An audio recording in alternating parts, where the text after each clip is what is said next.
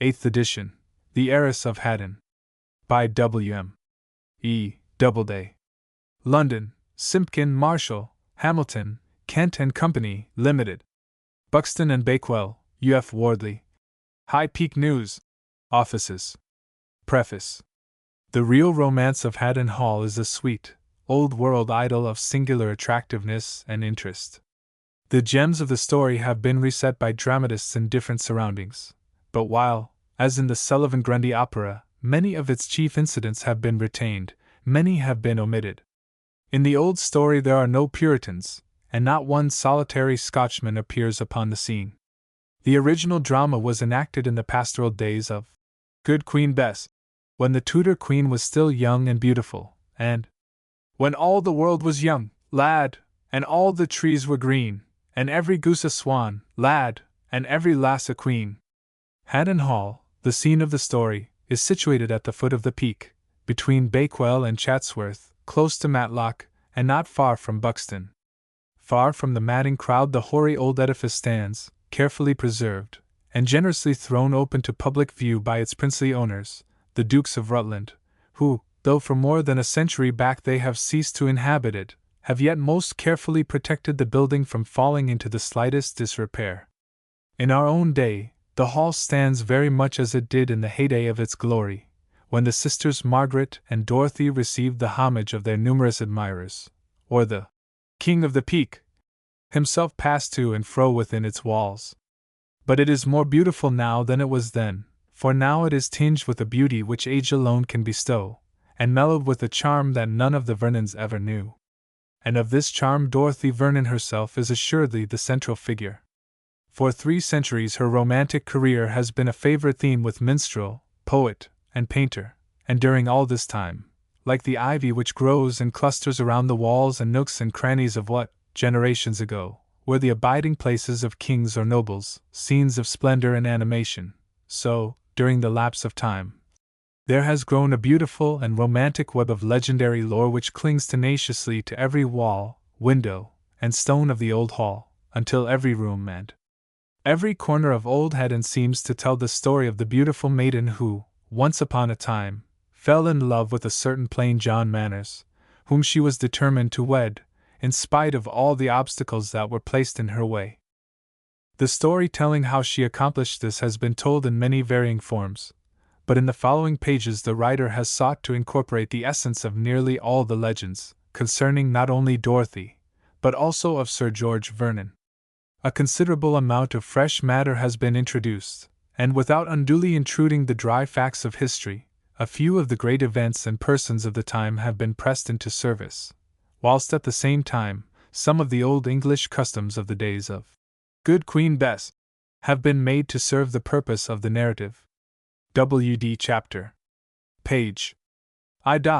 At first sight 1-2. A jealous heart and crafty 7-3. The close of the day 13-4. Dame Durden's ordeal 19-v. A visit to Nottingham 26-6. De la Zook indulges in a little villainy 32-7. Dorothy overhears something 42-8. A tournament. The combat 49-9. At the Cock Tavern, London 55x. In dire straits 63-11. An unfortunate denouement 71-12. A confession of love 79-13. Father Philip's accident 88-14. An unpleasant night 94-15. Sir George at Westminster 101-16. A night adventure 107. 17. A Dale Abbey hermit 114-18. The Chamber of Death 120-19. The Course of True Love 126xx. The Troth Plight 133-21. The Plot in Progress 139-22. On a False Scent 147-23. Dark Suspicions 153-24. The Escape 159-25. The Last of de la Zook 166-26. A Disguised Lover 174-27. A Narrow Escape 180-28. Not Yet 188-29. The Angels of Life and Death 197-XXX. Stolen Sweets 206.31. The Token 215.32. Plain John Manners Wins His Bride 222.33. Peace at Last 229. The Heiress of Haddon. Chapter 1. At First Sight. There is a spirit brooding o'er these walls that tells the record of a bygone day, when mid the splendor of these courtly halls, a pageant shone, whose gorgeous array like pleasure's dream has passed away. Anon. Where both deliberate the love is slight. Who ever loved that love not at first sight? Marlowe. Amid the hills of Derbyshire which cluster around the peak there rises, in a lovely dale slyly peeping out from behind the surrounding trees, the fine old pile of Haddon Hall. Perhaps the old shire of Derby, with its many rich examples, can present to view nothing equal in historic and legendary interest to this old mansion. Its turrets and towers, its windows and its walls, its capacious kitchens, and its fine halls and banqueting rooms, unspoiled by the hands of the restorer, have gained for it the almost unchallenged position of being the finest baronial residence which still exists. There stand the grey old walls whose battlements have proudly bidden defiance to the storms and blasts of 1,000 winters, and there still stand the gnarled old trees which have gently swayed to and fro while many a baron has ruled the hall, and whose leaves, after growing in superlative beauty, seeming to partake in the grandeur and pride of the King of the Peak, have drooped and fallen, after having made, with their rich autumnal tints, a succession of beautiful living pictures which have delighted the lords and ladies of Haddon for almost 20 generations. When William the Conqueror had invaded England and had succeeded in seating himself upon his somewhat insecure throne, he began to reward his followers with liberal grants of the land he had won. Among these fortunate individuals was one, William Peveril, said to be a son of the Conqueror, and to him, in common with many other estates in and around Derbyshire, was given the manor of Haddon. Part of the fabric which was then erected is still standing, and it is surmised by some that traces are still left of a previous Saxon erection. In the year 1154, the estate was forfeited to the crown, and it was granted by King Henry II to the Avenels, from which family, 200 years later, it was transferred by marriage to the Vernons. Its fate has been strangely wrapped up in the history of its women, for as it passed from the Avenels to the Vernons by marriage, so again, 3 centuries later, by a similar process, it passed from the Vernon family to the Rutland, which ever since has retained it in its possession. Everything around, both inside and out, is fragrant with interest. Everything seems to breathe out the spirit of departed ages. It is one vast relic of Merry England's bygone splendor. It was the old original Palace of the Peak, nor was it unworthy of the name. The glory of many royal palaces of its time indeed might well have paled beside its splendor, and as a matter of fact the Baron of Haddon was a king within his own domain, who wielded a power which few around dared to question, and fewer still resist. Its hospitality was lavish, as the poor of a neighborhood of no small radius knew full well, and the vastness and riches of the property which accompanied the ownership of Haddon was enough to maintain its lord in an almost regal state. What happy scenes have taken place within its walls! How many fair ladies have stepped off the riding stone outside its gate, helped by the gallant but superfluous aid of chivalrous knights, each striving to outdo the others by gentle acts of courtesy. What brilliant cavalcades have issued from its portals! How many merry hunting parties have started from its iron-studded gate, and what jovial monster feasts have taken place within its rooms! If walls could speak, what a tale would Haddon have to tell! The spring of the year of grace 1567 had just commenced, and the trees were beginning to adorn themselves once again in their green array, when the Knight of Haddon, Sir George Vernon, led out a merry company for the first hawking expedition of the year. The winter had been unusually long, and more than extraordinarily severe, and whilst the knight and his sturdy friends had been enabled to pursue their sport by submitting to a more than usual amount of inconvenience, yet the ladies had been almost entirely confined within the limits of the hall. Winter at Haddon was by no means a dreary imprisonment, for fêtes and balls were continually taking place, and however rough the weather might be, and the condition of the miserable tracks which in those days did duty for roads, there were not a few cavaliers, both old and young, who would gladly adventure the discomforts of a journey to Haddon, even were it to be only rewarded by a smile. Or perchance a dance with the two daughters of the host, whose beauty, though of different types many, were ready to swear, and to maintain it, if need be, at the point of the sword, could not be surpassed in all the counties of the land. Indeed, the beauty of Margaret and Dorothy was almost as famous as the reputation of the King of the Peak himself, and the old knight, owner as he was of immense wealth, was often heard to assert that his two daughters were the greatest treasures he possessed. Many eyes were cast upon these two fair maidens, and many hearts were laid at their feet. Margaret, the elder, was already being wooed by Sir Thomas Stanley, and some gossips even went so far as to say that she had already plighted her troth to him. The younger sister, however, had kept her heart intact, and in spite of the persuasions of Sir George and the threats of Lady Maud, had refused to comply with their request to accept Sir Henry de la Zouch as her betrothed. Although by no means dreary, yet the continual round of winter feasts had at last begun to assume an aspect of staleness, and lords and ladies alike had for some time past been eagerly anticipating the time when they might once more pursue their noble sports. As the winter had gradually withdrawn its ice and snow, and occasional gleams of sunshine appeared, heralding the advent of spring, the excitement had increased. Dancing was discarded, the tapestry work was laid aside, and all with one mind began to make preparations for the coming excursions. And now the long-wished-for day had come. The number of guests at the hall had been largely augmented by fresh arrivals, and as the jovial Baron looked round the table at the feast of the previous evening, he declared that a better company could not be found in all the land. The scene as they started out was animated in the extreme. The ladies, in their many-colored dresses, riding on horseback, were gracefully coquetting with the knights and squires who surrounded them and dutifully paid their court to them with all the reverence of a fast-departing chivalry. The chase was to be on foot, and in the rear followed a number of pages, each leading his dogs and carrying his own as well as his master's jumping pole. Everything promised well. The turf had dried after the recent floods, with a pleasing elasticity. The sun shone brilliantly upon the gold-trimmed jerkins of the hawks, and the hum of conversation, with its occasional outburst of merry ringing laughter, added to the tinkling of the sonorous little falcon bells, or the bark of the dogs every now and again as they ineffectually tried to break away from the leashes in which they were held, all tended to put the party in the best of spirits.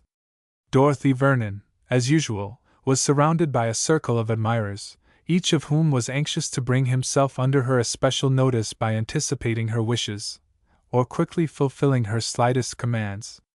Sir Henry de la Zouch was there, as a matter of course. He was most assiduous in his attentions, and although it was plainly visible that his presence was as little appreciated as his suit, yet he still kept by her side. "Methinks, fair demoiselle," he began, "thou art hardly so sprightly this morning as the occasion might warrant. Now, Mistress Margaret there—" "Aye, Margaret again, Sir Henry," interrupted the maiden. "Thou art forever placing me beside my sister Margaret. He bears too hardly upon a simple maiden, does he not, Sir John?" Sir John de Lacy, a little fidgety old man on the wrong side of 60, nervously played with his collar, and delighted at the opportunity thus afforded him of paying back a grudge of long standing. He summoned to his aid all the dignity he was capable of assuming, and declared that the whole of Sir Henry's conduct was ungallant to the last degree. De la Zouch darted a look of intense wrath at the old man, but as the latter was yet rearranging his collar, the effort was lost. "Nay, nay, sweet Dorothy," he said, "I meant to say naught that would vex thee, for I would have thee smile upon me and not frown, and if my words have not been pleasing to thee in the past, I am sorry for it, and will endeavor to amend my ways in the future." "Where do we go today?" asked Dorothy, not noticing his last remark. "We are full late for the woodcock, and the partridges are not yet ready. There are plenty of sparrows on the wing," exclaimed Sir Benedict Allwood, who had been anxiously awaiting an opportunity to join in the conversation. "Aha! Sir Benedict," she replied, "methought thou wert too unwell to join us today, but thou hast weathered the attack, I see. Now, could I stay away, fair cousin, when I knew thou wert among the merry company?" gallantly responded the knight. "'Twas but the wine got into his head, Dorothy," insinuated Sir Henry. Dorothy, according to the fashion of the time, was carrying a hawk, one which she herself had trained, upon her wrist, which was protected from the beak and talons of the bird by a large thick glove. She looked upon the noble bird, and felt proud of her treasure. "St. George," she said, "would scorn a sparrow, though, or else, I fear, most noble Benedict, he shares not in the pride of his mistress." St. George cocked his head on one side, as if to receive the compliment in a most befitting manner, and catching sight of a hand upon the saddle, it rapidly dipped down its head and made a vicious peck at the intruding fingers. It was the hand of the Zook, and he withdrew with an ejaculation of anger. "There, Mistress Dorothy!" he exclaimed. "Did I not say the bird was but imperfectly taught, and now see here!" And he ruefully pointed to the bleeding finger. Dorothy was so overcome by the tragic attitude Sir Henry assumed, that instead of offering him her sympathy, she burst out into an uncontrollable fit of laughter, in which the rest of the company joined, and burning with indignation, the unlucky knight hastened away to join the group around the elder sister. Having fallen behind, Dorothy and her companions had now to hurry forward, for they learned by the blowing of the horns and signals of Sir George Vernon that they were now close upon the scene of the day's sport. "Come, Dal!" shouted the Baron.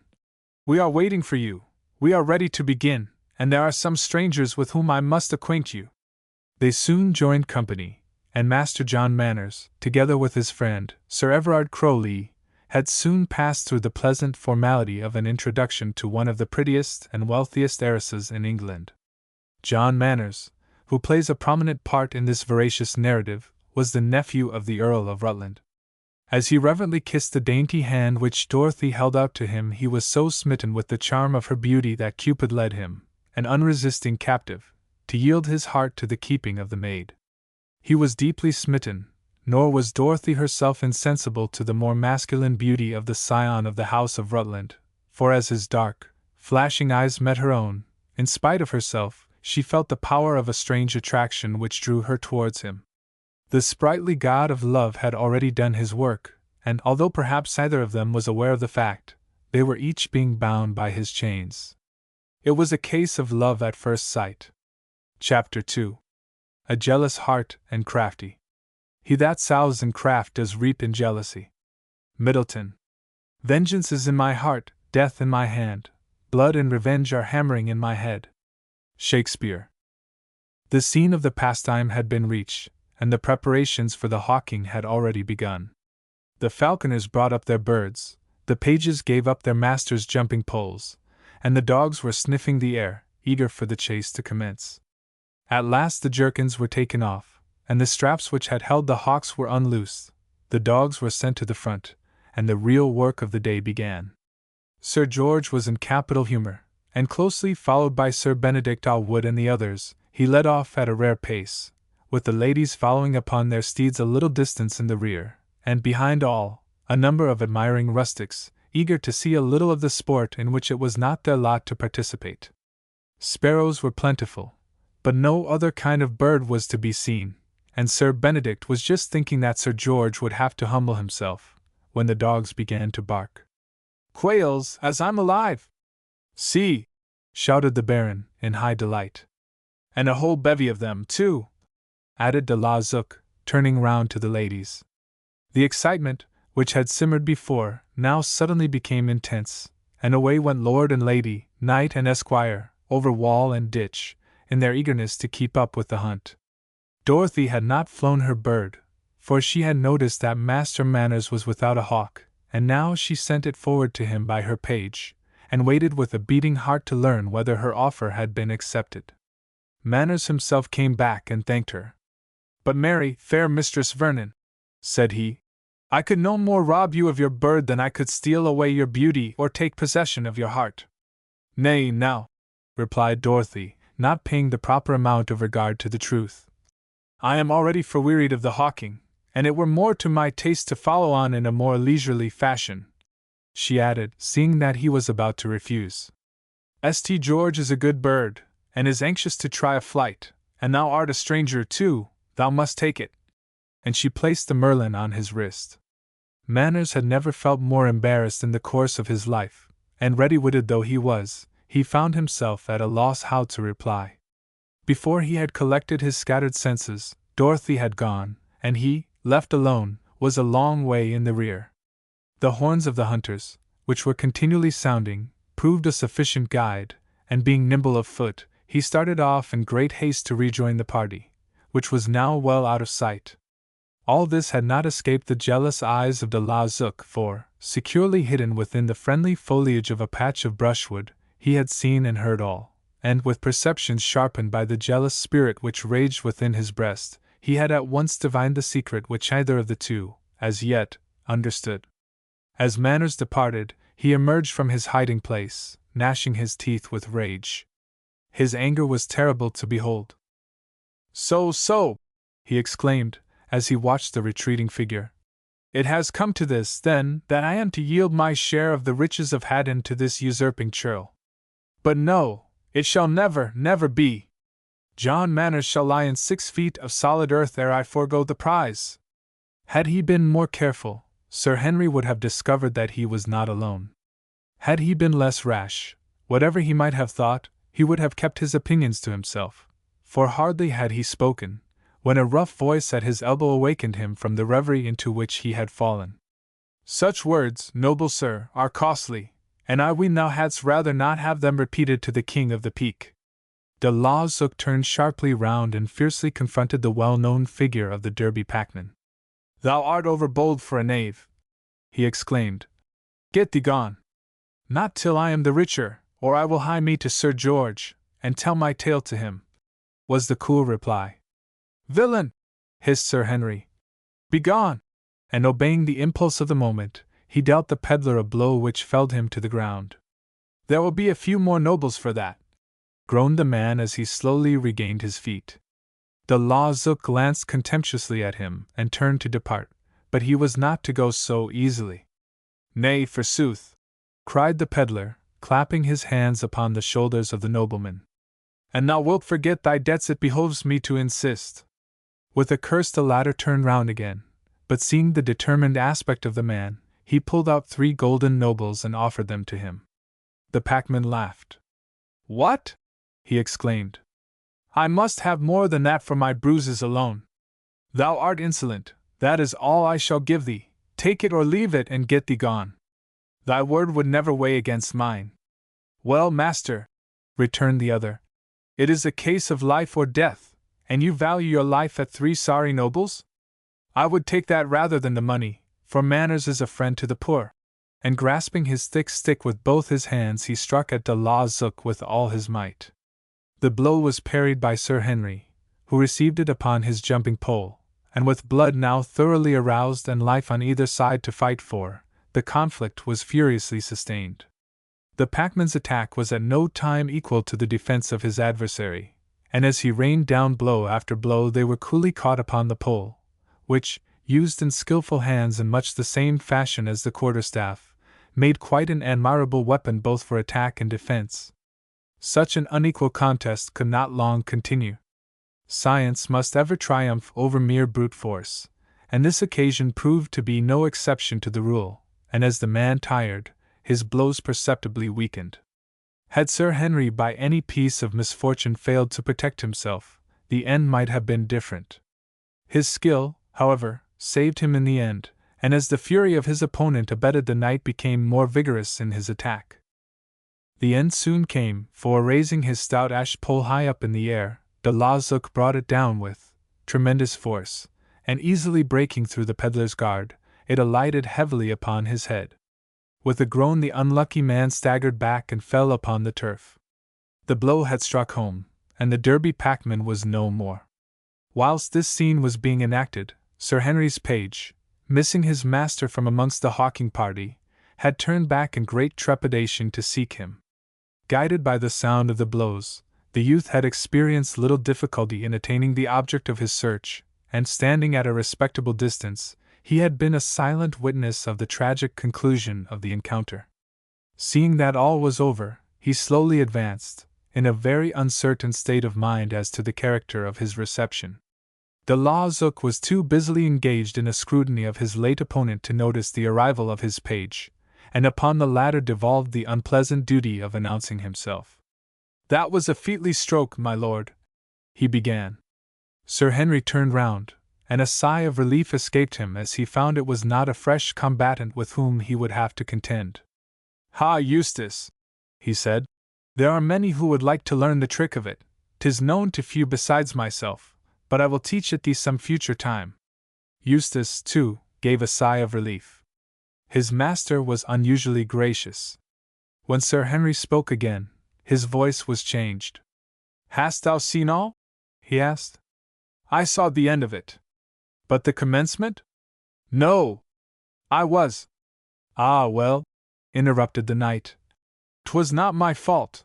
I would fain have had thee witness its commencement, for, by my troth, the knave brought his fate upon himself." He rolled the corpse over and they turned to go, but ere they had proceeded many yards they came to a halt. The Lawzook had an idea, and they wheeled about and returned to the body once more. "Empty the jerkin," said Sir Henry, as he pointed to the man's jacket. Eustace shuddered, but the command was given in so peremptory a tone that there was no option but to comply. He stooped down and emptied the capacious pockets of the dead man's jerkin, wondering the while time whether or no his master had suddenly turned robber. "There is little enough to take," said he. "Tut, I want none of it," replied the knight, and picking up the assortment, which consisted of a huge jackknife, a pair of spectacles with monstrously wide rims, some bootlaces, a broken comb, and a few coins, he carefully scattered them about the scene where the struggle had taken place. He was not yet satisfied, though, for espying the hollow trunk of an old tree close by, he made the unwilling page help him to deposit the body there. Eustace wonderingly helped him. He would much prefer to have left it alone, but he dared offer no resistance. He could only hope that if the matter were heard of again, he might not be implicated in the plot. The Lawzook critically surveyed the scene, and after lightly covering the body over with grass and twigs, he turned to depart. They walked on in silence for some distance before either of them spoke, the knight deeply wrapped in thought, the page eager and yet fearful to learn the particulars, yet not daring to question his master. At last Sir Henry spoke. "Mind you, Eustace," said he, "say naught of this affair. I would not have my name mixed up with it, and if they ask thee, say thou knowest not." Eustace felt mightily relieved, and readily gave the required promise. He was used to these little deceptions which his master was wont to use on pressing occasions. "And see," continued the knight, after a pause, "I am hurt, for although I have come off victor without a scratch, I have not come out of the tussle without a bruise or two. I shall tell them I have had a fall. You understand." The page acquiesced, the conversation ceased, and the two walked on in silence to rejoin their companions. Chapter 3. The close of the day. See how the wily rascal plays his part. With many a groan and many a practised art, around his victims he the net entwines, nor rests till he is snared within its lines. But sure such hurtsome craft and wicked toil will eftsoon on the villain's head recoil. In the meantime the chase had grown in excitement. The hawks were as eager to distinguish themselves as the birds were to escape, and the sport waxed fast and furious. As the sun declined, the scattered hawkers struggled back to the appointed rendezvous to partake of refreshment ere they began their return journey. By ones and twos they came, bearing with them the trophies of their sport, which they deposited in a heap before the ladies. No one missed a Lawzook at first, and it was not until nigh upon the conclusion of the meal that his absence was remarked. "Why, where is Sir Henry de Lawzook?" asked the old knight. No one had seen him for some time. "Ah, well," exclaimed Sir George, "'tis a bad plan to be betwixt towns at mealtimes, Dal? I suppose he'll come soon, though. Perhaps he's having the best run of the day all alone." And the knight sighed at the bare thought of his being away from it. But Sir George's anticipations were not fulfilled, for when the meal was finished the Lawzook had not appeared. "He may have met with an accident," suggested Manners. "I rather think Sir Henry is afraid of me," stammered old Sir John de Lacy, as he buried his face in the last tankard of ale. "Then he were wise indeed to stay away," added Sir Thomas Stanley, with a sly wink.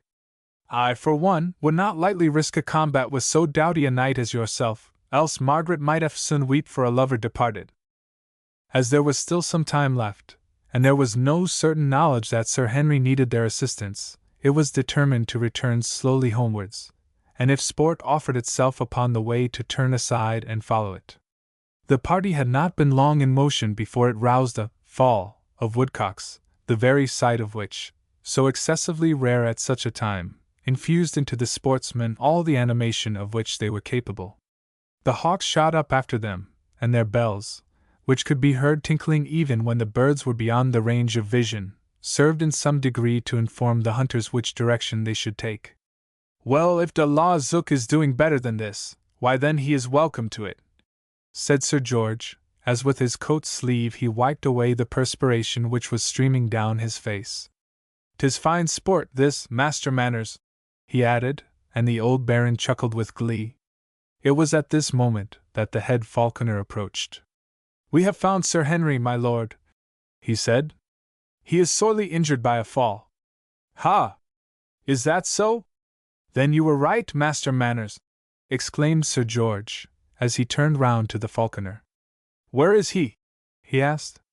"Over the ditch, my lord, close by the wall where his page is standing by his side." And he pointed to where Eustace stood. Sir George blew his horn, and in answer to the signal the eager hunters broke off their chase and returned, puzzled in no small degree by the summons they had received. In a few brief words the situation was explained to them, and the party rapidly pushed on to rejoin their injured companion. De Lacy, upon hearing that his quondam friend was hurt, was so overcome by a most chivalric spirit of forgiveness that he determined to be the first to reach his side, and to offer him what relief lay within his power. Filled with this noble resolve, he hurried forward, but, unfortunately for him, he was not destined to accomplish his mission, for as he was crossing the ditch his pole snapped asunder, and he suddenly found himself located in the very center of the rank mud dike. There he was, and all his efforts to free himself caused him only to sink deeper and deeper. "Oh, blessed Mary, save me! Save me!" he yelled out in an agony of anguish as he felt himself slowly but surely sinking, but not, apparently, feeling very much assured about the answer to his prayer, he turned from things spiritual to things visible and mortal. "Help me, save me, George!" he cried. Sir George Vernon was too much overcome by the ludicrous aspect of the affair to lend any assistance just then, for he well knew that 2 feet, if not less than that, was the excess of its depth. "Let him alone," he cried. "If he had not so befuddled his head with ale he would remember, as well as I do, that 20 inches would reach the bottom of the mud." Had Lady Maud been there she would in all probability have sent her lord and master to aid the poor unfortunate, but she was safe at Haddon, and rejoicing in his freedom from restraint, he laughed louder and louder as he watched the frantic efforts of his friend. "Don't let me die," pleaded poor De Lacy. "Don't let me die like a dog. Oh dear, I'm going! Bless Virgin, help me, save me!" And the old man made a last great struggle to free himself. Manners could bear it no longer. He clearly perceived that what was fun to them was mortal terror to the pitiable object of their merriment, and advancing to the edge of the dike, he held out his pole at arm's length to render him what assistance he could. "Here, take hold of it!" he cried. Sir John endeavored to obey the injunction, but he could not even touch it, and he sank back again in despair. "Why, man," laughed Sir George, "as I'm a Vernon, you know as well as I do that thou canst never sink deep in 2 feet of mud." The words roused De Lacy to struggle to his feet and attempt to extricate himself. He staggered forward and advanced a foot or 2, but the slimy mud had such a determined hold of him that he overbalanced himself, and fell forward at full length into the ditch. This time, however, he was closer to the bank, and making another effort he grasped the pole which was still held out to help him. Manners leaned forward, and pulled with all his might, but for some time it was an open question whether he would go in or Sir John come out. At this critical juncture Dorothy arrived upon the scene of the disaster. The sight of the old man's distress at once appealed to her womanly nature, and she had but to murmur a word of pity, when, in a moment, 6 knights leapt over to fulfill her unspoken wish. With this accession of strength the captive was easily freed, and a queer figure he was. It would have been difficult for a stranger to have determined exactly what he was, for, covered as he was to the depth of several inches with black mud, he looked more like an animal of prehistoric times, such as we see represented by fossils, than any human being. De Lacy was promptly rolled upon the turf, and the pages set to work and endeavored to reach his person by scraping away the adhesive slime with the aid of sticks and stones. "Get up, man, get up!" exclaimed Sir George. "Here is Doll waiting to honor thee with a dance." Dorothy shrank back, while Sir John, utterly exhausted, sank back again helplessly upon the ground. Seeing that he was totally unable to walk of his own accord, and in too dirty a condition to lean upon anyone's arm, a rough extempore litter was made, upon which the unfortunate knight was set and carried away, loudly lamenting the unkindness of the fate which had brought him to such a sorry plight. "And now let us see what we can do for de la Zook," said Sir George Vernon, and they proceeded to the spot where the injured knight was lying. "How now, Sir Henry? What's this, any bones broken, eh? How did you do it, man, was it here?" And having delivered himself of this string of questions, the King of the Peak leaned against the wall and awaited the reply. "More hurt than injured, I believe," replied the other. "But Eustace here will tell thee all about it." And Eustace, who had carefully got the story by heart, recounted how, when they were after a fine bevy of quail, his master's pole had snapped as he was springing up, and instead of clearing the wall he had fallen heavily against it. The pole, broken in twain, which lay upon the grass close by, attested the truth of the statement. "Sir Benedict," exclaimed the Baron, "thou art somewhat learned in leechcraft, see if thou canst do aught. Tell us what is amiss." Allwood stooped down, and after a prolonged examination he gave it as his opinion that some of his friend's ribs were broken. Another litter was quickly made up, and de la Zook, who was now feeling the full effects of the injuries he had received, and who in reality stood in need of assistance, was placed upon it, and carried off in the wake of Sir John de Lacy. Leaving them to pursue their way homewards, the hunting party set off once more to make a fresh attempt at sport ere the day should close. But now the fortune which had so favored them during the day deserted them. Not a bird was seen, and after vainly beating about for some time the party at last reluctantly determined to wend its way once more towards Haddon. Sir George sounded his horn again, and in answer the wanderers returned from all quarters of the wood, all of them light-hearted and most of them light-handed too. The route now taken was precisely the same by which they had advanced during the day, and they soon arrived at the spot where the struggle had taken place. Dorothy discovered the first signs of the conflict. "Why, what in the name of faith is this?" she cried, as she pointed down to the ground. "'Tis a noble, I declare. And here is another," added Crowley, stooping down and picking up the glittering coin. "And here's a comb, what a nice!" Sir Benedict never missed that sentence, for as he bent down to pick it up he caught sight of the body of the packman, and he started back affrighted at the sight. "Look!" he cried. "'Tis the blessed saints protect us, 'tis a murder, see!" And he pointed to the tree. "A what?" asked Sir George, coming up. "What's a murder?" "Where?" "Here, see!" And Allwood pulled away the twigs which had but half hidden the body from view. "Heaven forfend us!" ejaculated the Baron as he gazed horror-stricken at the body. "'Tis a foul villainy, and so near Haddon, too!" "'Tis the poor Derby pedlar!" exclaimed Dorothy. "And it was but yester-e'en since he was at the hall." "Ha, 'tis lately done, I see. Trust me, I shall see to this. We'll have no ghosts round Haddon, Doll. Tomorrow we'll inquire into it. I must get to the root of this." "'Tis evident it was a robbery," suggested Manners. "Even now the knaves may be lurking round." Sir George took the hint and the vicinity was closely examined, but, of course, not a trace of the perpetrators could be found, so, leaving the followers to bring on the body in the rear, the party hurried forward to gain the friendly shelter of the hall and to partake of the bountiful feast which the Lady Maud had provided for them. Chapter 4. Dame Durden's Ordeal.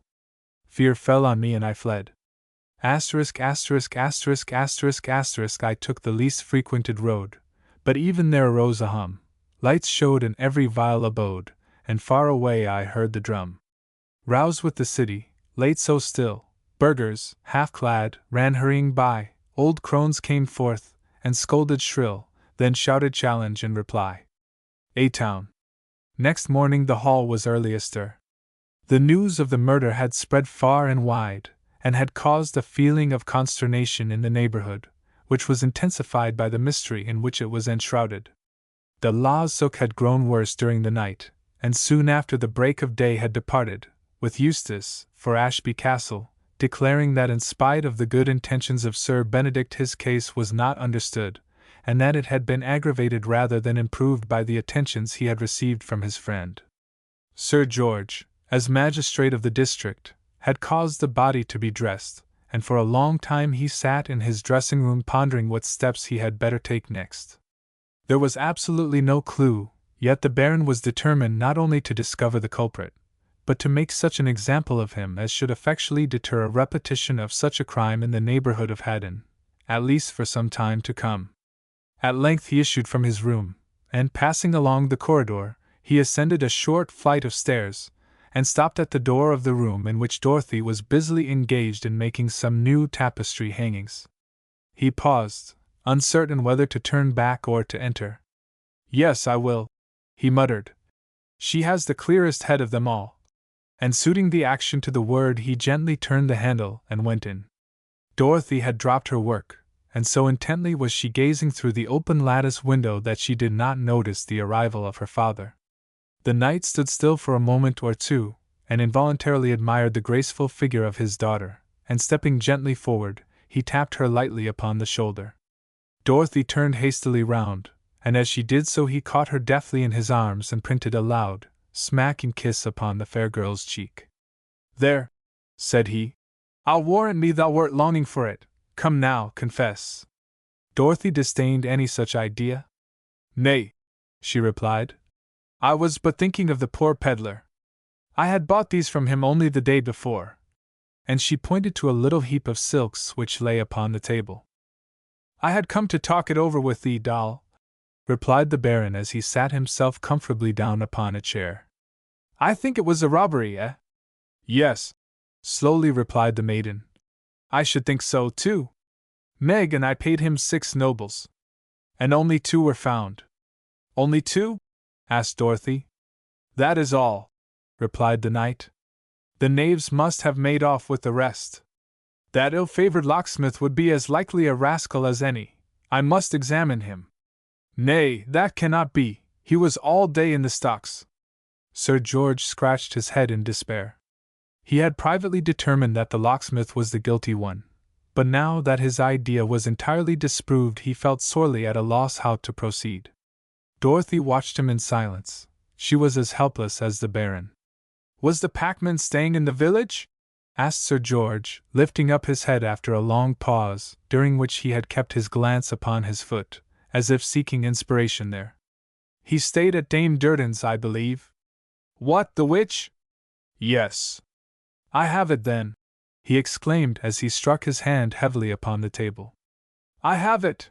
And without saying another word he hastened out of the room.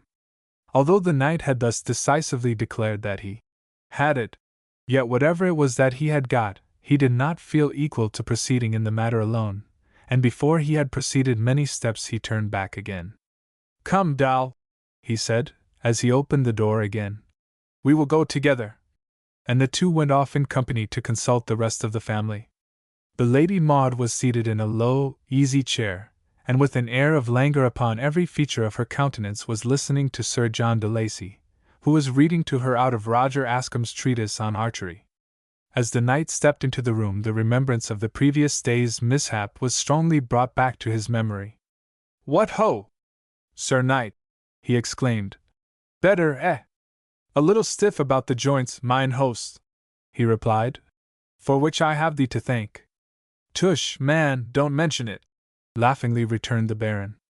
"There's no question of thanks betwixt me and thee. They gave me some hot sack, and then rolled me in the river," whined de Lacy.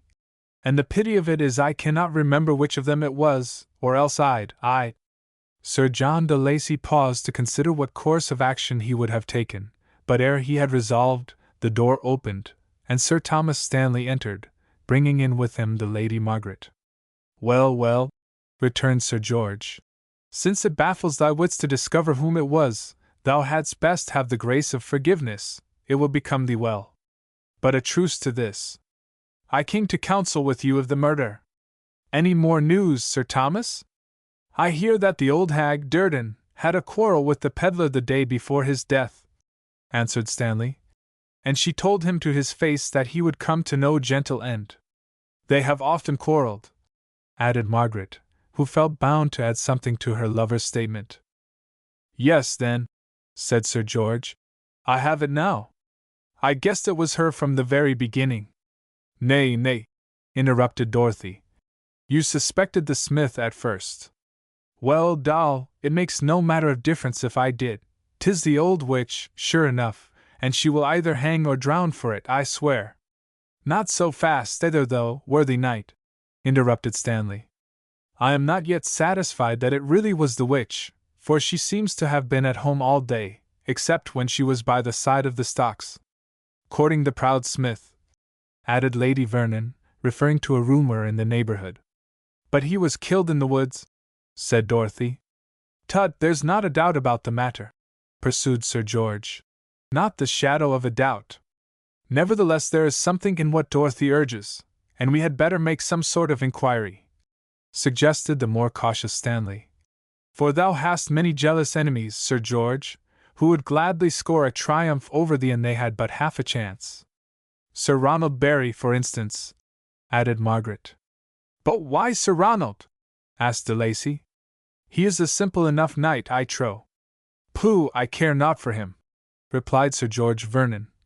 He is jealous of the beauty of my daughters, and wants a husband for his child, added Lady Maud.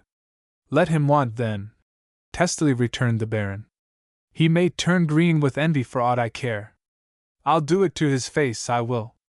But in the end wiser counsels prevailed, and the knight gave way so far as to order a trial of touch, a superstitious form of trial much relied upon in the times when witchcraft was commonly believed in. The witching hour of twilight was chosen for this crude but solemn trial, and at the time appointed a large crowd was gathered in the great courtyard of Haddon in obedience to a mandate of the King of the Peak, which they dared not disobey. As the crowd swayed to and fro, it was in marked contrast to the usual way in which they were wont to assemble within the great walls of Haddon. No loud laugh or sound of boisterous merriment broke the stillness of this solemn eventide. No tricks were attempted now upon unconscious friends, and even the almost invariable little groups of admirers listening to the marvelously strange tales of those who had crossed the seas were not to be found. All was silent save the screeching of the owls every now and again, and the subdued hum of conversation which rose up from the awestruck assembly as they patiently awaited the test which was to bring home the guilt of the murderer. They had a long time to wait, and the moon had long been out before the proceedings were properly commenced. A loud blast from the trumpets of the sentries gave the first intimation of the approach of the head of the house of Vernon. The great gates swung open and Sir George slowly advanced through the throng, which respectfully fell back on either side and made an open passage for him. A few yards behind followed a bare-headed priest, chanting prayers for the departed, and heading a diminutive procession, in the midst of which the body of the unfortunate peddler was carried on a bier. They stopped at the foot of the steps which stretch across the courtyard. The doleful chant ceased, and an impressive hush fell upon the assembly, as with bated breath they awaited the next scene in the awful drama. Sir George did not hurry himself, for it was necessary to the success of the ordeal that the culprit, whoever that was, should be duly impressed with a sense befitting the character of the moment, and a little suspense, he shrewdly guessed, would tend to make the guilty one tremble and offer signs which would make detection the easier. At last he spoke. "Mary Durden, Joel Cobby, Henry Bridge, and Nathan Green, step out," he said. "Take the oath, touch the body in our presence, and prove your innocence if you are able." Every whisper was smothered into silence as they watched to see the individual's name perform the test. No one stirred, however, and the order had to be repeated. "Mary Burden, Joel Cobby, Henry Bridge, and Nathan Green," thundered the Baron. "I command you to answer to your names, or by your silence shall you be condemned." Joel Cobby and Henry Bridge, two of the most disreputable men in the whole district, went forward in company, and succeeded in touching the body without a rupture of blood taking place or the body moving its position one iota. Mary Durden, spinster, Nathan Green, locksmith, repeated Sir George. Answer to this third, last challenge, or thy last hope of escape is gone. Nathan Green, fuming with ill-concealed rage, stepped out, and a loud shriek announced the presence of Mary Durden, who was unwillingly pushed into view by those around her. As soon as she had gained the little open space that was yet left, she fell upon the ground and swooned away. See, said one, the witch is guilty, she dare not touch the body. Drown her, shouted another. Drown her or burn her. The clouds which for some time had been gathering together, and which by this time had completely obscured the moon, now burst with a torrent of rain. A flash of lightning for a brief moment illuminated the scene, and then died away again, leaving it more weird even than it had been before. A faint roll of thunder broke upon the unpleasant reverie into which the company had fallen, and Sir George's voice ordering the oil lamps to be lighted somewhat reassured the more fearful among the spectators. A long 5 minutes elapsed before the lights appeared, minutes of darkness and suspense, disturbed only by the flashes of lightning and peals of thunder, which rapidly grew louder in sound. Nathan Green had touched the body, and the trial had proclaimed him innocent. Indeed, Sir George fully expected it would do so, seeing that Nathan had been fast bound in the stocks at the time the crime was perpetrated. His name had only been called out because the Baron had a standing dislike to the man. But the woman still lay on the rough stones without offering a sign of life. Sir George, is that the witch? Asked de Lacy. It is. Then she is praying to her master the devil. Listen! In the dread stillness of those awful minutes it was not difficult to discover that she was moaning. The crowd was stricken with terror, and catching up the words which Sir John had let fall, reiterated the cry which even yet added to the dismal terror of the scene.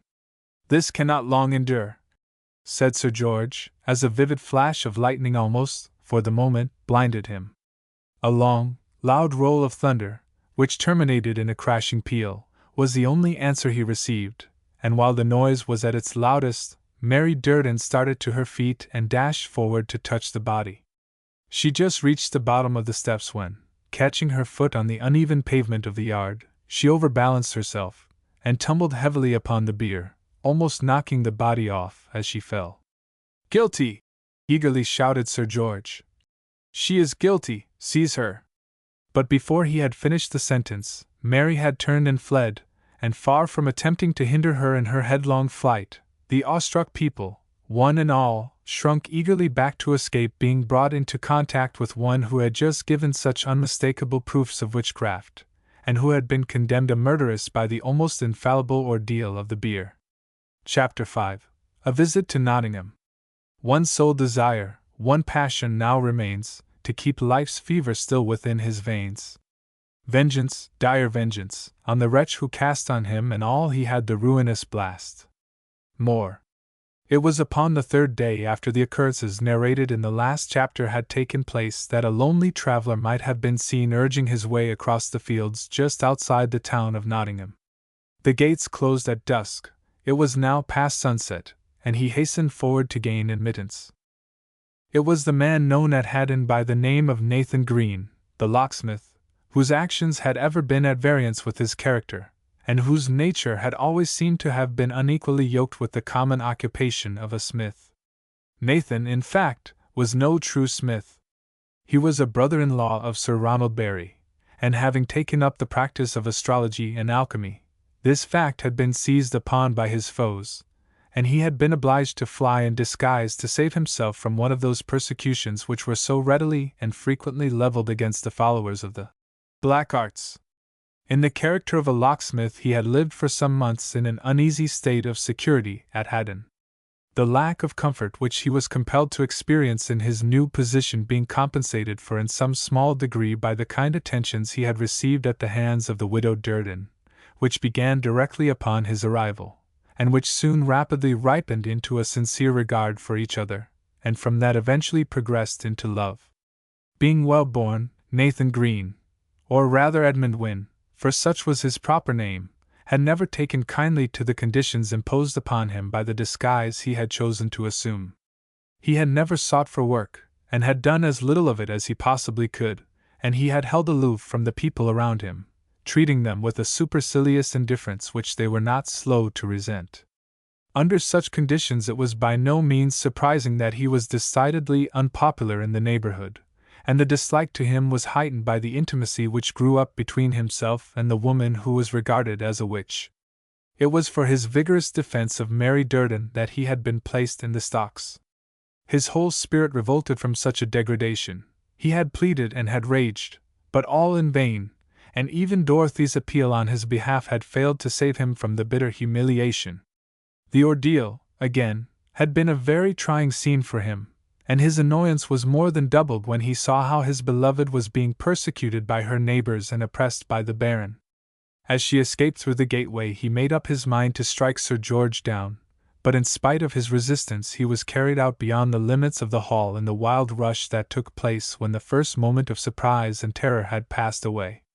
All night long he lay upon the floor of his little smithy pondering schemes of revenge, but when he ventured out on the following morning all his ideas were dispelled by the sight which met his gaze, for there was Mary Durden hanging from the branch of a tree at the foot of the slope which led up to the gateway of the hall. He rubbed his eyes in sheer astonishment and looked again, but the second view only confirmed the vision of the first. His worst fears were realized. His Mary was dead. Mechanically he walked to the tree. There was a paper fastened to it upon which was some writing in the hand of the Baron. He read it. Mary Durden. The storm availed her not. Impatiently he snatched it down, and tearing it into 100 fragments, cast them down upon the ground, and slowly turning on his heels, he walked homewards, utterly dejected and cast down, and with a bitter heart. The last tie which bound him to Haddon was now severed, and he longed to get away. In melancholy silence he dug a grave in the little garden behind his lowly cottage, and then, with all the coolness which is lent by desperation, he proceeded again to where the body was hanging, and cut it down. He had brought another paper with him, and this he affixed in exactly the same place as the one he had destroyed. It was laconical enough, for it had but one word, and that was revenge. He laid the body in the grave, and put some plants upon the top, and then, after watering them with the tears which copiously ran down his cheeks, he turned his back on Haddon, and started for Nottingham with few regrets, leaving behind him little enough to love, and much to be revenged. Footsore and weary he hastened to the chapel bar, glad indeed to find himself so near the end of his journey. But before he had quite reached it he had the mortification to hear the sound of the closing bell, and when he arrived there the gates were shut. "Ho, ho, there, porter!" he cried, and he violently kicked the iron post by way of emphasis to the call. "Aye, there, steady now, thou'rt over late," replied the burly porter, as he tantalizingly rattled the heavy keys in his hand. "Yes, but only a minute," Edmund replied. "You can let me in, and you will." "Nay, master, not till next sunrise," he returned. Edmund groaned. "But I cannot stay outside all night," he said. "Come, open the gate, there's a good fellow." "I were like to lose my position if I did," answered the other. "I cannot unless," and he significantly jingled some coins in his pocket. "Unless what?" The gatekeeper thought Edmund when uncommonly dull of comprehension, and with a little hesitation he suggested that it were surely worth a trifle if he did break through the rule. Here's a groat then," exclaimed the smith, bringing out his last coin as he saw the other moving away. "Pooh, a sorry groat," said the keeper. "Make it 2, and then—" "But I must get in tonight," expostulated Edmund. "I have urgent business with Sir Ronald Barry. It is important, it is a matter of the state." At the mention of Sir Ronald's name the key was inserted in the lock, and by the time the sentence was completed the great gate was swung open, and the visitor found himself, to his great satisfaction, beyond the barrier. "I was but jesting," humbly said the man as he relocked the gate. "For you must well know that we are not allowed to take bribes, though where the harm of it would be, I confess I cannot see." Having succeeded in passing the barrier, Edmund did not stay to argue the question with the gatekeeper. He turned his steps towards the castle, and in a very few minutes found himself at its embattled entrance. The gates, of course, were fastened, but the bell rope was hanging down, so seizing hold of that he gave it a vigorous pull. "Holloa, my hearty, what's amiss?" asked a stentorian voice. "That's the third summons tonight." "I want to see the constable of the castle," replied the traveller. "Well, thou hadst better hie thee to London, and happen, if you're lucky, you may find him there." "Sir Ronald at London!" exclaimed Edmund, in blank dismay. "Sir Ronald!" repeated the other. "No, the Earl of Rutland." "But Sir Ronald Barry? He's the deputy constable." "Well, I would see him." "Is he here?" "Yes, he is here," responded a gruff voice. "I am Sir Ronald. Who art thou? What dost thou require at this time o' night?" "I want to see thee privately, upon a matter of much importance," answered the pseudo-smith, somewhat annoyed not to be recognized by his brother-in-law. "See if he has any weapons on him, Wilton," said the knight, "and let him enter if there is no suspicion of foul play. It will go badly with him, though, I trow, has he ventured here on no sufficient reason." Wilton approached him to obey his master's commands, but Edmund waved him back by an imperious gesture of the arm. "Nay, cousin Ronald," he exclaimed in high dudgeon, "it is beyond a joke to take matters so far. Ellis might well expect that a little kinder treatment would have been extended to her brother at the hands of her husband." What? Are you Edmund, risen from the grave?" asked the knight in high surprise. "I am Edmund, sure enough," was the reply, "but I have not risen from the grave. I am not astrologer enough for that. This is a sorry welcome, and no mistake. Faith, man, how could I tell it were thee? We thought thee dead 12 months agone. Come in, man, come in, there's no occasion for thee to tarry there now. Let him in, Wilton, and be sure the gates are well fastened tonight. Robert and Lucy will be right glad to see you again," he said, "especially little Robert, who has never forgotten those little iron toys that you made for him 2 years ago." Edmund Wynne needed no second invitation. He hurried through the open portals, and the two walked up together towards the inhabited part of the building. "This is indeed a strange surprise," began Sir Ronald, as soon as they were out of danger of being overheard. "We felt sure that thou wast dead, and have often thought of thee. Where hast thou been?"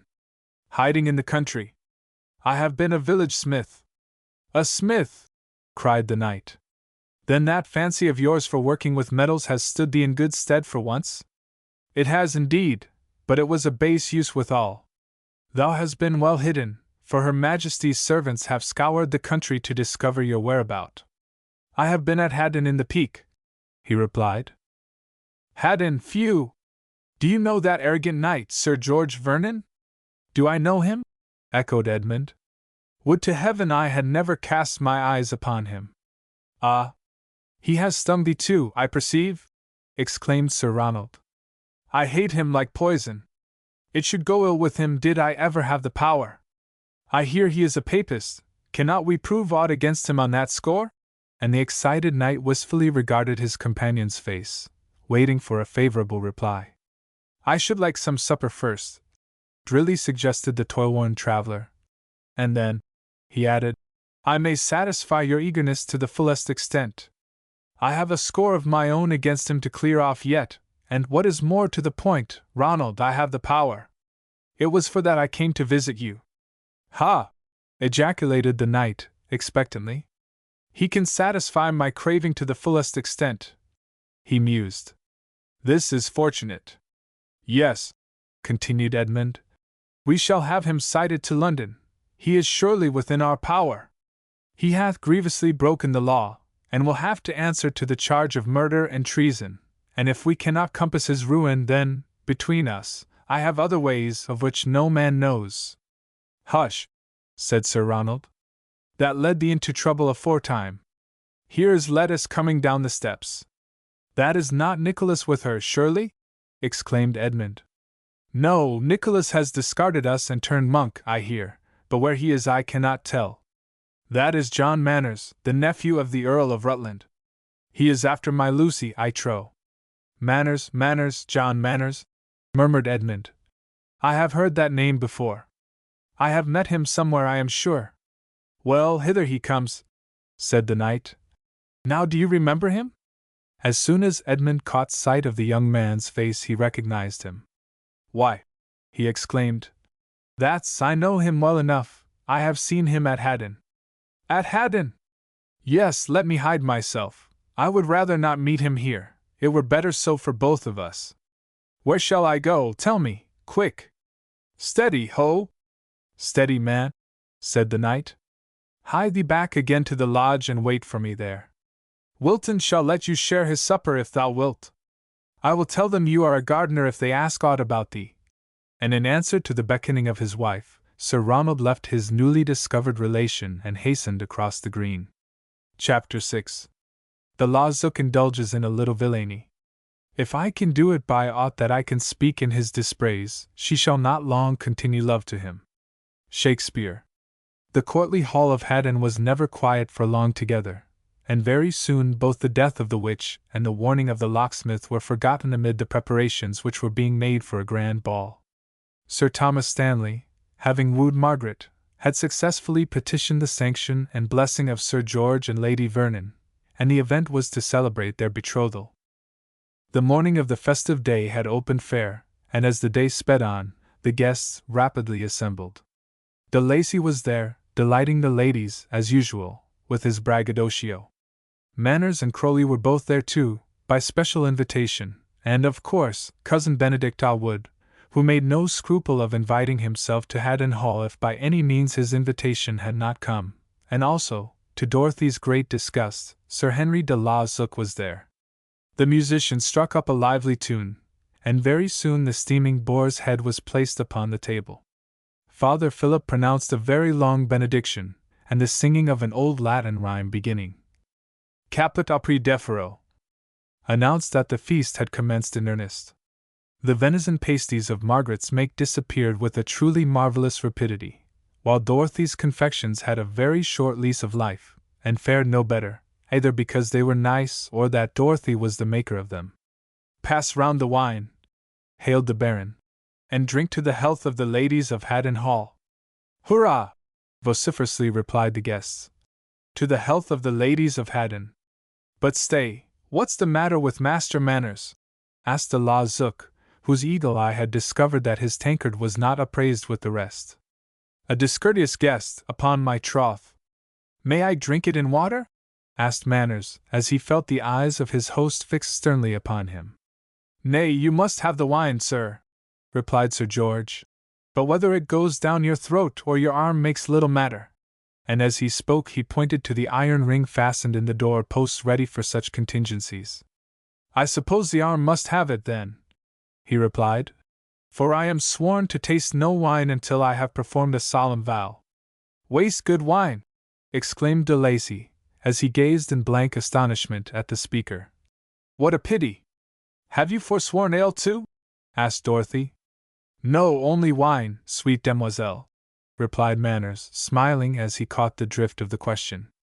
Then fill his glass with ale, commanded Doll, and drink the toast without delay.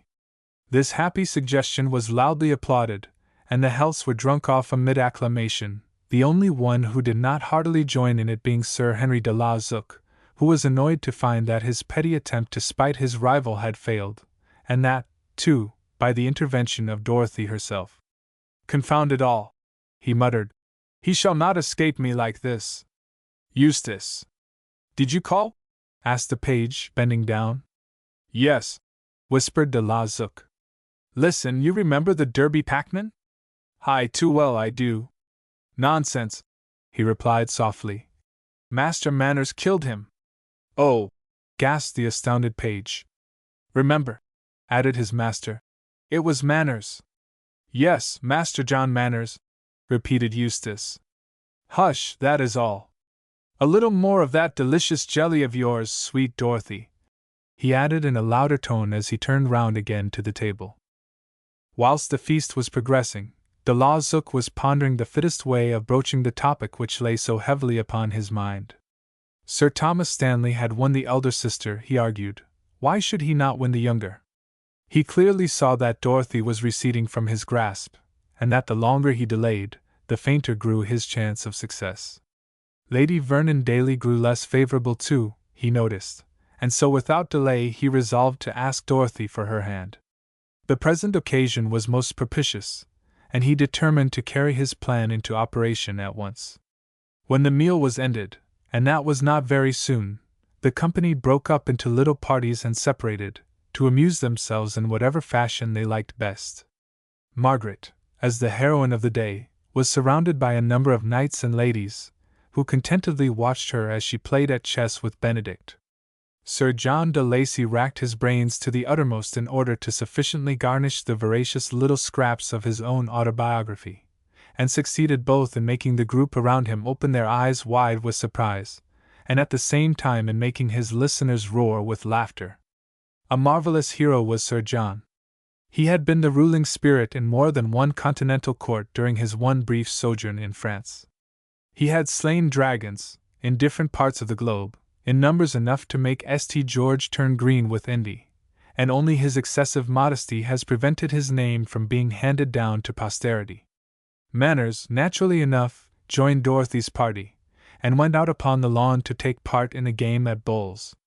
"Dear me, how careless I am today!" she exclaimed. "There are 6 of us, and I have only brought 4 balls. I must fetch some more." And she started to go back. "Let me go," said Manners. "You," replied Doll. "You could never find them. I will go, and you must entertain the ladies while I am away." And she tripped across the green to the hall. "Ha, Doll, dearest," said a voice, as she turned the corner of the terrace. "I have been searching for thee." Dorothy turned round and met the gaze of Sir Henry de la Zouch. "For me?"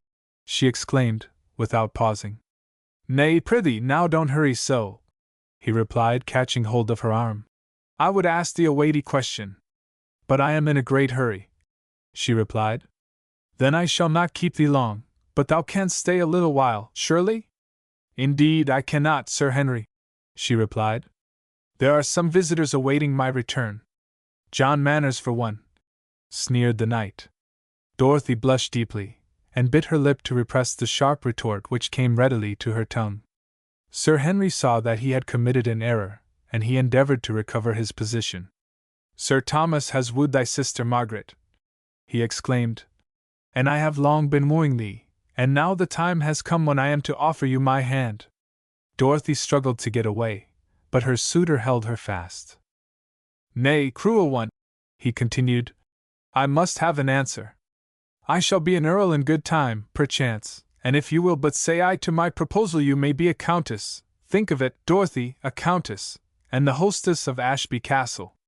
He let go his hold of her, and dropping down upon his knee, he raised his clasped hand in the most approved fashion of the time, and continued his suit. "Dorothy," he went on, "will you?" "Never," she replied, cutting him short in the middle of his speech, and finding herself at liberty, she rushed precipitately into the hall. De la Zouch gazed after her in mute astonishment, and staggered as he was, he remained in the same position until he was startled by a voice behind him. "At prayers, Sir Knight?" asked the Baron. "Father Philip's grace at the table was long enough to serve me through the day." "No, Sir George," replied the crestfallen lover. "I have been pleading my suit with Dorothy." "And what said she?" "She is bashful." "What? My doll bashful? That were hardly polite to thee, methinks." "Perchance I should have more success with thee?" pleaded Sir Henry, as pathetically as he could. "Let us withdraw into the bower, then," replied Sir George. "We can talk it over there, and we shall not be disturbed." "Ha! Here comes Lady Vernon, she will know what to do." Lady Vernon came up at the bidding of her lord. The lover would fain have seen Sir George alone, but there was no help for it, and he had to brave the circumstances with the best grace possible. "Maud, we must take your counsel," began the Baron. "Sir Henry de la Zouch would take advantage of today's festivity to ask for the hand of Doll. What think you, can we spare her too, as well as Margaret? We should lose them both together then. What dost thou advise?" "That depends upon many things," replied the stately dame, as she seated herself. "Dorothy would be a splendid match for anybody. What has Sir Henry to say?" I hope to be an earl soon, he replied. And she would be a countess as you will. My father is infirm, he cannot live much longer, and I expect news of his death from Florence every day. And as for the estates, though they may not be equal to those of Haddon, yet they are by no means insignificant. Dame Vernon knew all this, and the knowledge of it had influenced her before, but lately she had heard ill tidings of Sir Henry, and she was by no means so enthusiastic on his behalf. And, besides, a fresh competitor had entered the lists. Humph! Growled the old knight. We don't want to sell the girl. Be quiet, Sir George, interrupted his worthy spouse. The thing must be done properly. Does Ashby Castle fall to your share, Sir Knight? She asked. Certainly. To whom else should it go? Have you spoken to Doll about it? Continued the dame. She is too dutiful a daughter to commit herself without the consent of her parents, answered de la Zuc. But I doubt not that when once again you have spoken to her, I shall speedily be rewarded with success. Aye, exclaimed Sir George. Doll was ever a dutiful child. She would bow to our will anyway, replied Lady Vernon. But I think she has another suitor. We must think the matter well over ere we settle anything. Another suitor, laughed the Baron. Why, there are scores of them. Ah, you see, Sir Henry, the Baron has not the quick, discerning eye of a mother, or a love either, she added shyly. Bless his innocence, he knows naught of it yet. Sir George, I trust Master Manners is a trusty young man? John Manners is goodly enough, forsooth, for aught I trow, returned the King of the Peak, reflectively. Aye, and a likely enough young man, too. But Manners cannot seek the hand of so guileless a maiden as sweet Dorothy, interrupted the dismayed lover. His hands are stained with blood. A soldier should do his duty, quickly returned Sir George. But he is a murderer. That is a bold statement, de la Zuc, to make against a guest of mine, exclaimed the Baron quickly. And I fear an thou persist in it that it will prove awkward for thee if thou canst not prove it, and worse still for him if it be true. Are you certain of it? Asked Lady Maud. I have a witness, was the calm reply. Then by my halidame, quoth the irate knight, as I'm a justice o' the peace, he shall be faced with the offence. When was it perpetrated? At the hawking party. What, here at Haddon? You don't mean the peddler, surely? Inquired Lady Vernon. Aye, but I do. He was murdered in the wood. Tut! Angrily exclaimed Sir George. 'Tis all a tale, and I for one don't believe a word of it. The witch killed him, and was punished for it too. But I saw it, stubbornly returned Sir Henry. And I have a witness, one who saw it done. We tried Dame Durden by the ordeal, and she was found guilty and hanged, persisted the Baron. And, beshrew me, that's enough for any man. And the Lord of Haddon reverently crossed himself to show that the trial had had the approval of his conscience. But, urged de la Zuc, I tell you I saw it done myself, and I am ready to prove it any way you choose. Come now, Sir George, interrupted Lady Vernon. The trial may for once have led us astray, as it did in the case of Thomas Bayford 16 years ago. Doubtless Mary Durden got no more than she deserved, and mayhap she was punished for deeds we would not have. Perchance Master Manners would not deny the charge if he were here, and faith, I remember me now that Margaret did say he was left behind with Dorothy, and then Doll left him and galloped on. Yes, that was it, Sir Henry said, and Eustace, who was left behind, saw them quarreling and fetched me back to stay the strife. Well, prithee now go on, exclaimed the knight. You saw him killed, and said naught? No. And let me hang another for it. Truly, 'tis a right noble way to treat a host. Nay, you are too hard upon me. I thought he was but thrashing the knave, and as that was no affair of mine I left him to it, but afterwards his body was found in exactly the same spot. I was away when the ordeal was performed, else I had told thee what I had seen. Eustace will bear me out in all I have told you, question him for yourselves. But now, if you still think well enough of Master Manners to mate him with the peerless Dorothy, I am sorry alike for her and your vows of knighthood. Come, that is right enough, exclaimed the dame.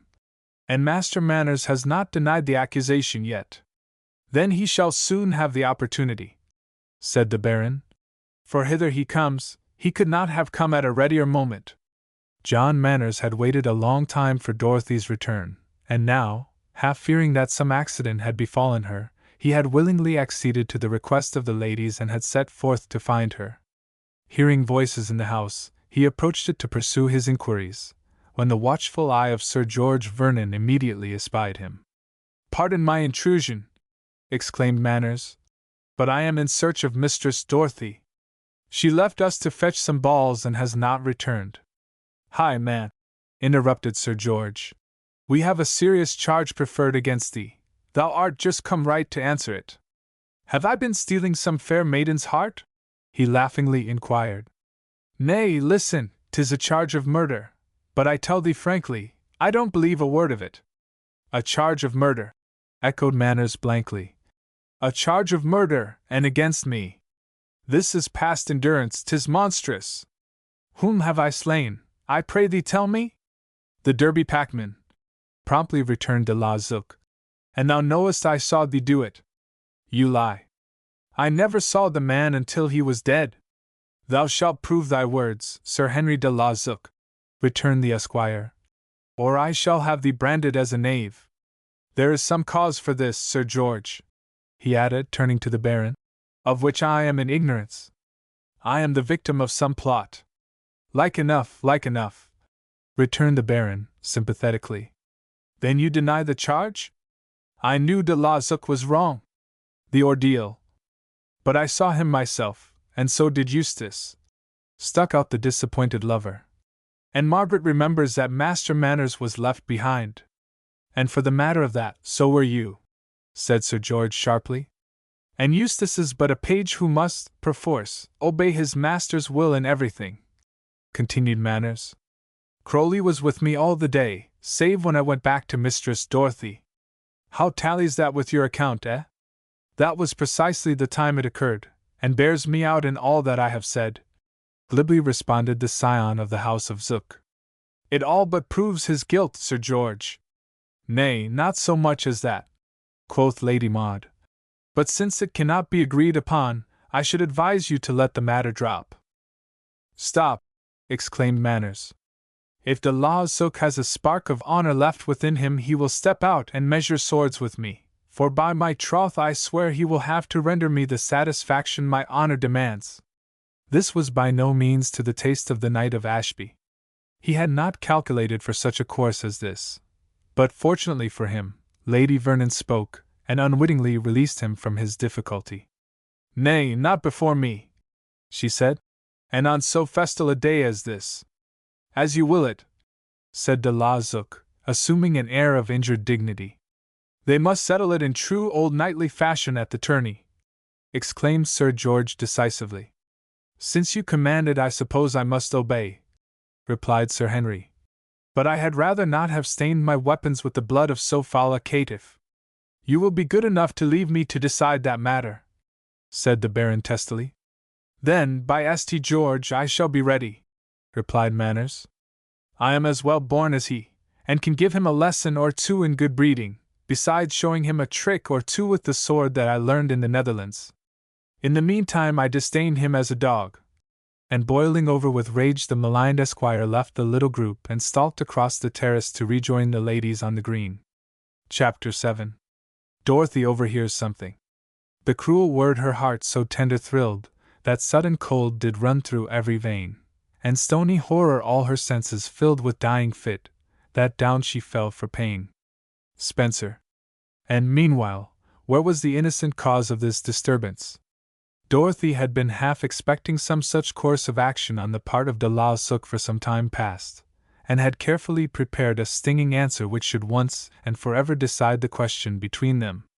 Though she was petted and admired on almost every hand, yet she had sense enough to value such conduct at its proper worth, and whilst with the coquetry of a queen of hearts she accepted all the homage that lovesick cavaliers brought to her, she looked below the surface, and had a private opinion of her own about all those with whom she was brought into contact. Her opinion of Sir Henry de la Zouk was distinctly unfavourable to that knight, for, With the instinct of a woman, she had divined from the very beginning that his motives were more mercenary than genuine, and in spite of all his protestations of love towards her, he had failed to convince her that he loved her for herself alone. A little watching on her part had quickly convinced her that the dislike she felt for him was not without sufficient reason, and as the evidence against him accumulated, she congratulated herself that she had escaped the clutches of a villain of so wily a disposition. Long before the appearance of John Manners she had determinedly refused all the advances of her would-be lover, and his every attempt had been met by her with chilling sarcasm, or, were she in a lighter mood, she had retreated into safer ground under cover of a burst of merriment. Had de la Zook been possessed of ordinary perceptions he would have noticed that his conduct was alienating Dorothy from him more and more, but like many others, he was so eager to gain his ends that he was partially blind as to the means employed. The manner in which Sir Henry had just preferred his suit had taken her so completely by surprise that she had entirely forgotten what she meant to say, but the indignation she felt at his conduct in detaining her against her will would have deprived her of the power of expressing the prettily turned speech so long prepared, even if she had remembered it. She fled into the house, and without casting a look behind to see if she were being pursued or not, she rushed through the deserted state chambers and never stopped until she found herself in her own room and had turned the key in the lock. She flung herself down upon the bed, and her overwrought feelings found relief in tears. How long she would have so remained would be impossible to say, but she had barely succeeded in locking herself in when she was startled by a gentle rap at the door. She stopped her sobbing and listened. Surely de la Zook would never venture to follow her to her own boudoir.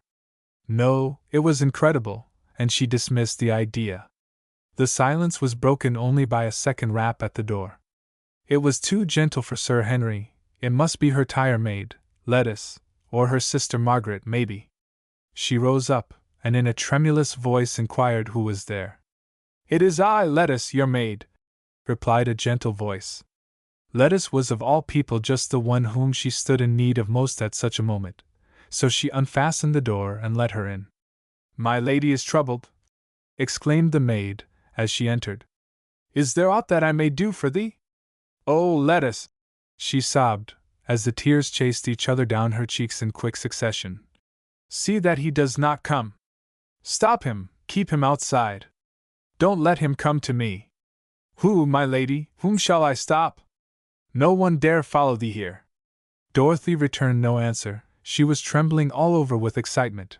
She fell upon the bed and wept, while the sympathetic Lettice could only look on in silence, and wonder what it all meant. "My lady is troubled," she repeated at length. "Someone has been frightening thee. Tell me who it was. Who is it thou art feared would try to come at thee here?" Still there was no answer.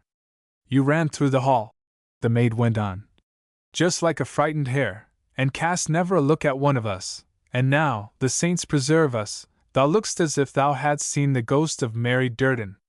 "Was he following me, Lettice?" asked Dorothy, raising her head from the pillow. "Was he there?"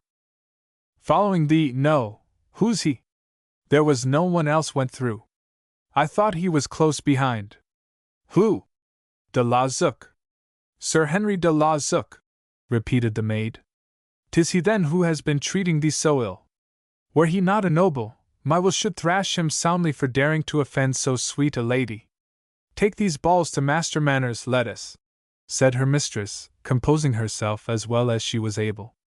"You will find him waiting for them on the bowling green. Tell him I will rejoin him soon." Lettice unfastened the door and disappeared down the passage in obedience to the command, whilst Dorothy rearranged her disordered headdress, hesitating the while whether to venture out again or to stay within doors. Ere she had decided which course to take, Lettice returned. Her face was deeply flushed and her manner unusually agitated. "Why, what's the matter?" asked Dorothy. "Has he assailed thee too?" "He is telling the Baron such a tale," replied the maid. "He says thou lovest him, and he is asking Sir George and my lady for thy hand." "Oh, Dorothy, believe me, 'tis only that thou art so fair and so rich that he seeks thee, and when he has thy gold and the bloom of thy beauty begins to fade, which God forfend, he will care naught for thee, and leave thee for another. I know it, Lettice." They are in the little bower, and I could hear everything," pursued the maid. "That de la Zook is jealous of another, and is seeking to get him out of the way. He says that Master Manners killed the peddler, and for heaven, we all know it was the witch." "Master Manners?" echoed Dorothy. "Yes," returned the maid. "And he says he can prove it, but the good knight, your father, won't believe him. Master Manners denies it, of course, but lackaday, what ails thee now? Thou art as white as the veriest ghost." "'Tis nothing," replied Doll, as she sank down into a chair. "I am a trifle faint, give me some water, Lettuce." "Nay, but it is something," returned the other, as she speedily complied with her mistress's behest. "Thou canst not throw me off like that. Come, my good lady, tell me what it is. There are few things you hide from me." "There is nothing to tell you, Lettuce," she replied. "But prithee go on, what did Sir Henry de la Zook make answer?" "He said he had a witness, but I had to hasten away, for I heard footsteps approaching. But come, I can read your secret. Master Manners will make a worthy knight." "Keep such thoughts to thyself, Lettuce," Dorothy blushingly replied. "Trust me," said the maid, with a toss of her pretty head. "I will do thy bidding, but faith! You will be a comely pair. Hush, or I shall be angry with thee. I tell thee he has said naught yet. And I tell thee, Mistress Dorothy," returned Lettuce, "he is head and ears in love with thee. I would stake my troth on it, there." "I wish it were so," sighed Dorothy, "for I love him dearly." "It is so, assuredly it is," replied her companion, decisively. "Let me give him a hint, my lady." "No, Lettuce, not another word, don't breathe it to a soul unless I bid thee."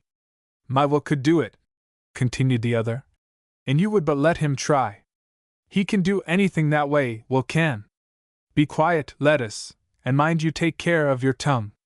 No one must even so much as guess at the truth. There, begone." "Happen you would like to see if they have settled the matter?" suggested the tire maid. "Let us go and see."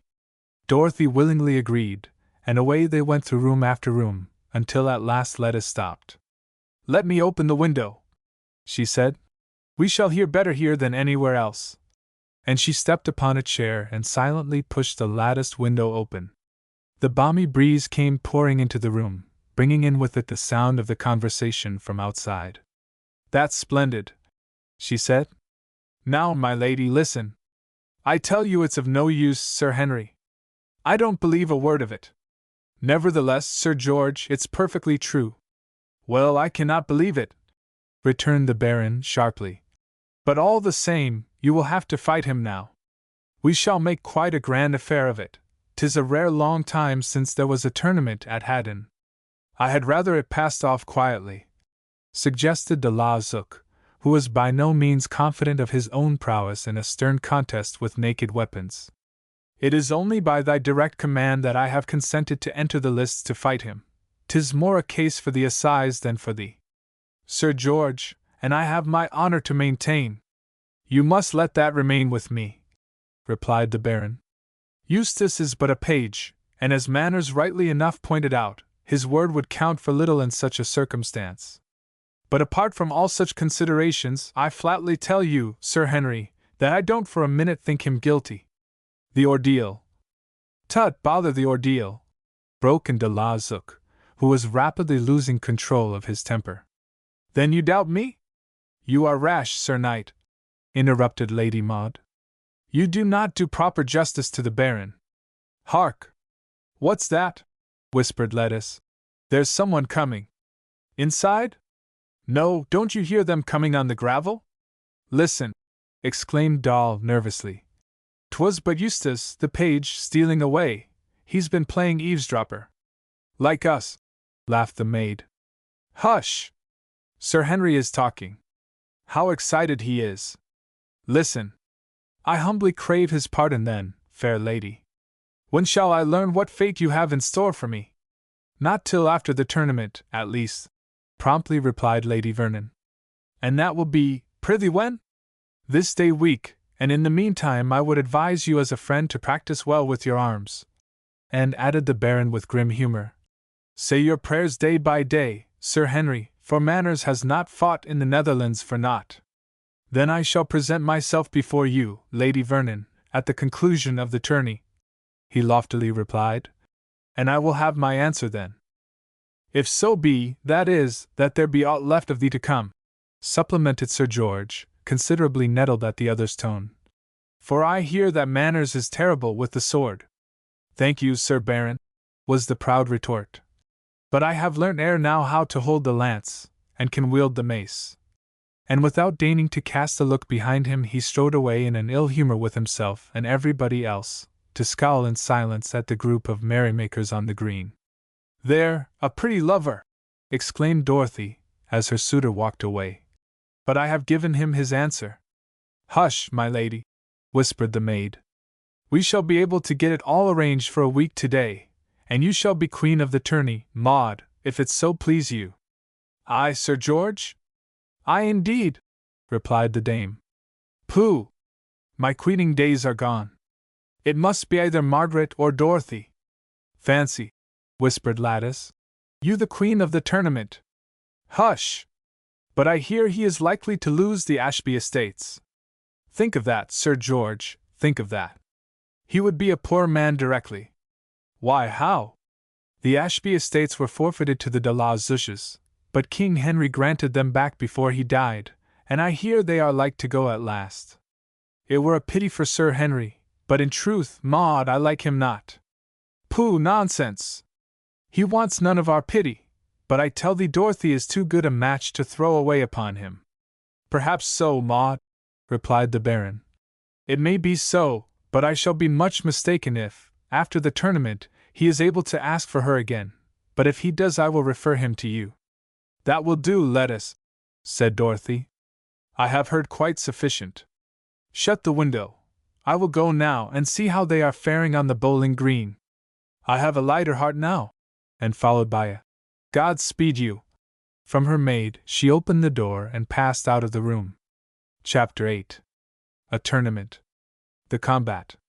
At this the challenger, with fierce defy, his trumpet sounds, the challenged makes reply. Dryden. Grass did not grow beneath the feet of the good people of Haddon during the week which ensued. Inside the hall everything was in confusion and disorder.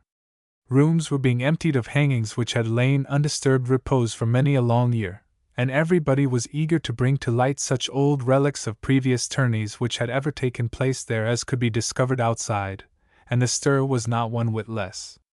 The level sward through which the Wye rippled on its way to join the Derwent, having once been selected as the battle-ground, was immediately transformed from a scene of lovely rustic peacefulness to a very pandemonium of noisy workmen, out of which slowly evolved tents and pavilions for the accommodation of the numerous visitors who were expected to witness the struggle.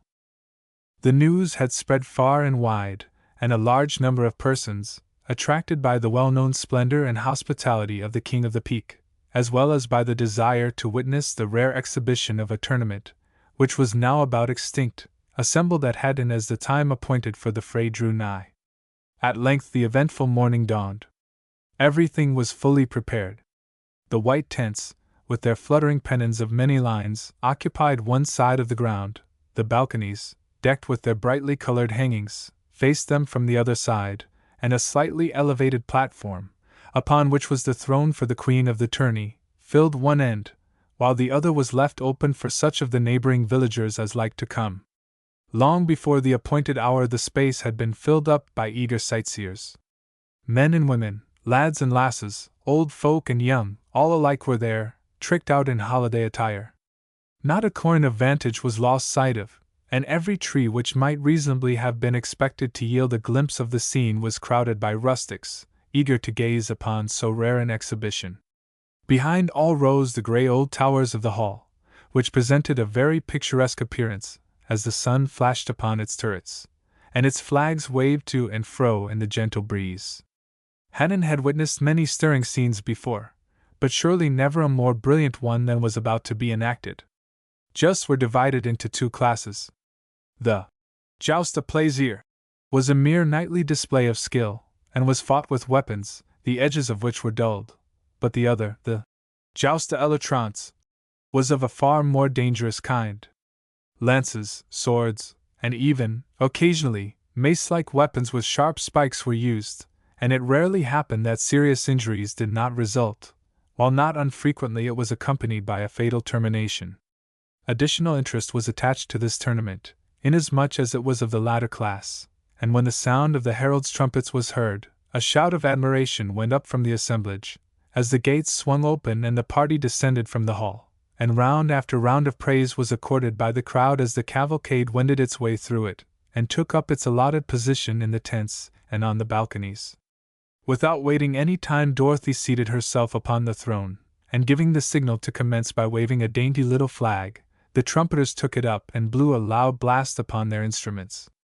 This was the summons for the combatants to appear, and amid the tumultuous greetings of the whole assembly, Manners and de la Zuc came forward from either side of the balcony, and each, well protected with armor, stood leaning upon his charger while the herald read aloud the order of the King of the Peak, by whose command the tourney was held. Having read it out, this functionary retired with all the grace and speed at his command. The trumpet sounded again, and the two assailants leapt simultaneously into the saddle. A minute later the galloping rush, the sound of contending horsemen, and the noise of shivering lances told the outsiders that the conflict had begun. So terrible was the shock as the two met together in the center of the ring that it seemed utterly impossible that either of them could recover from it. But after the first thrust and parry they each passed on, apparently uninjured, and wheeling their horses around, with lances couched they paused to spy out a weak point in the other's defense. Every breath was hushed, and every eye was strained, to the uttermost as the anxious onlookers stood on tiptoe to follow every movement of the competitors. But neither the knight nor the esquire appeared to be particularly eager to commence the struggle. Each waited for the other to advance, and for a moment or two they stood perfectly still, keenly regarding each other through the bars of their visors. "They are not going to fight, Sir George!" exclaimed de Lacy in piteous tones. "And I've come all this weary way to see the sport." "Never fear, Sir John," replied the Baron cheerily. "You'll see sport enough soon. They will begin directly, but they don't know each other's mettle yet." Even as he spoke, Manners rode forward and the conflict was renewed. Sir Henry de la Zuc was famous at the London schools for his brilliant lance play, and many of his friends had accepted his invitation to witness his triumph. But, although it was anticipated that he would win easily enough with that weapon, it was feared by his well-wishers that unless he succeeded in placing his combatant hors de combat, then his chance of doing so with the sword would be considerably less. De la Zuc himself knew this, although he would not own it, and it made him cautious. For a long time he stood carefully upon his guard, but at last, espying a favorable opportunity, he darted a fierce blow at the visor of his opponent, hoping it would pierce the bars and transfix itself there. It was a well-aimed thrust, and almost proved successful, but, unfortunately for de la Zuc, Manners unwittingly foiled him by rising in his saddle at the same time to deliver a similar blow at him, and instead of receiving the lance upon his helmet, he caught it in the very center of his breastplate. Still the blow was delivered with so powerful a stroke that, standing in the stirrups as Manners was, it completely upset his balance, and he fell over. A great shout rose up at this feat, but Dorothy turned her face aside, fearing that he whom she loved was stricken down never to rise again, and wishing, for the 50th time, that she was in her own chamber, peacefully occupied in stitching at her tapestry. But the shout was broken off suddenly, to be succeeded the next moment by another, louder and more prolonged, for, although taken unawares and overturned, Manners put into execution a trick he had learned in Holland, and sliding under the belly of the horse, he nimbly swung himself up by the girths on the other side, and reseated himself in the saddle, much to the astonishment of de la Zuc, who imagined he had unhorsed him, and much to the delight of the audience, which greeted him with plaudits again and again renewed. "See!" exclaimed de Lacy, with eyes wide open with astonishment. "Where's he come from? Never saw a neater thing in my life," replied Sir George, enraptured at the trick. "Look now!" Sir John looked as he was bidden, and saw the astounded de la Zuc receive a stinging blow on his arm from his opponent ere he had recovered from his surprise. As the lances of both were now broken, the trumpet sounded, and the combatants, nothing loath, rode off for a few minutes' rest, and a fresh supply of weapons. The latter having been procured, they very quickly renewed the struggle, and this time de Lauzsook had better fortune, for just as the bugles were sounding for them to cease, he pierced the joint of Manners' armor, and inflicted a nasty flesh wound upon his elbow. As the latter would not own himself vanquished, even at Dorothy's request, the conflict was resumed, and this time with swords, and here the inferiority of de Lauzsook was soon apparent. Though he was no mean swordsman, yet his opponent was far more than a match for him, and blow after blow was rained down upon him, whilst on his own part Sir Henry was too busily engaged in defending himself to attempt to act on the offensive. He was hard pressed, and it was fortunate indeed for him when the signal was given which called upon them both to desist a while, in order to gain fresh breath, and to put to rights, as far as they were able, the damages they had already received. The interval was filled up by the shouts of the onlookers, who now made up for their previous silence by loudly criticizing the deeds of their respective champion, and vociferously calling out their particular favorite worthless instructions how to proceed when the conflict was continued. Eustace stood ready to receive his master, and give him cordials wherein to reinvigorate his nerves, while Crowley was in waiting in lieu of a page, to bathe his friend's wounds with water. The sight of blood, which slowly trickled from Manners' arm, reminded Allwood that he was a doctor, and leaping from his seat, he clambered over the balcony and rushed across the arena to where the wounded esquire was standing. "Let me see it!" he cried. "This must be stopped at once. Sir Henry, I declare you the winner of the—" "Hold there!" cried Manners. "I have not yielded yet." "Leave him alone, Sir Benedict," added Crowley. "He will make a sorry example of de Lauzsook even yet." "But," persisted the old knight, "I declare—" His speech was rudely cut short, for with a yell of pain he darted off across the arena, closely followed by a huge mastiff, whose tail he had been unfortunate enough to tread upon. With the doctor out of the way, the conflict was speedily renewed. It was a terrible combat. De Lauzsook, intent on ridding himself of his adversary, declared he would give no quarter, and altering his tactics, he hewed and lunged away with all the temerity of a man who fights for death or victory. Manners' superiority with the sword, however, was so apparent that after the restarting of the contest the final issue of it was never for a moment doubted, not even by the veriest tyro present. Sir Henry's wild thrusts were parried with consummate ease, and while the knight's sword moved hither and thither with lightning-like rapidity, the trusty blade of the other moved equally quick, but with far more certainty. He waited until de Lauzsook began to tire before he exerted himself. The time came at last, and then with a few quick strokes he laid his foeman before him on the ground. "Strike!" shouted a score of voices. "Strike!" The victor uplifted his sword, and poised it high above his head to bring it down with all his might. The people waited with throbbing hearts to witness the stroke which should finish the combat, but instead of striking, Manners paused and turned round. "Strike, man, strike!" yelled a chorus of onlookers. Humbly bowing before Dorothy, he magnanimously declared that the fate of his rival rested with her. "'Tis a tournament, not a murder," decided Doll promptly. "You have proved your cause, and if your foe will yield, we are ready to spare him." Amid the plaudits of the crowd, Manners bowed low upon his knee, kissed the hand held graciously out towards him. He murmured his perfect acquiescence to her will, and was about to pass out of the ring, an easy victor, when a horseman rode in, and without in any way announcing himself, he sprang off his horse and scanned the company. "What does this fellow want?" growled Sir George, as with knitted eyebrows he scrutinized the intruder. "Thou art a royal messenger," he added, turning to the man, who had advanced until he stood before the Baron.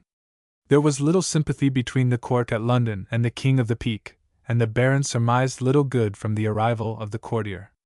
As the latter urged his horse through the crowd, and entered the arena, Sir George anticipated trouble. "I want the King of the Peak," replied the newcomer. "I am Sir George Vernon." "Then," replied the other, "I deliver into thine hand this summons, which cites thee to appear at Westminster to answer the charge of slaying Mary Durden." The Baron started with surprise, and thought for a moment of laying violent hands upon the man, but a moment's reflection convinced him of the unwisdom of such an act. And if I refuse to come, he doggedly said, what then? Then you do so at your peril, he replied, and leaping again upon his horse, he departed as suddenly as he had appeared, leaving the awe-stricken assembly to disperse with much less pleasure than they had anticipated from the scene of such an exciting exhibition of manly prowess. Chapter 9. At the Cock Tavern, London. London, the needy villain's general home, the common sewer of Paris and of Rome. Here malice, rapine, accident conspire, and now a rabble rages, now a fire, there ambush mere relentless villains lay, and here the fell attorney prowls for prey. Johnson. 5 days after the tournament had taken place, 2 travelers reined in their steeds at the gates of the Cock hostelry, just within the Temple Bar. They were dusty with hard riding, and evidently in no good humor with themselves nor with anyone with whom they were brought into contact, a result doubtless attributable to the discomforts of a long journey on roads rough enough to try the patience of any man. The elder of the two, throwing the reins upon his horse's neck, alighted, and leaving the ostler to take the steed away, he strode quickly into the inn without uttering a word. The young man, however, got off his saddle in a more leisurely fashion, and before he followed his companion he proceeded to the stable to see that the horses were properly attended to. The old man is a trifle out of sorts, the ostler ventured to remark, as they entered the yard together. Perchance so, returned the other, but that is no affair of thine. But an you keep good care of his horse he will think well of thee. Yes, yes, certainly, replied the man, grinning. I always look well after gentlemen's horses, I do. You'll not be wanting them in the morning, I suppose? Yes, no, that is, I don't think we shall, but anyway you had better have them in readiness. We may possibly want them for the return journey tomorrow. Tend them well. And leaving a few final instructions, Sir Thomas Stanley, for he it was, passed out of the stables and entered the parlor of the inn. Sir George Vernon was so engrossed in poring over a document which lay stretched out on the table before him that he did not notice the approach of his friend, and it was not until the latter inquired whether the meal was already ordered that the Baron looked up and saw him. Oh, it's you, he exclaimed. Yes, we shall fall to directly, but I want you just to look at this first. What is it? Inquired Stanley. The summons again? The summons, of course, replied Sir George, as he thrust it into the other's hands. What did the attorney say? He said it was a bad case, a very bad case. He said, in fact, that he never came across a more unpromising case for a client of his since he set himself up as a lawyer. Humph, returned Sir Thomas. They always do say so. I tell you it will come out all right in the end. Happens so, but he says the ordeal would go for nothing. They don't count now in courts of law here. They would do if the trial came off at Derby, I know. Aye, assented his friend. I'll warrant it would count there, for no one would dare to resist thee. But you see, Sir George, it's at London, and that makes all the difference. Warder read the summons through, pursued the Baron. I could not understand it, of course, I'm not much of a lawyer, but he says 'tis the work of that villainous locksmith. I wish I had hanged him at the same time, and then. Well, what then? It's too late now, said Sir George bitterly. If they do condemn me, I shall claim the benefit of clergy. I know some of the prayers, and if I can only find the right page, I shall get on well enough. They will only find me, though, at worst. But you have enemies at court, remember. Well, let them do their worst. I shall not disgrace myself when the time comes, and in the meantime I will address myself to Lord Burleigh. He is all-powerful now. And if he fail us, added Sir Thomas, I will take thee to Sir Nicholas Bacon. The Lord Keeper? Yes, why not? He is a hard man. He is honest, and will take no bribe, if that is what you mean, Sir George. But if there is a flaw in the proceedings he will point it out for us, and that will be better than naught. We shall have the satisfaction of knowing that everything was properly done, at least.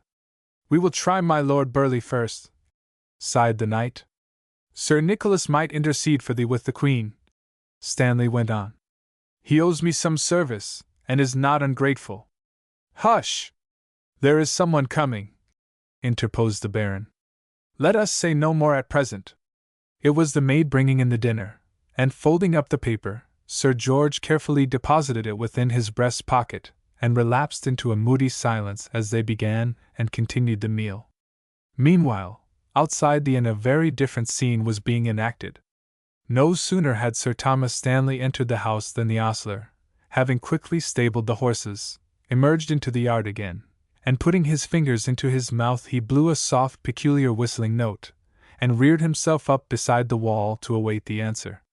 It was not long in coming, for almost directly the door of the stable loft above him opened, and the head of the locksmith of Haddon cautiously peeped out. "Is all clear?" he inquired. "Yes, they have both gone in to dine. I didn't know you were there. I will come up and join you." In another minute the ostler stood beside the once more disguised Edmund Wynne, and the two, secure from intrusion, began to converse with unrestrained freedom.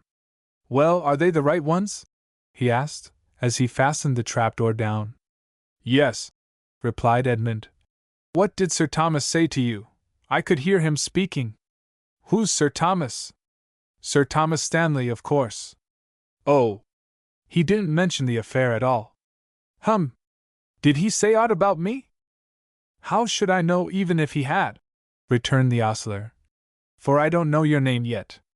He did not mention anybody, only to say how that the old man, the Baron, would think well of me when parting time came if I took good care of his horse."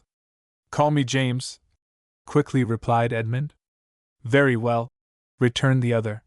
"It shall be so, but I don't believe your name is James, nor do I think you are a broken-down wool merchant either. But so long as you pay me what we have bargained for, I don't care a straw what you are or what you call yourself." "Just so, that will do exactly," Edmund promptly replied. "That is just what I require. I'll call you James then, and if anybody asks about you I don't know aught of any such person." "Exactly, yes. And I will get to know as much as I can from the maids, and will keep you well informed of the movements of your friends. Their trial comes off, you say, tomorrow?" "I think it does." "They will not go far today, then?" "I cannot say, but they will be well watched." "What accommodation have you here for half a dozen stalwart fellows?" "Plenty in the inn." "I don't need telling that, but here, in the yard. I am expecting some guests for the night." "Let me see. It means money." "Of course it does. And I shall run great risks." "You will be well repaid, though," said Edmund. "And they might as well be here, I trow, as elsewhere. Only see that they don't have too much drink, and be careful that they are not seen lounging together about in the yard." "Trust me," laughed the ostler. "I shall manage that easily enough. I shall bolt the doors and fasten them in, and nothing except a rat could get out then." "Nay, you misunderstand me. They are not prisoners, but men who have been hired for the journey." "I see now, I see," returned his companion in the most unconcerned manner possible. "In that case they only want a little watching. And, mayhap, a little restraining, yes. Here is a shilling for some ale, which they will be expecting. You will meet them for me, and take charge of them?" "Very well, James, so be it. Where shall I meet, though? It would never do for them to hang about here, that's very certain, for our landlord would have his eyes upon them in a minute. He is awfully sharp on tramps and beggars and such." "No, certainly not," agreed Edmund. "Meet them at the Temple gates at 6. "It shall be done, and in the meanwhile you will have a first-rate view of the entertainment from here." "What entertainment?" "The players are here today. See, there's the stage and everything. 'Tis the Earl of Leicester's company, too." And pushing the door still farther open, he pointed out to Edmund Wynne's astonished eyes one of the rudely extemporized platforms which passed in those days for stages.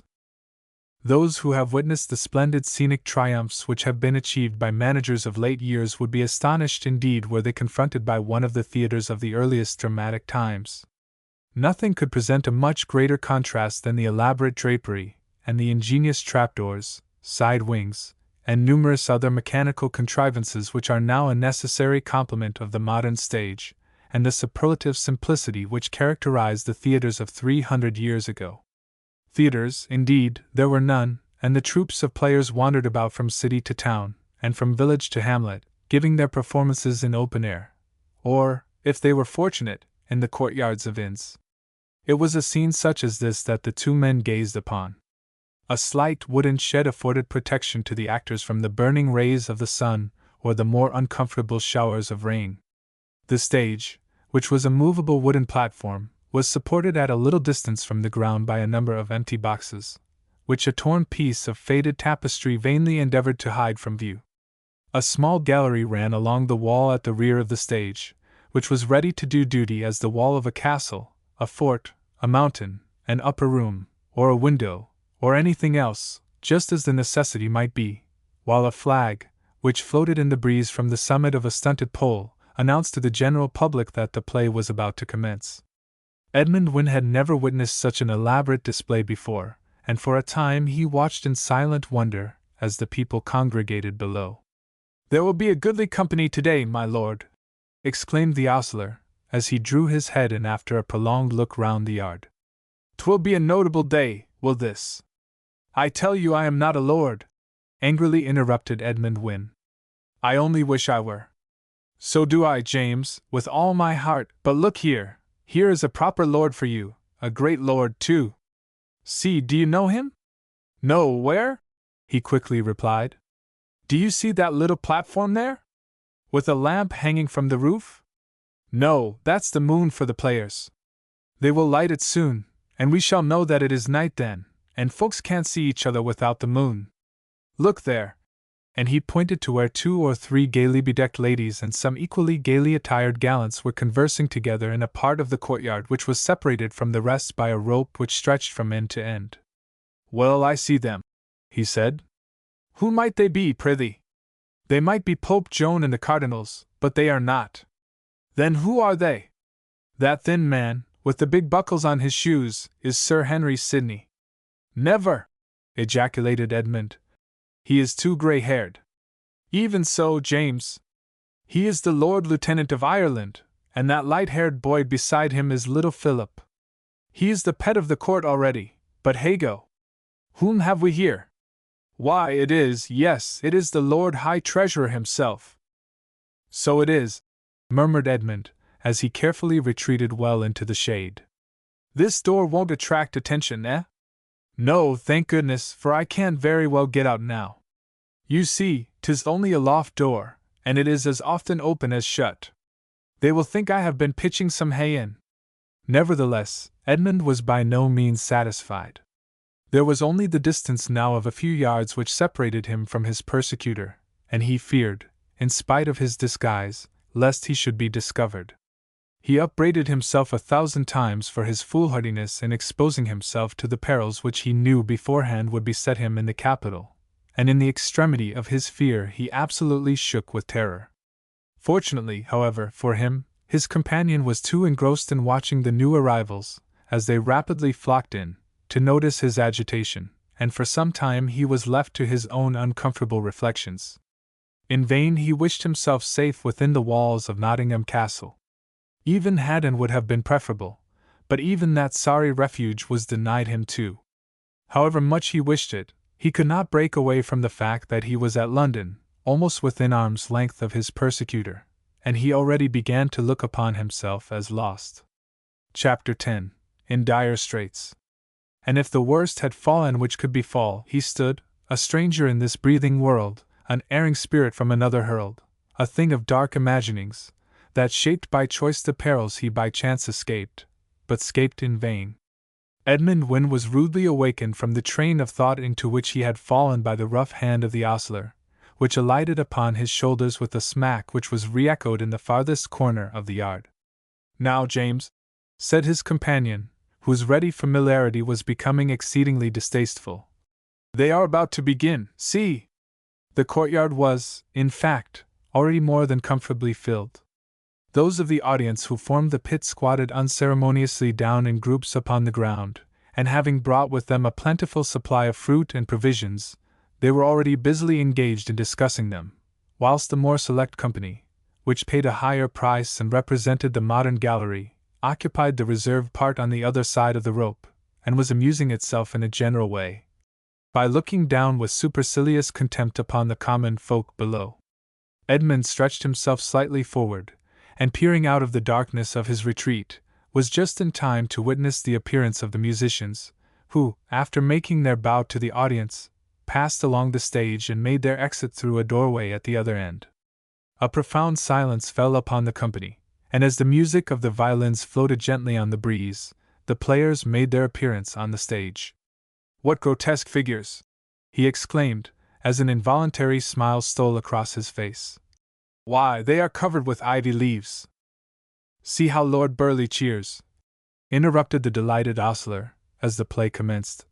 "And Sir Henry, too, see! Hang him, that's old Boniface rooting about. What can he want, I wonder? I believe he is looking for me." "Who is Boniface?" meekly asked Edmund.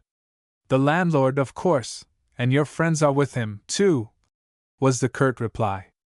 Edmund shrank back still further into the shadow of the room. "It would never do for them to see me here," he explained. "It would upset all our plans. You must screen me somehow, won't you?" "Take care of yourself, sir," returned the ostler as he snatched up the pitchfork and began to toss the hay about. "Take care of yourself, sir, for he's coming up here, upon my faith he is. Here's luck!" And the hay flew about in all directions. No second bidding was required.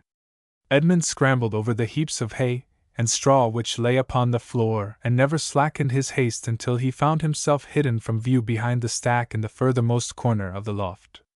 Barely had he succeeded in ensconcing himself there, when footsteps were heard ascending the ladder, and a moment later a sharp knocking at the door announced to the only two conscious conspirators that the landlord was waiting to enter. "Hello!" shouted the ostler, as he stamped upon the floor with his fork, to convey the impression that he was busily engaged, at work. "You can't get in here, I've got my work to do."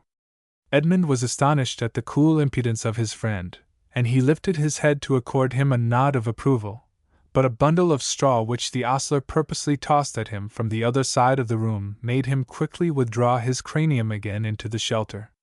"Let me in, I say!" shouted a voice from below. "You knave, let me in, I tell you!" The ostler had played his little game, and having sheltered his companion, he now anxiously awaited the result. Glancing round to see that Edmund was completely buried from sight, he dropped upon his knees, and moving the catch on one side he slowly raised the door. "You knave! You villain!" exclaimed his irate master, as he stepped into the room. "Wasting your time in looking at puppet shows. How dare you, sir? How dare you? Get you gone, sirrah!" And he gave him a kick which considerably accelerated the speed with which he disappeared below. Having thus satisfactorily vented his displeasure, his brow relaxed and he turned to the Baron and Sir Thomas, and conducted them to a seat so lately vacated by the guilty pair, with an urbanity which looked positively impossible to ruffle. "You see, my lord, there is a seat ready provided," he exclaimed, as he pointed to the bale of hay which stood beside the wall. "Perhaps your lordships will be pleased to seat yourself on that? I'll warrant me 'tis clean enough, for I espied the rogue sitting on it." Sir George Vernon, nothing loath, accepted the proffered seat. "I will reach another bundle down for you," continued the loquacious innkeeper, turning to the younger knight.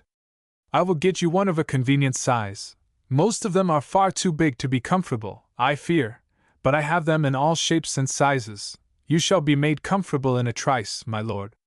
He cast his eyes about in search of the bundle of convenient size, and his choice fell upon the one which covered the gap where Edmund lay hidden. Having once selected this, he proceeded straightway to climb over the impeding bundles to reach it from the corner where the ostler had tossed it just before.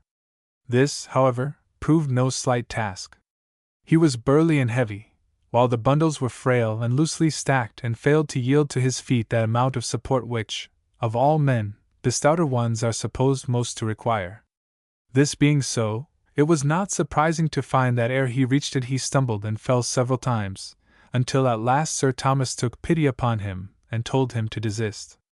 "I would stand, my good man," he said, "rather than thou shouldst break thy neck, or I might lay upon some of this soft straw for the nonce."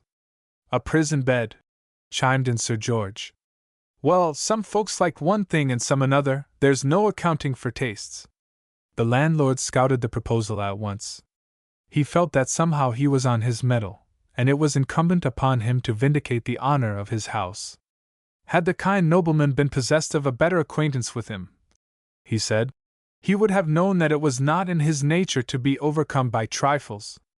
Things, thank goodness, were managed better than that at the Cock hostelry. And to support his statement, he wiped away the perspiration from his brow, and made a further attempt to reach it down. Edmund's feelings during these critical moments would be easier to imagine than describe. Every moment he expected that the bundle would be lifted off, and he anticipated the mortification of being dragged out and being brought face to face with the man whom he now most dreaded. As the other advanced, and the unstable walls of his shelter quivered until they threatened to fall upon him, he crouched down further and further into the corner, preferring rather to be buried under the solid squares of hay than to be discovered in such a position. Sir Thomas's words inspired him with a ray of hope, but his expectations were dashed as suddenly as they had arisen by the words of the Baron and the action of the busy landlord, who, all unconscious of the torture he was inflicting, struggled valiantly on towards his quarry. At last his perseverance was rewarded, and he found himself able to grasp the object of his toil. But Edmund, as he felt the protecting roof of hay departing, snatched at the withes which bound it round, and dragged it down with all his might. In vain did the furious landlord pull and tug. Try as he would, it would not move an inch, and he was about to give it up in disgust and offer some reason for his lack of success, when Stanley again came to his aid. "Stand aside, man, thou art too old for such a task, and too fat, too, perchance. Let me get it out. Odds fish, my good fellow, but there's been much to do about a little thing. Here it is, see?"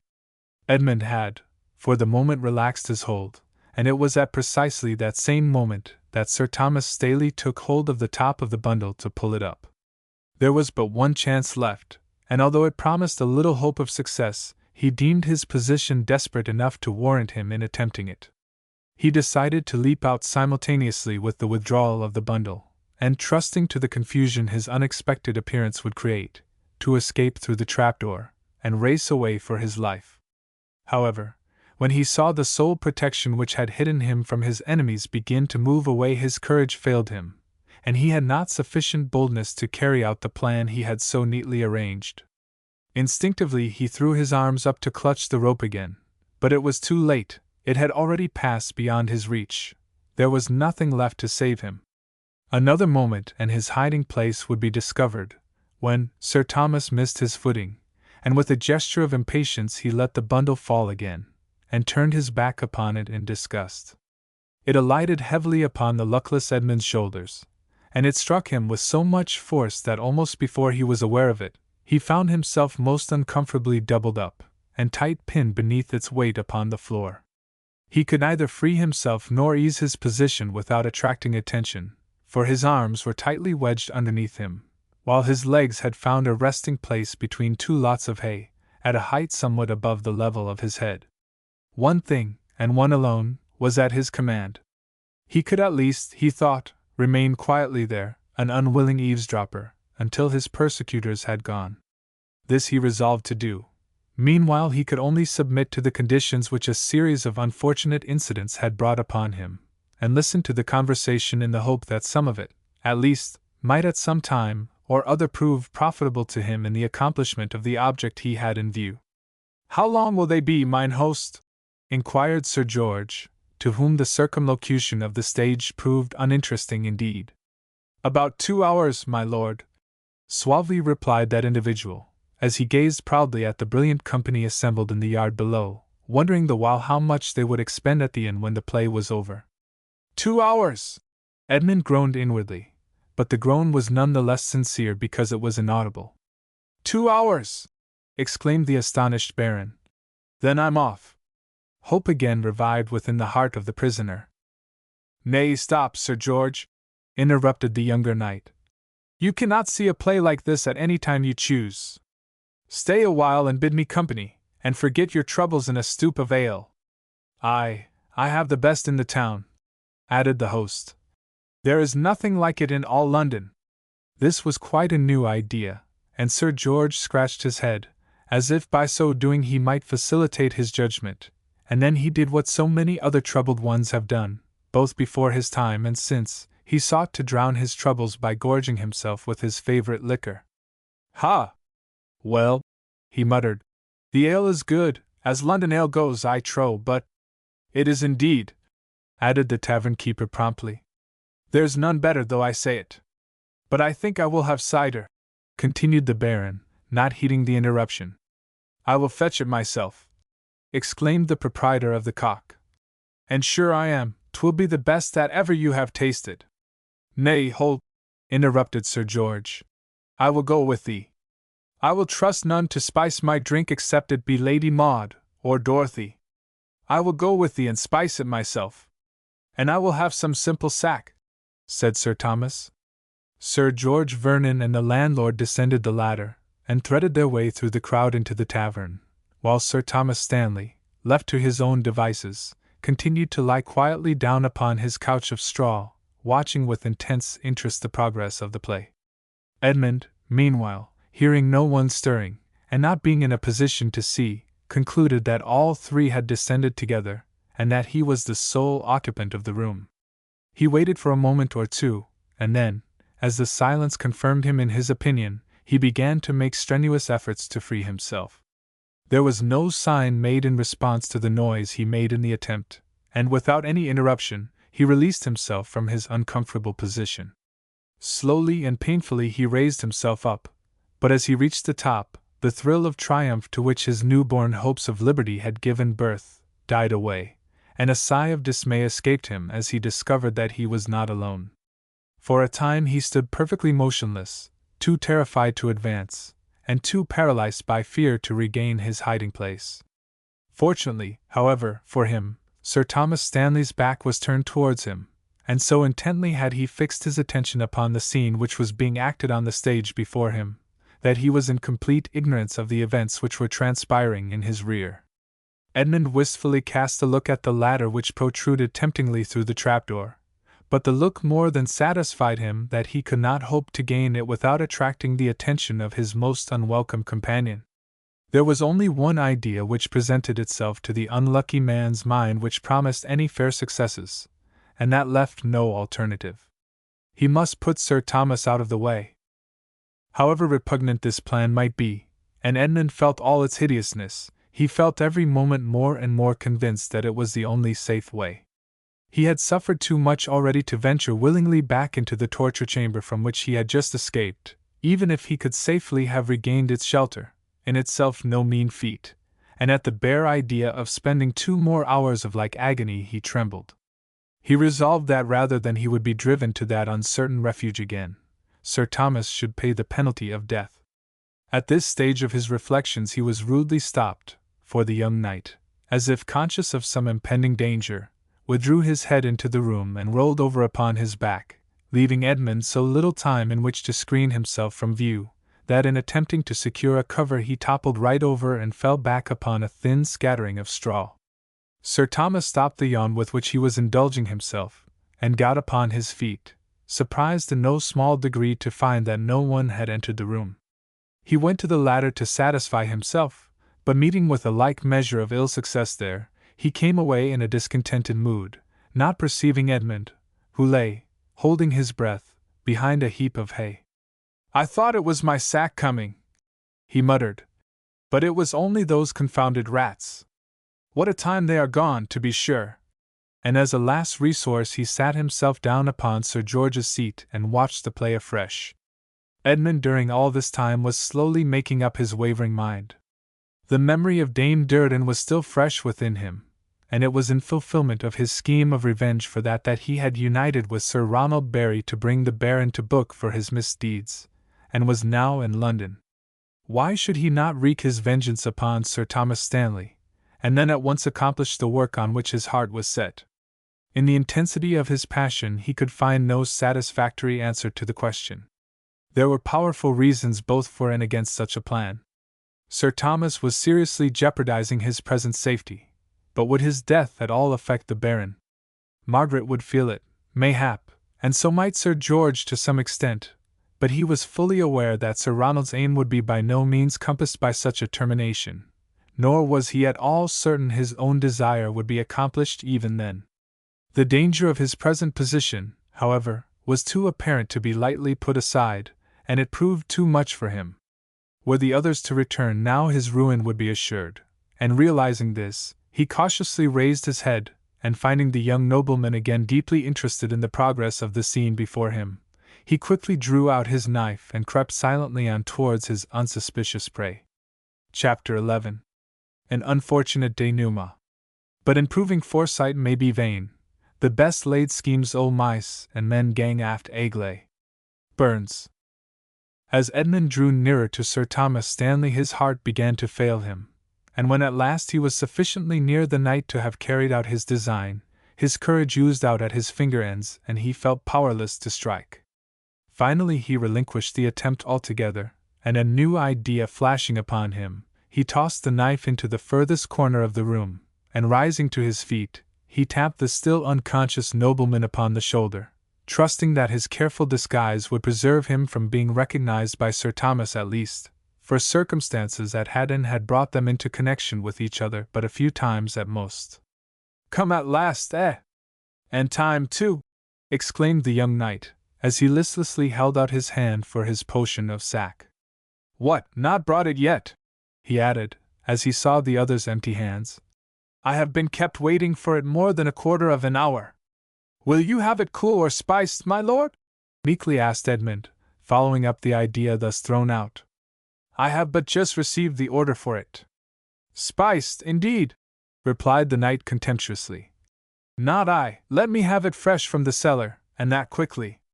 No, here, stay," he added by the way of afterthought. "Where is Sir George?" "Sir George? Is that the oldish gentleman with the master?"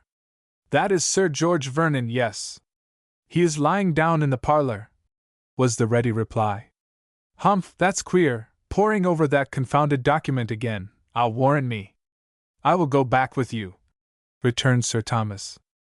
"I will bring it to you in half a minute," gasped Edmund.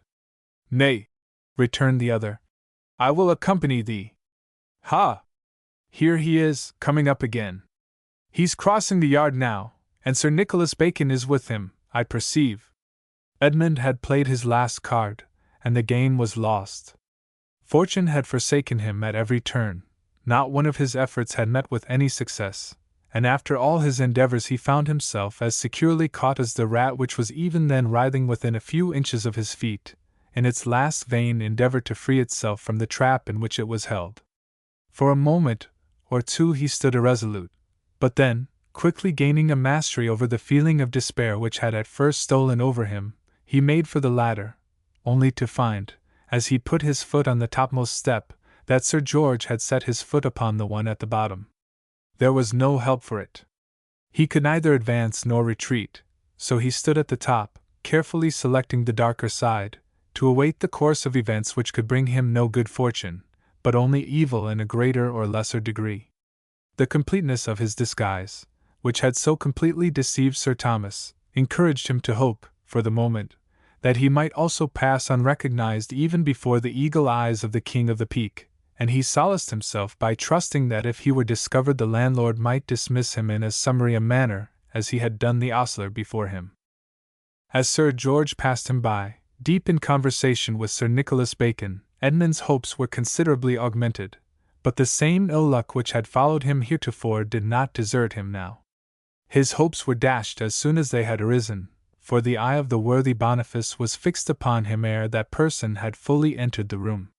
Had he been attired in a manner more befitting his station, Edmund would undoubtedly have received a more befitting reception, but clothed as he was in shabby knee breeches, loosely tied at the knees, a coat which was out at the elbows, a hat minus a portion of its brim, and with a dilapidated ruffle round his neck, which had been in its prime years ago, he presented a striking similarity in appearance to the ordinary marauding beggar of the period, such as were then so exceedingly common, and for one of whom, indeed, the landlord took him to be. As soon as this worthy had ascended, Edmund coolly made for the ladder, but he was motioned back by a sweep of the arm, as the landlord loosely fastened down the door. "Who might you be, pray?" he asked, turning to the terror-stricken captive. "And what are you doing here, eh?" At this sally Sir Thomas Stanley, who had just been exchanging compliments with the Lord Keeper, turned round. Who might he be? He laughed, repeating the words he had just overheard. Well, by my troth, Sir George, he does not remember his own servant, even the one he sent about my sack. You have been priming him with his own ale, and this is the result. Not a drop, interrupted the Baron. What do you say? Gasped out the astonished innkeeper. This rascally knave a servant of mine? Pooh, does he look like it, I ask you? You impudent jackanapes, he pursued, as he clutched the unfortunate Edmund by the collar. What are you here for, eh? What are you here for? Speak. So far was Edmund from complying with this command that he remained absolutely silent. He dare not open his mouth for fear that Sir George would recognize his voice. Prowling about for as much as he can lay hold of, I'll warrant me, continued his captor, addressing Sir Thomas Stanley, who had advanced towards them. How long has he been here, my lord? Nay, I know not, said Sir Thomas. I saw him but just before you came up. Then you may satisfy yourself that he had watched us out, replied the other sharply, and was surprised enough to find anyone left up here. Like enough, assented the Baron. He was pretty smart with his tricks, then, said Sir Thomas. How was he to know I wanted any sack, I should like to know? The question was unanswerable, and no one attempted to reply. How did you know that, eh? Asked the proprietor, emphasizing the question by a series of hearty shakings. Still there was no answer. Edmund would not speak. Did you see him enter? Asked Sir Nicholas. I did not know he was in the room until he tapped me on the shoulder. I was watching the play. These rogues are wonderfully sharp, muttered Sir George. Then probably he was in the room all the time, suggested the Lord Keeper. What did the rascal say to you, my lord? Went on the tavern keeper. He asked me whether I would have my sack spiced or no. Ha! Ha! Ha! Laughed Sir George. That was cool enough, at any rate. I think we ought to let the knave free this time for his wit. And let him prey on somebody else? Added Sir Nicholas. Bad policy, Sir George, bad policy. He might try his hand on you next time.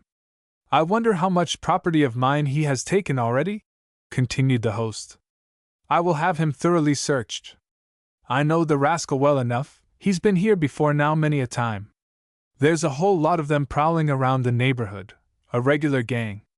I'll make an example of this one, I will. You might as well give me what you have taken, he added, turning to his captive, and save me the labor of taking it from you. I have nothing of yours, replied Edmund, in a strangely foreign voice. Not been through the house yet, maybe, eh? No. Humph, I don't believe you.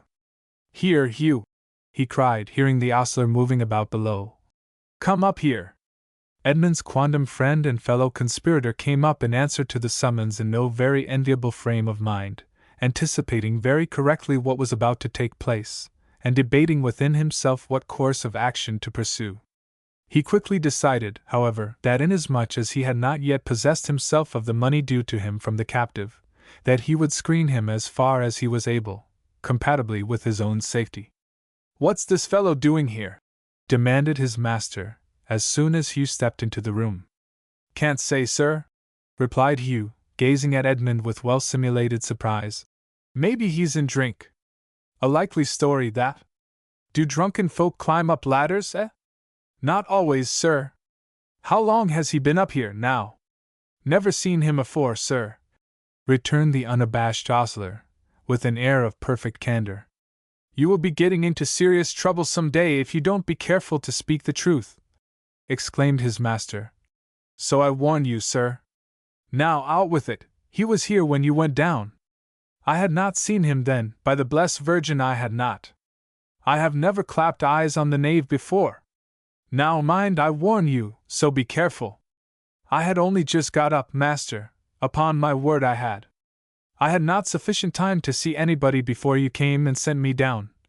And at the remembrance of that event he stepped back a pace or two in order that his previous experience might not be repeated. You good-for-nothing rascal, you! Broke out the landlord.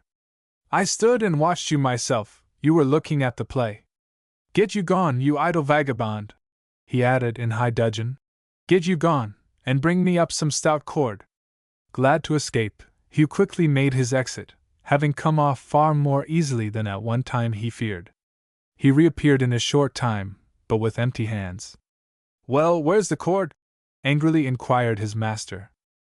"An it please you, sir," he replied, with a sly wink at Edmund, "I cannot find one strong enough to bear him." "You can't hang him yet, let him have a proper trial. There has been naught proved against him as yet," eagerly interrupted the Baron, upon whom the lesson of his own trouble had not been lost. "He shall have a proper trial, my lord," exclaimed the landlord. "And tomorrow we shall have him in the pillory. The proprietor of the Cock Tavern is no hangman. I only wanted to bind him. Fetch me a piece of cord, you knave, and be quick, or I'll lay it about your back when it does come. Nay, you don't do that," he added, turning to Edmund, who was struggling to free himself. "Not yet, my fine fellow. I have not done with thee yet." And by Sir Nicholas' timely help the prisoner was laid upon his back and then firmly secured with the cords which the ostler brought up a minute later. Leaving Edmund to bemoan his fate to himself, the party drew nigh to the window to witness the play afresh. They were just in time to witness the advent of another silent scene. "Let me explain it to you," proffered the once more equable Boniface. "I know all about these things, they ofttimes visit us here. I know every bit of this play as well as I know my creed." "Happen you may not be very familiar with the creed, though," laughed Sir Thomas. "Don't I know it, though?" he replied. "Sir Nicholas, if I might be pardoned for mentioning it, knows full well that every citizen of London knows the creed by heart." "Yes," assented the Lord Keeper. "Everyone is compelled to attend some church at least once a Sabbath. Or else they are smartly fined for staying away, as I was," ruefully added the landlord. "Yes, my lords, I know my creed full well." "Well, what's that fellow drinking now?" asked Sir George. "He's fainting, poor fellow," replied Sir Thomas. "Fainting," laughed the host. "Fainting! Not a bit of it. He is drinking some of my best Mamasi wine, that's what he is doing, only you must think he is taking poison. He is Gorboduc the king." "Well? Oh, I forgot, you know naught of him as yet. Well, he, a king of Britain years ago, has just told everybody that the kingdom is to be divided between his two sons, Fairex and Porex. Some of his counselors advised yes, and some said no, but the old king was decided upon having his own way, and the land had just been divided between them." "Get on," said the Baron impatiently, as the other paused and finally came to a dead stop. "They are beginning to act again. And one of the old councillors strongly advised the king to keep his realm entire," continued the man. "I remember his very words. He told the king how bad any division would be, not only for himself, but also for his sons. He says, but worst of all for this our native land. Within one land one single rule is best, divided reigns do make divided hearts, but peace preserves the country and the prince." "As correct as the creed itself," whispered Sir Nicholas. "It may be so," exclaimed the young knight, "but we will let the poetry go. For my part, one can't understand that new-fashioned poetry, and I don't want either. I only like it when it rhymes, like Chaucer." "That all means," resumed the landlord, "that Queen Mary of Scotland had far better leave our gracious Queen Elizabeth, God bless her, to herself. We don't want Roman Catholic princesses here again, Sir Nicholas. No, indeed not. Mary was enough." Sir George Vernon frowned heavily. He was too sincere a papist himself to relish such remarks, but he dared not show his displeasure in the face of the Queen's minister. "And I don't care for poetry anyhow," he gruffly said, "so finish without any more of it if you can." "I will then. You saw those two mugs offered to the king? Both made of common horn, yes. They both came from my bar. One was full of wine, but the other held water. Then when my sack comes I would prefer it without the water," Sir Thomas replied, amid a chorus of laughter. "You exercise your wit upon me, my lord," replied the landlord with some asperity. "But I have not the means wherewith to retort. I am a man of business, not a court fool." Here he paused, astonished at his own trepidity, and also in fear lest his aristocratic customers should be offended. As he stopped, his virtuous indignation passed away, and when he resumed again it was in a tone at once apologetic and placid. "The water," he continued, "was offered by the good counselors, but Gorboduc took the poison, and now he has drunk it off, so—" "Look at your prisoner," interrupted Sir Nicholas, "or very soon you will not have one to look after." Edmund had, in fact, been thrown down just over his knife, and very soon finding this out he had, by dint of considerable trouble, succeeded in cutting the cord which bound his wrists, and was busily engaged in freeing his legs by a similar process when he unfortunately attracted the attention of the Queen's counselor. No time was lost in securing him afresh. In spite of his strenuous efforts he was quickly overpowered, and after all his labor he only found himself more hopelessly a prisoner than he had been before. "Why, the fellow must be bewitched!" exclaimed Sir George. "I never saw his like before. Take him away before he does us any injury. Take him away, we don't want him here. He is safe enough now, my lord." "Take him away, I say," repeated the Baron. "We want him here no longer. Do you hear me, Sarah? Take him away, I say, and lock him up in safety." And amid the oft-continued reiteration of the Baron's order, Edmund Wynne was carried below and consigned to the care of the ostler until such time as the jail officials could be conveniently communicated with. Chapter 12. A Confession of Love. It was my fortune, common to that age, to love a lady fair, of great degree, the which was born of noble parentage, and set in highest seat of dignity. Spenser. The sun was declining, after a gorgeous display of its fiery hues, gilding with a translucent light the grey walls of Haddon, and casting weird shadows on the closely cropped bowling green, when two figures emerged from the shades of the neighbouring wood and passed into the meadow which lies below the hall. Sir George Vernon had not yet returned from London. Indeed, nothing but a note from Margaret's lover had given them any information about the two travellers since they had departed, 6 days ago, and although news of them was now considered overdue, yet, in those days of bad roads and slow travelling, communications from distant places were never, or seldom at best, rapidly transmitted, and bearing this in mind, no concern was felt on that account. Haddon, usually so gay, wore for the time being a sombre aspect. Sir George was its life and soul, and now that he was away and exposed to the machinations of enemies who were hungering and thirsting after a share of his riches, a gloom settled down upon the place, and enveloped it in an ill-befitting aspect of dreariness. Baits and hunting parties were alike abandoned, no one felt in the humour to participate in gaieties, of whatever kind, so long as the Baron was away, and the guests who had assembled to witness the tournament had, with few exceptions, returned to their homes feeling deprived, in a large measure, of that succession of festivities and enjoyments to which they had looked forward with so much expectancy. Sir Henry was still confined to his room from the injuries which he had received in his encounter with Manners, and Cousin Benedict, who had stayed to take the Baron's place during his enforced absence, had found his position so intolerably lonely that he at last took refuge in such copious libations of wine that henceforward his interest in contemporary events entirely ceased. This air of desolation had infected Lady Vernon, too.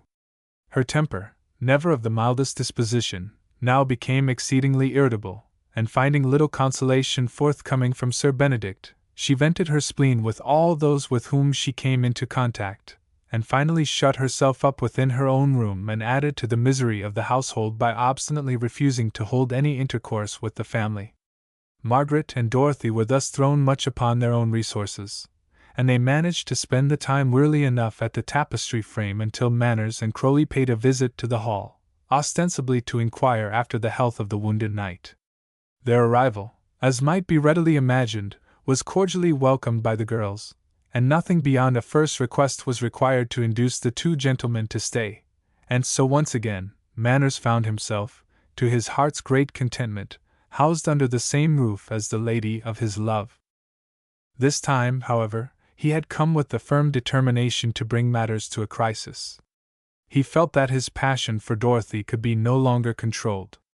Her bearing towards him had fired him with hope, but her position and her surpassing beauty had brought so many suitors to worship at her shrine that he was driven to despair between the conflicting emotions of hope and fear. For a whole day he waited a favorable opportunity to carry out his purpose, and in vain. The two sisters seemed to be inseparable in this time of trouble, and try as he might he could not get the interview for which he so ardently longed.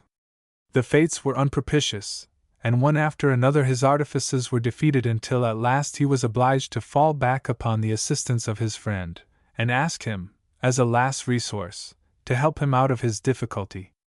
As the shades of evening crept silently on, and the cooler air began to assert itself over the torrid atmosphere of the day, Sir Everard Crowley opened the campaign on behalf of his companion by suggesting that a walk would not only be refreshing to the two maidens, but also positively beneficial.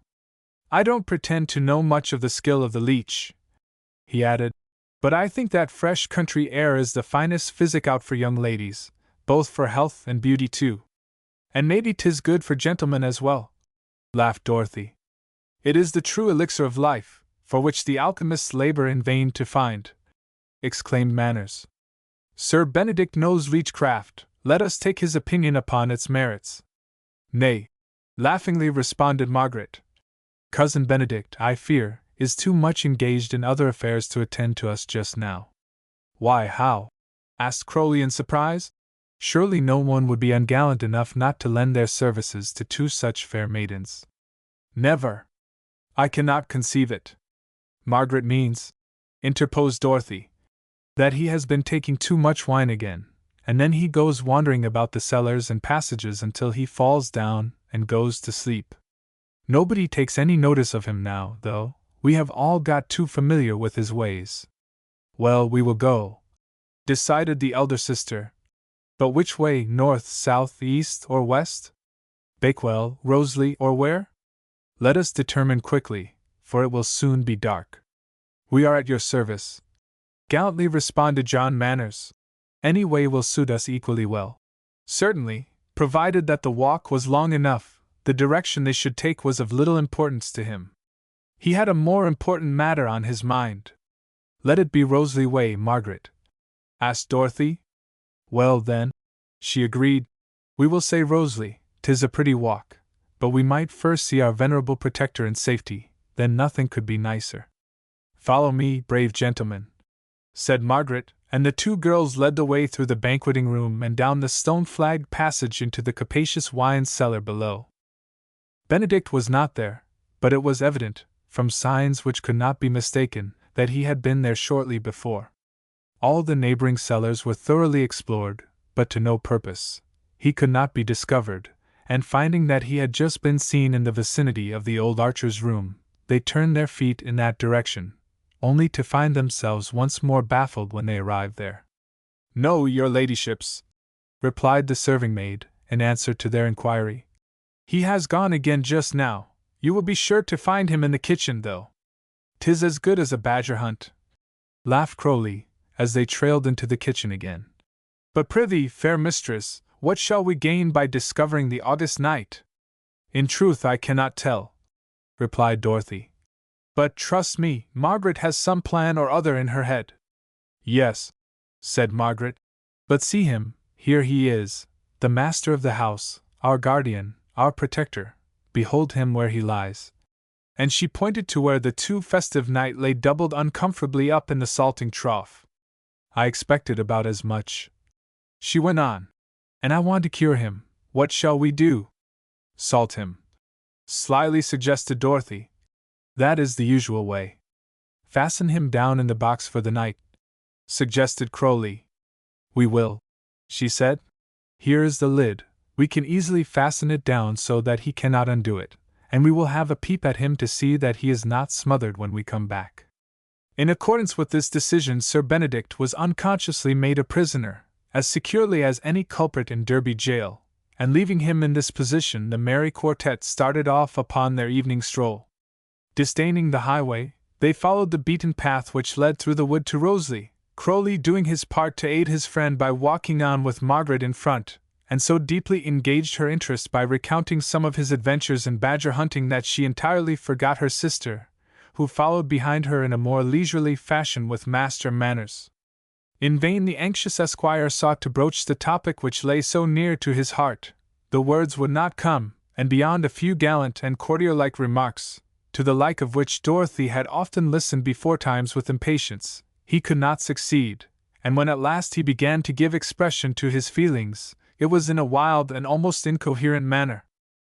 As for the maiden who lightly tripped by his side, although she wore a sober, pensive look, yet she was filled with a silent joy, and the great fire of love which was burning in her breast she found difficult to control. With that quick and subtle faculty which belongs to womankind alone, she had intuitively guessed his mission at the outset, and with perceptions rendered keener by the intensity of her passion, she was on the alert to detect his advances and respond to them with a due amount of proper maidenly reserve.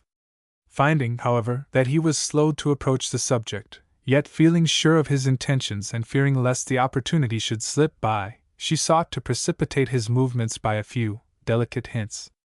"Why, we are all alone!" she exclaimed. "Wherever can my sister be? Let us hasten on." "She is in safe hands, fair Dorothy," he replied, "and you will not be missed a while." Dorothy noted with satisfaction that he had dropped the mistress from before her name, and this, she argued, denoted that he was awakening at last, and encouraged her to venture again with another remark. "Margaret is such a scold," she teasingly said. "I fear we must really hasten forward." "Nay, we will not hurry. We should not catch her now were we to try." "Why not, prithee?" Because, well, do not let us try," he responded. He had fully meant to have declared his love to her then, but that, because, stuck in his throat and blocked up all the other words he would have said. The very intensity of his love hindered him from declaring his passion. "What would Sir Thomas Stanley say if he knew Sir Everard were out courting with Meg?" wickedly suggested Dorothy. "Would he not be in a towering rage? There would be another tournament, maybe," laughed Manners, not noticing the tender tone in which his fair companion had addressed him. "Poor de la Zook will remember his attempt to provide amusement for us for some time yet, I fear," she continued coquettishly. As her previous efforts had led to nothing, she had started afresh in another vein, mentally resolving that her companion was wretchedly slow in responding to her advances. "I fear he will," he replied. "But he is improving, I hear. Sir Benedict seems to understand his case. He is like to be scarred for life, though," Dorothy returned. "Poor Sir Henry! You are sorry for him!" exclaimed Manners, who felt a little piqued at the tone of Dorothy's reply, as, indeed, she intended he should be. "Yes," she said, "I am very sorry." Manners bit his lip with annoyance, and made a foolish remark. "Ha, he was your lover, perchance?" he said. Dorothy flushed up hotly at the taunt. Manners saw it, and would have done much to have recalled his hasty words, but they were gone. "Master Manners!" Doll exclaimed, turning quickly round upon him. "I have spurned him, I have told him what I think. Once and forever have I refused him, and he knows I shall not change." "Fair Dorothy, sweet Dorothy!" Manners penitently exclaimed, dropping hurriedly upon his knees. "You shall be my queen. Forgive me, or condemn. I sue you for your pardon, nor will I rise until I have gained it. I will visit you tomorrow, then," she said, turning to go. "Farewell." Her voice was sweet again, and her brow was once more clear. "You have forgiven me?" he cried, rising up and following her. "What, Sir Knight!" she exclaimed, in feigned surprise. "Risen, eh? Upon my word, you are a fickle cavalier. Well, I suppose I must extend my clemency to you. At what price will you be willing to purchase my forgiveness?" Manners was just going to tell her he would give himself and all he had to her if she would take it, but a sudden bend in the path brought them face to face with Margaret and Crowley, and the words were left unspoken. It needed no question to inform Sir Everard that his friend's mission was not accomplished yet. He looked to see the sparkling eyes and a countenance beaming with delight, but was met by a face the very picture of disappointment, and shrewdly seeing that their company would be in no wise acceptable at such a juncture, he adroitly led Margaret on, still an interested listener to his wonderful tales, and intimating that they were returning to Haddon, they passed the lovers by. For a time Dorothy and Manners walked on in perfect silence, the one preparing to pour out the story of his love, and the other waiting and expecting the declaration. "We had better retrace our steps now," exclaimed Dorothy at length. They turned round and began to wend their way again towards the hall, in a silence that was positively painful to both. "You are dreaming, Master Manners!" she exclaimed, as they neared the narrow bridge which spans the Wye just outside the gates of Haddon. "Come, sir, declare your thoughts. Let me be your confessor, for I will shrive thee right easily, and the penance shall be pleasant enough, I assure thee. Now confess!" "I was thinking of love," he stammered out. "Love! Then I forgive thee," she exclaimed with a beating heart. "'Tis a common sin. Proceed, my son." "I was thinking of a little poem." "Oh, that was a disappointing continuation. 'Twas a verse of Sir Thomas Wyatt's. Shall I tell it thee?" "Hide nothing from me, as Father Philip says," replied Doll, brightening up again, for she was well acquainted with the verse of that unfortunate nobleman, which was almost all on the subject of love. She thought she knew the verse which he would tell her, nor was she mistaken. Almost everyone knew that verse, even if they knew none other. The young esquire fixed his eyes upon her, and began. "A face that should content me wonders well. Should not be fair, but lovely to behold, of lively look, all grief for to repel, with right good grace as would I that it should speak, without words, such words as none can tell. Her tress also should be of crisped gold, with wit, and these, I might perchance be tried, and knit again with knot that should not slide." "Then I perceive you are difficult to please, my son," she replied. "Listen, stay, Dorothy," he said quickly as she stepped upon the footbridge. "Surely that means you." "Oh, Dorothy, let me speak. I must tell you. I cannot let you depart yet. I love you. I have loved you ever since I saw you first." He paused, but as the maiden did not speak, he continued. "Ever since the hawking party I have loved you. Do you remember that?" "I do," she demurely replied.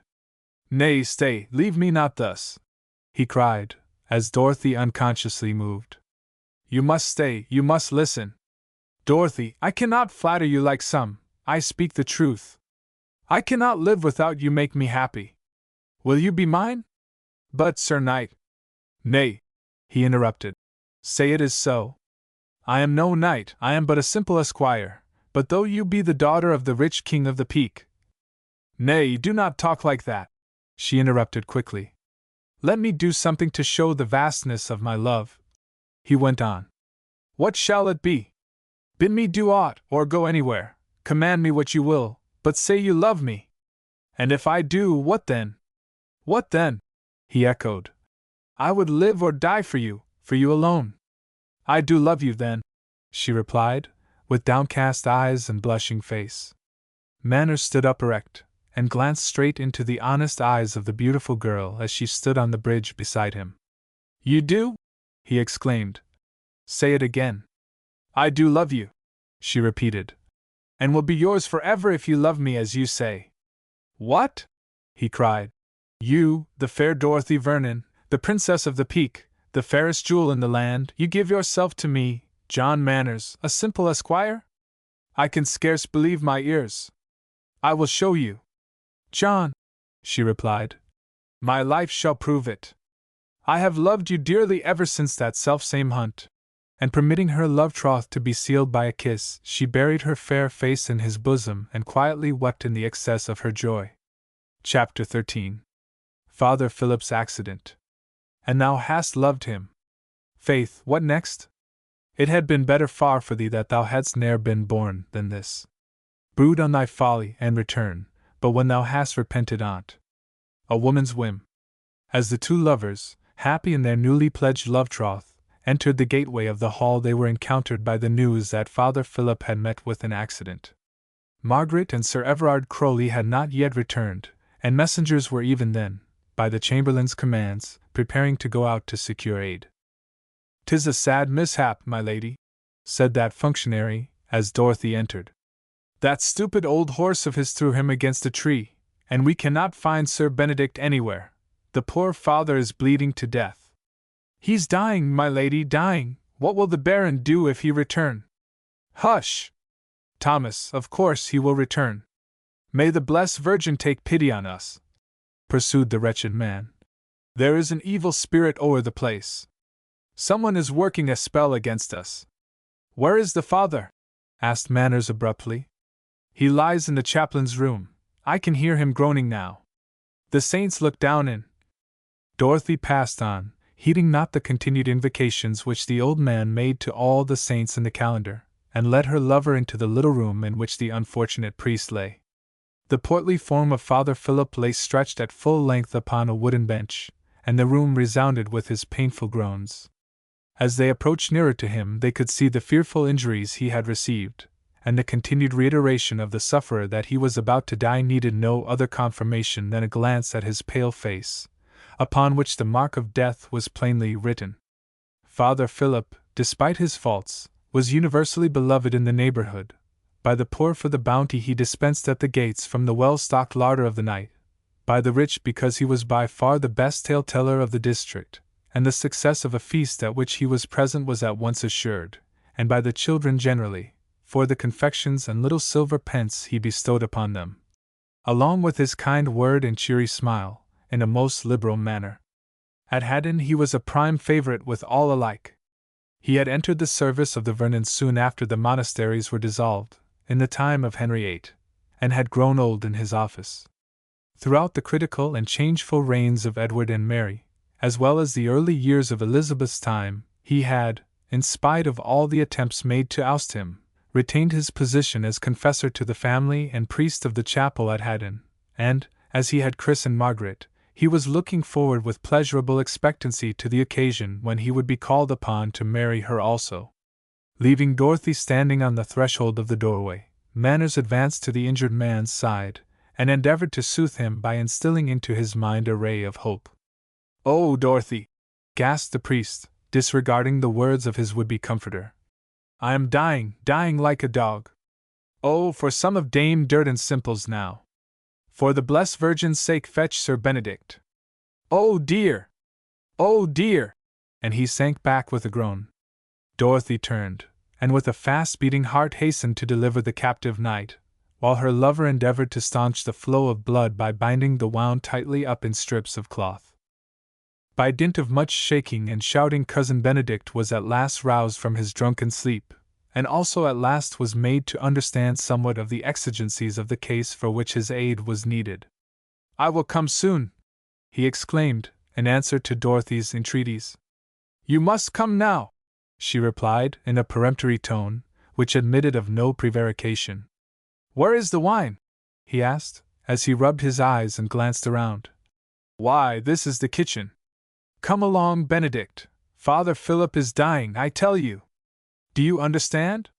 Benedict Allwood stood up as still as he was able, and rubbed off a quantity of the salt which tenaciously adhered to his garments. Then, noticing for the first time that he was in the great salt trough, he exclaimed in a tone of great surprise, "What? Have I been here?" "You have," she answered severely. "But why do you not come and succor Father Philip? He is bleeding to death, while you, who are staying here, might help him." As the knight rapidly collected his scattered senses, he became more and more ashamed of himself, and now, clambering out of his ignominious confinement, with bowed head and tottering feet he humbly followed his fair companion across the yard. Not even the gigantic vat, which was still steaming from a recent brew, the pungent odor of which could be plainly scented, induced him to alter his course. He meekly entered the room at Dorothy's heels. Whatever effects of his recent indulgence remained with him before he entered the room, they were quickly dispelled as he beheld the pallid countenance of his friend, and falling down upon his knees, he scrutinized the injuries the venerable father had received. A brief examination satisfied Benedict that, unskilled as he was, the case was entirely beyond his power, and he knew not what to do. He unloosened the bandages which Manners had made, and let the already overbled man bleed still more, and then, bethinking himself of summoning superior aid, he hastily concocted a dose of simples, which the sufferer could with difficulty be prevailed upon to take, dispatched a mounted messenger to Derby, and sat himself down at the foot of the bench to await the course of events. The effect produced by the dose was evidently what Benedict had wished, and for a long time the sufferer was far more quiet. "Oh, Benedict!" he feebly exclaimed. "My head, my head! Well, it will be better soon. Nay, I know I'm dying. 'Twas a fatal fall, and I cannot shrive myself." Benedict saw that his patient was getting excited, and he mixed another draught, which the father absolutely refused to take. "Oh dear, I'm dying, he gasped. "Tut, man! Rubbish! There's life enough left yet in you. We shall be out together again in a day or two. Send for another brother," pursued the unfortunate man. "I am dying, my end has come, and I know it." "Tut, man!" returned the knight. "I tell you, you will be better soon." "A witch told me I should die like this," continued the father obstinately. "And the time has come. I am too old to survive it now." "Go to sleep, father," interrupted Manners. "You ought not to talk now, you want rest." "Yes, sleep," assented Allwood. "I cannot, I am dying," he gasped, and he groaned in agony again and again. "Father Philip," interposed Dorothy, "you must rest yourself. Master Manners is a soldier and has seen many hurt like you, and even worse. You must do his bidding and you would get well again." "What in the name of faith does all this mean?" asked Margaret, as she stepped into the room. "What is all this stir and commotion about?" "I am dying, Margaret," repeated the confessor, as he gasped for very breath. "I thought to marry thee, my daughter, but now it is denied me." "You will pray for the repose of the soul of Father Philip, will you not?" he inquired, looking up into her face as she bent over him. "When you are dead, yes," she replied. "But not until." "Don't talk to him, Mistress Margaret," said Manners. "He will only injure himself by talking in return. I have enjoined quietness, but he will take no heed. He ought to refresh himself by quietness, and sleep if possible, does he not? Is not that correct, Everard?" "Aye, it is indeed."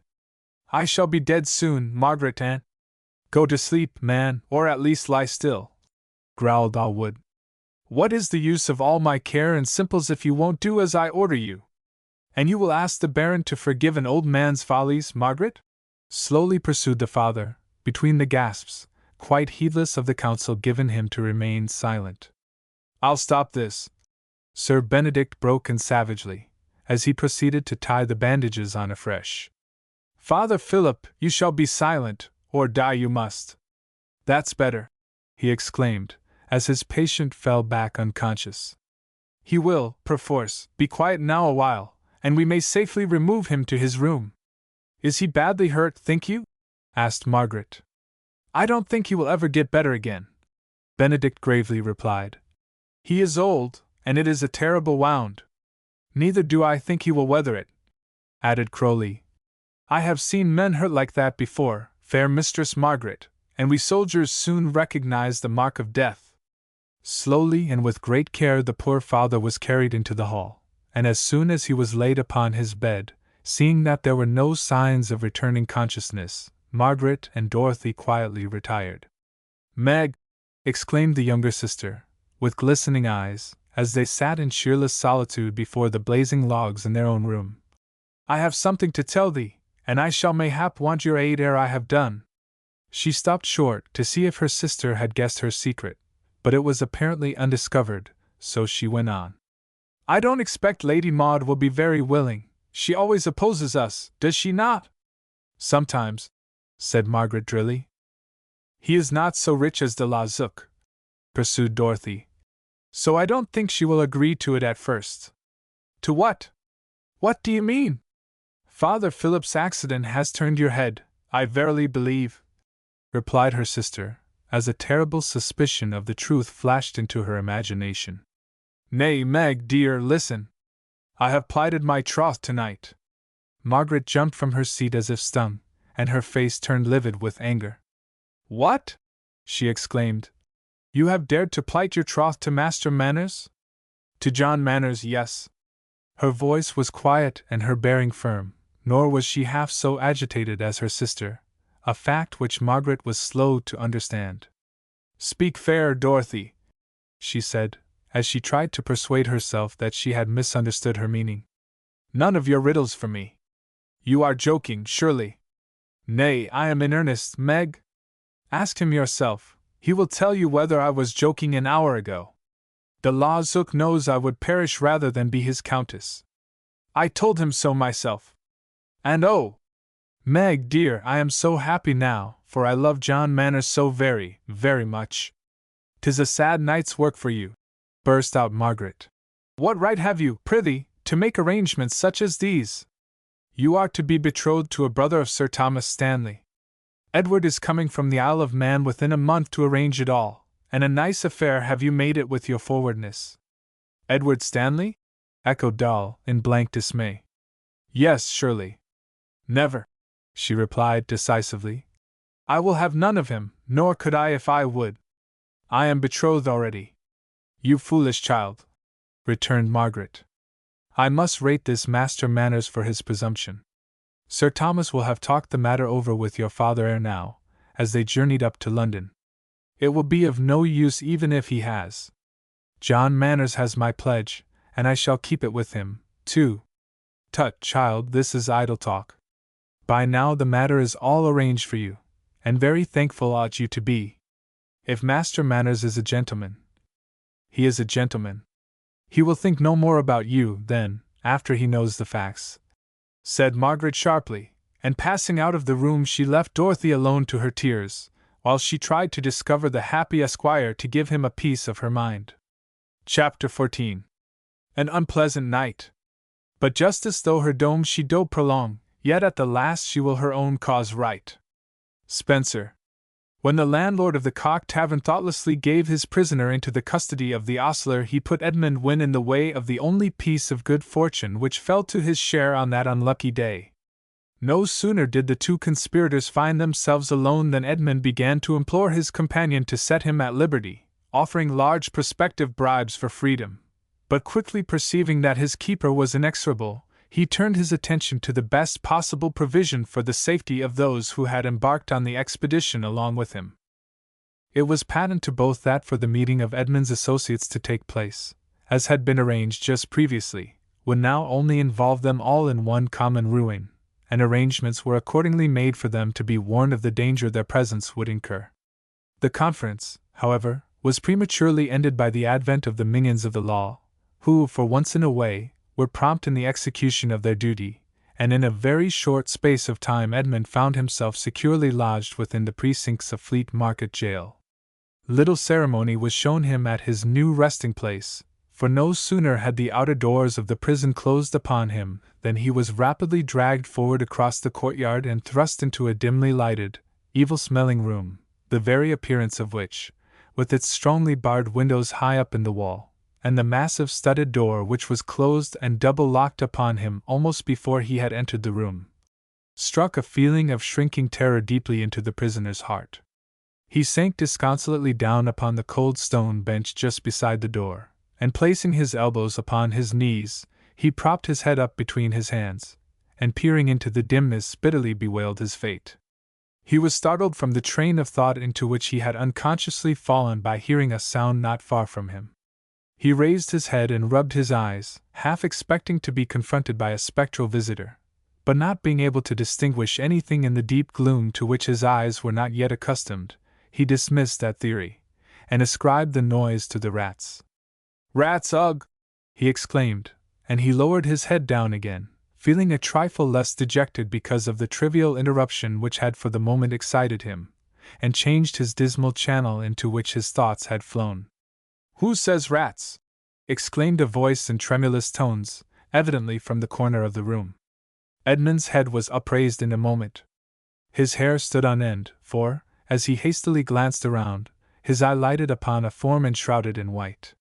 He was convinced that he was at last confronted by one of the ghostly fraternity, of whose existence he was a firm believer, and hastily springing from his seat, he retreated as far as he could in the opposite direction. To his terror the figure rose up at the same time, and advancing towards him, frantically waving its arms, and repeating the words Edmund had just uttered.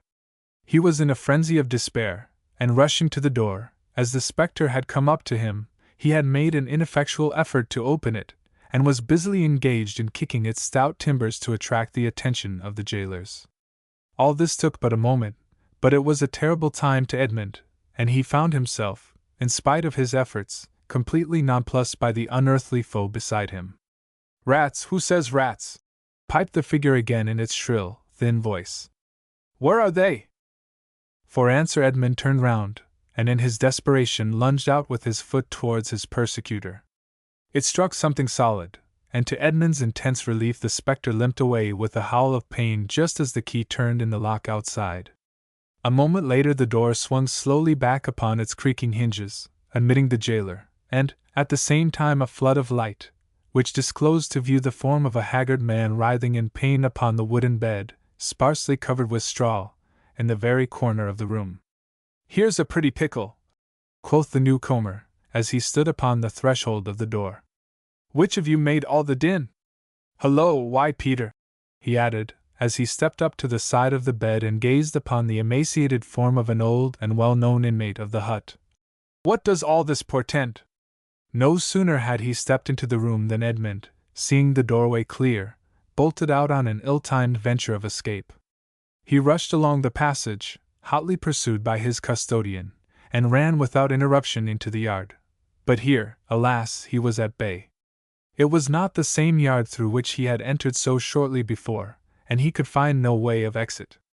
It was futile to attempt anything further, and discovering this unwelcome fact, he passively yielded himself up, and was rewarded for so doing by receiving sundry cuffs and jerks from his captors, who carried him straightway before the governor. There are some people in the world who seem to have been born under a lucky star. Everything upon which their hands are laid at once turns into gold, all their ventures are successful, or if they have a slight mishap it is more than compensated for directly afterwards by a grand success. Fortune is never weary of smiling upon them. They are her prime favorites, and she marks her approval by heaping favors upon them in a most indiscriminate and prodigal manner. Upon others she continually frowns. All their efforts uniformly bring back a plentiful harvest of disappointment. Their labor is ever in vain, they are left to languish in misery and to repine over the illusion which tempted them with a feigned promise of success ever nearer and nearer to ruin. Edmund was one of these last, and this was the more inexplicable both to himself and a certain number of his friends, inasmuch as he, being an astrologer, had discovered that he was born under a lucky star. His interview with the governor was short, but decisive. The jailer stated the case against him, adding to the facts here and there to embellish his story, and in a very short space of time he found himself manacled with heavy chains, which fastened him down to the floor of the damp cell into which he had been thrust. At the Cock Tavern Sir George was ill at ease when he retired to rest that night. His slumber was broken, and when he slept it was only to dream of his trial on the morrow. Hobgoblins were judges, and legions of little imps bore witness against him. Old Dame Durden rose up from her grave on purpose to bear witness against him in person, and as, in his vision, he saw her stretch out her long, bony arms towards him, he felt her cold, clammy hand upon his head, and awoke to find himself in a cold perspiration. He attempted to quieten his fears, and tried to reassure himself, and having succeeded in some degree in doing this, he fell asleep again. It was a vain search for rest. This time a myriad of hostile pygmies were dragging him down into a bottomless pit. They tugged, and pushed, and danced upon his helpless body, and laughed in spiteful glee as he descended further and further into the dread abyss. He rose at cockcrow, unrefreshed both in body and mind, and descending into the lower regions, he paced abstractedly through each tenantless room in turn.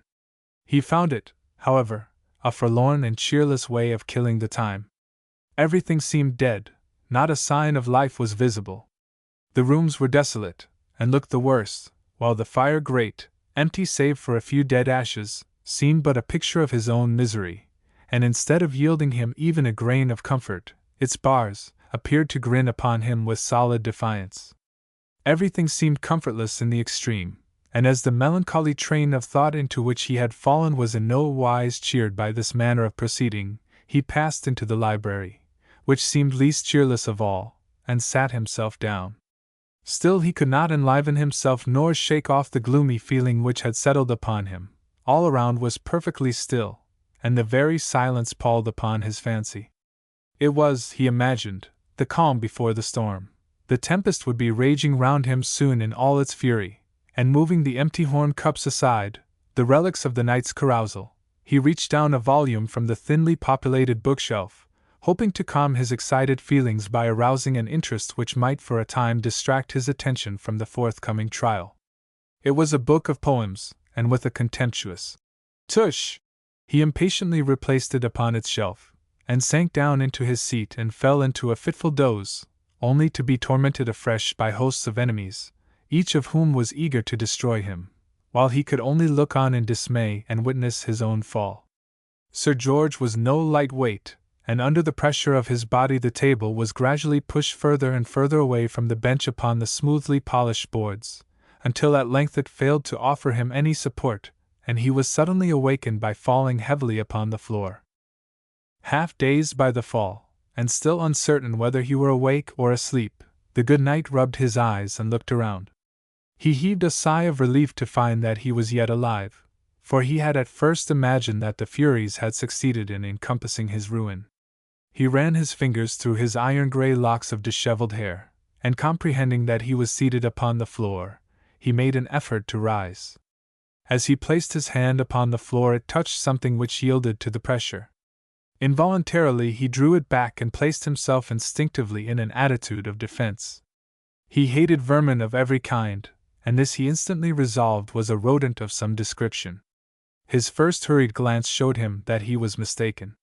It was but an innocent roll of paper, and laughing at his fears, he picked it up, and placing it upon the table, regained his seat. He turned it over, but there was no superscription on its exterior to offer any clue as to its owner, and taking it with him to the window, he pushed the lattice open and removed the shutter. The dial pointed to 6, and the sun had risen. He peered closely into the roll he held in his hand, and pressing the packet slightly open, he slowly deciphered the writing. It was that of a lawyer. The first word he encountered was his own name, and brushing all scruples hastily aside, the Baron burst the package open, and with little compunction sat down to peruse its contents. It took the knight, who was no fluent scholar, some considerable time to read it through, and when, after the exercise of much patience, he had reached the end, the legal terms, which were so profusely employed, so baffled his simple understanding that he had decidedly failed to grasp its true intent. Of one thing, however, and only one, was he perfectly sure, and that was that he had come across the name of Mary Burden and Nathan Green several times in close connection with his own. But what heightened his surprise and added to his discomfiture was that the name of Sir Ronald Barry also appeared.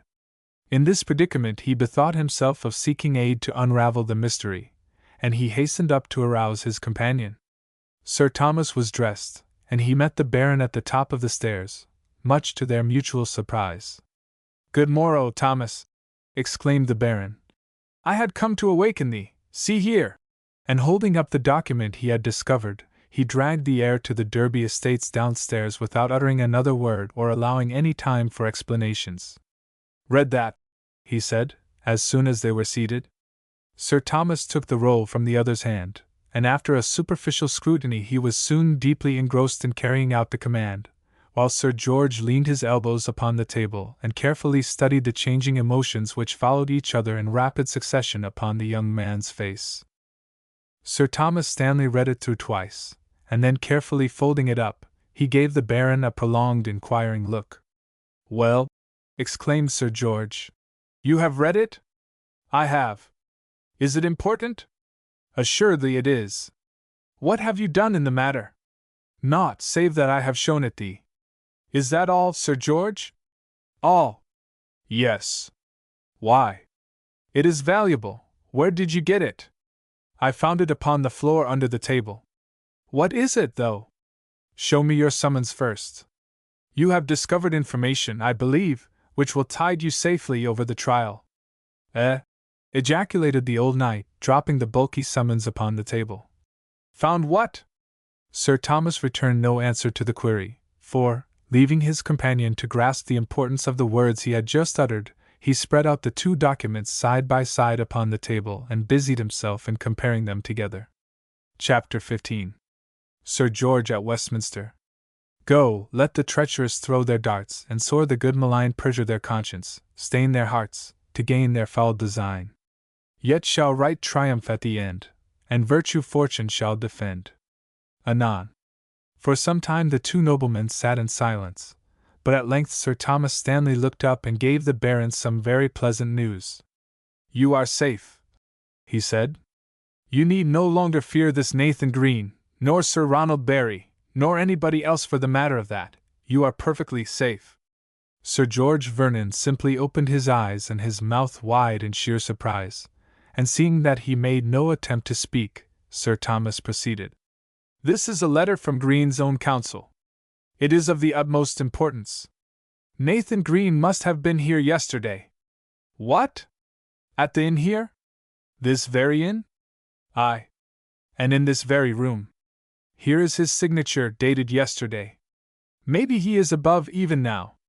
Like enough, said the Baron fiercely, and he looked as if he would like to search each separate chamber in the house there and then. Listen, said Stanley. This is what the lawyer says. I am doubtful if, after all, the prosecution will not fall through. The summons was issued by your direction against the King of the Peak, whereas it ought to have read, Sir George Vernon, Warder, who, I hear, is the agent of the Vernon family, will surely recognize this, and if the Baron refuses to answer the title contained in the summons, then our case will fall to the ground. We must hope for the best, as we can do no more. It is too late to rectify the error now. Here, said Sir Thomas, looking up. The counsellor stops, but our friend Green has added a few notes of his own, evidently directions to some of his friends. Go on, then, commanded Sir George impetuously. We must get Warder out of the way till the trial is over, he writes. The ostler here, who brings this message to thee, is in our confidence, and may be trusted. Meet as arranged tonight. If we fail at the trial, we will have our revenge elsewhere. I am in danger, and may not meet you yet, but follow Sir Ronald, and he will reward you. He stopped reading, for while they had been thus together the household had become astir, and it was evident that someone was about to enter the room in which they were seated. His conjecture was right, for barely had he paused ere the door was pushed open, and the ostler stepped quickly in, startled indeed to find the library already occupied. He started to retire, but the Baron called him back. Come hither, sirrah, he cried, regardless of his friend's wiser counsel to desist. Hugh unwillingly returned. Do you know that? Sir George exclaimed, holding up the packet he had discovered. Hugh had come purposely to seek it, but deeming it unwise to admit the fact, he boldly answered in the negative. That will do, said the younger knight quietly. You can depart. Again he started to go, but again Sir George called him back. Read it, he said peremptorily, and he thrust the parchment into the ostler's hands. I cannot read, he replied, but suddenly bethinking himself that he was implicated by the written evidence, he quickly changed his mind, and eagerly snatching the document from the Baron, he hastened out of the room and turned the lock sharply upon the wonder-stricken knights. No time was to be lost. Hugh knew their knocking would soon be heard, and that before long they would be released, when there would be hue and cry after him. So, rapidly catching up a few of his own things, and he had few of his own handy enough to take, and adding a few convenient valuables belonging to his master to pay for his services, he quickly passed out of the house and sped on his way to join the confederates of Edmund Wynne. Edmund, too, had passed a sleepless night. At first he had attempted to burst his chains asunder, but soon realizing the utter uselessness of such conduct, and being also covered with bruises, he desisted and passed the next hour in calling out for relief. No relief came. Only the mice and the insects heard his cries, and the former, frighted, sought seclusion in their holes, leaving the latter to survey in silent surprise the newcomer who had intruded upon their privacy. Wearied out, he gave over shouting at last, and lay upon the floor of his damp cell, tossing uneasily about from side to side. The sun set, the dark night came and went, the morning sun arose, and yet he knew it not. It was too dark for him to see anything, for even no ray of light found its way inside to gladden the heart of the prisoner. He was altogether shut off from the world. He was, for the time being, to all intents and purposes, buried alive. At length, after a night of abject misery, which seemed as if it never would end, he heard the key turn in the lock, and in another moment the jailer entered. He fastened Edmund's hands securely behind his back, and unlocking the fetters he bade him follow him to the court. The landlord of the Cock Tavern was already there, much enraged at the loss of his property and the conduct of his servant, which he laid to the charge of the prisoner. In a very short space of time Edmund Wynne was convicted as a vagabond, and he listened akin to relief as the judge sentenced him to be kept in the stocks for the rest of the day and threatened him with a whipping in the pillory if he were brought before him on a second occasion. Much to the annoyance of the innkeeper, the attempt to connect the prisoner with the loss of his property and the ostler's flight entirely broke down, and disgusted with everybody and everything, the good man returned to the tavern to smile with counterfeited pleasure at his customers, and to vent his rage upon the servants who were left him.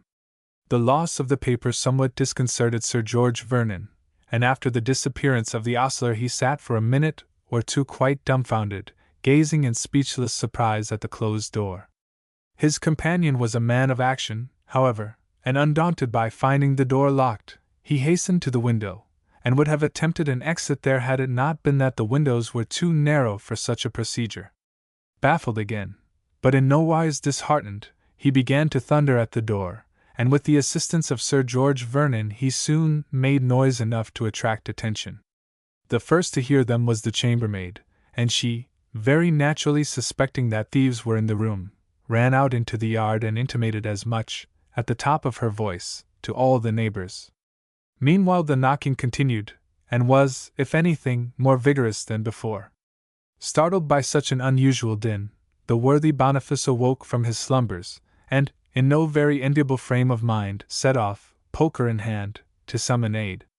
Help soon came, and armed with pokers, brooms, and pitchforks, the door was quickly broken open and the gallant company rushed in, knocking Sir George over as they entered. In the pause that followed the first rush the mistake was discovered, and the situation was explained. The landlord was profuse in his apologies, the more so as he caught the look of anger in the Baron's eye, but peace being quickly made, he rewarded his followers and sallied out to discover the whereabouts of his delinquent servant, breathing out dire threatenings against him. He searched in vain, and after a thorough examination, returned in ill mood to partake of the first meal of the day, and to discover the extent of his losses ere he proceeded to appear against the unfortunate Edmund Wynne. As the Baron and Sir Thomas rode together to Westminster a few hours later, it was with spirits considerably higher than they could have expected 24 hours earlier. Sir George had resumed his haughty bearing, but he was, in truth, though he would never have confessed it, more than a trifle nervous. At last the great Justice Hall was reached, and with a parting injunction not to answer to the challenge, Sir Thomas separated from him, passing in by one door while the Baron entered by another.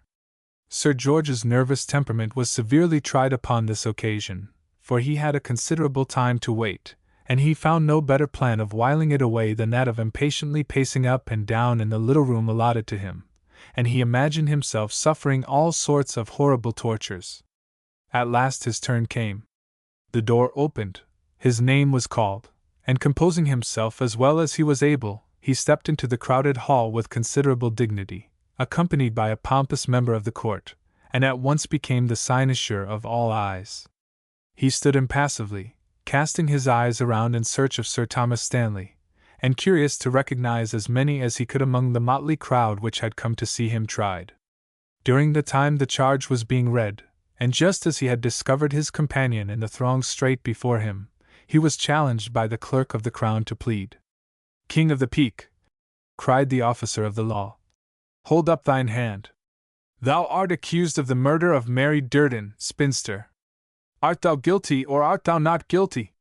Instinctively he held up his hand as directed, and in a bold and fearless voice which echoed along the passages answered, "Not guilty." As soon as he had uttered the words he remembered that he had done wrong, but it was too late to recall it now, and filled with no pleasant forebodings by learning that the one who had just stepped out of the place in which he had stood had been committed to the Tower, he watched the swearing-in of the jury with stolid indifference. It was soon evident that something was wrong somewhere. The minions of the court rushed hither and thither in the utmost haste. Messages passed from the judge to the clerks who sat at the table below, and by the fact leaked out that neither the prosecutor nor the witnesses were in attendance. "Nathan Green," called the clerk. "Stand forth." There was no answer. "Nathan Green," he repeated in a louder voice. "Come forward and accuse this man." The cry was taken up both inside the hall and without, but still no Nathan Green appeared, nor was he likely to, for at that time he was sitting securely in the stocks, the sport of every passer-by, and the delight of some little mischievous urchins, who were amusing themselves by pulling his hair and sprinkling him with dirty water, while he was powerless to defend himself in any way. "Nathan Green," exclaimed the judge in tones of awful dignity, "you are called upon to support the charge of murder against the King of the Peak, a charge made by yourself. This is the last time thou wilt be summoned to answer, and unless you now appear, or afterwards show good, full, and sufficient cause for thine absence, the law shall turn its course on thee."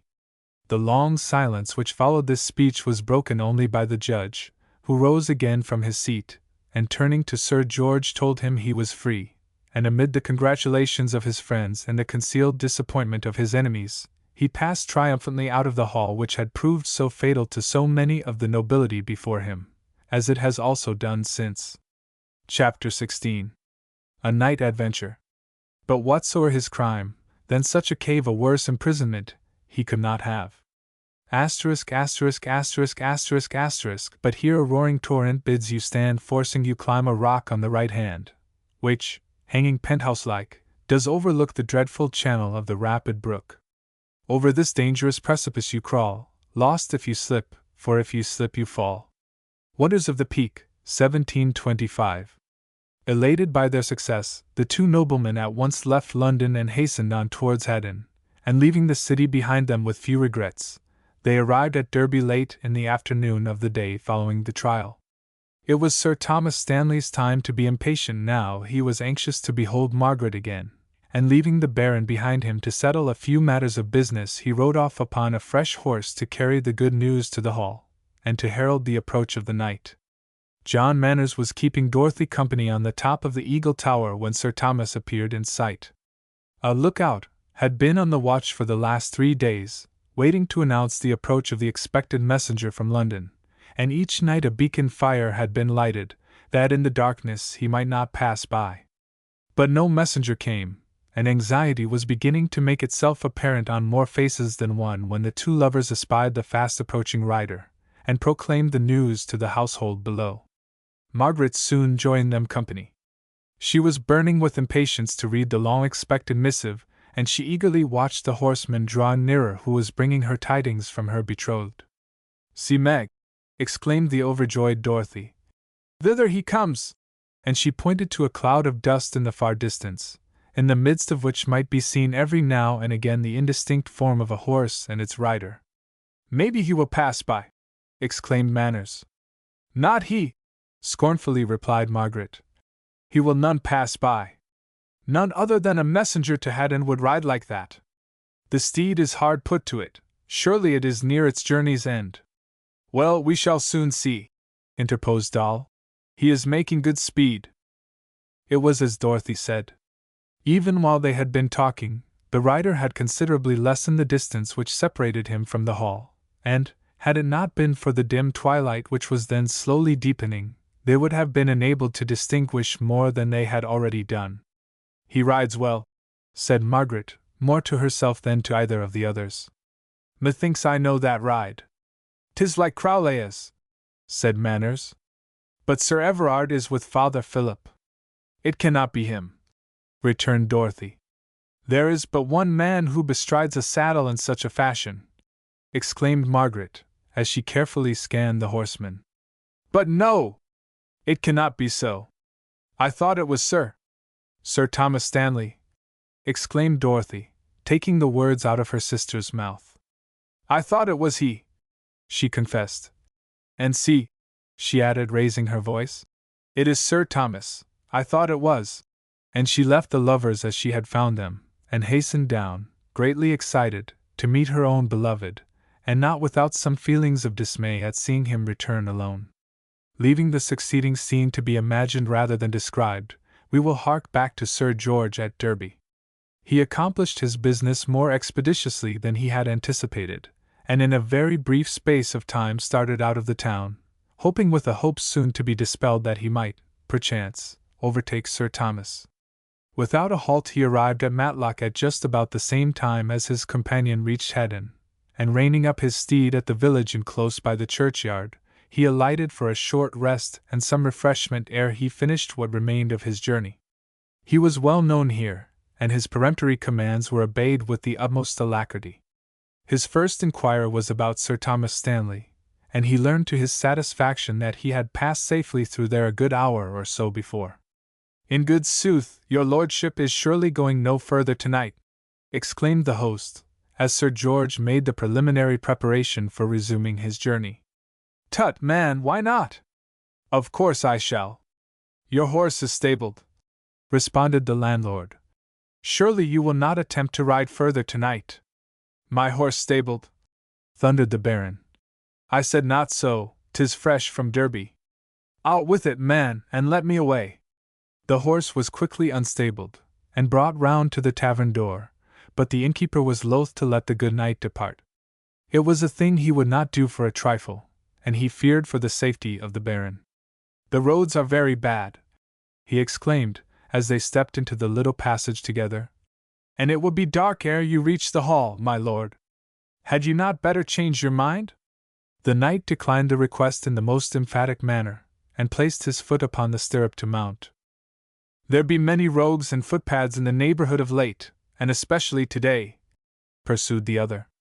"I have had as ill-looking a crew in my house today as I ever clapped eyes upon.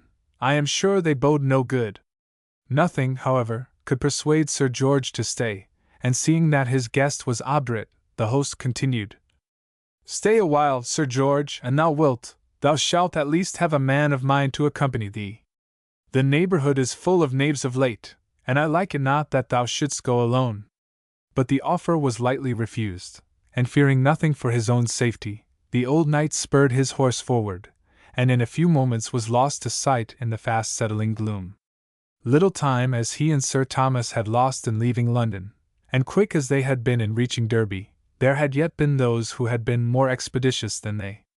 Upon the receipt of the unwelcome news which the ostler had brought to them, Edmund Wynne's confederates at once departed from the city, and under the leadership of Sir Ronald Barry hastened on, with few rests, to the wilds of Derbyshire, to perform the deed, still enshrouded in mystery, which they had been hired, if necessary, to perform.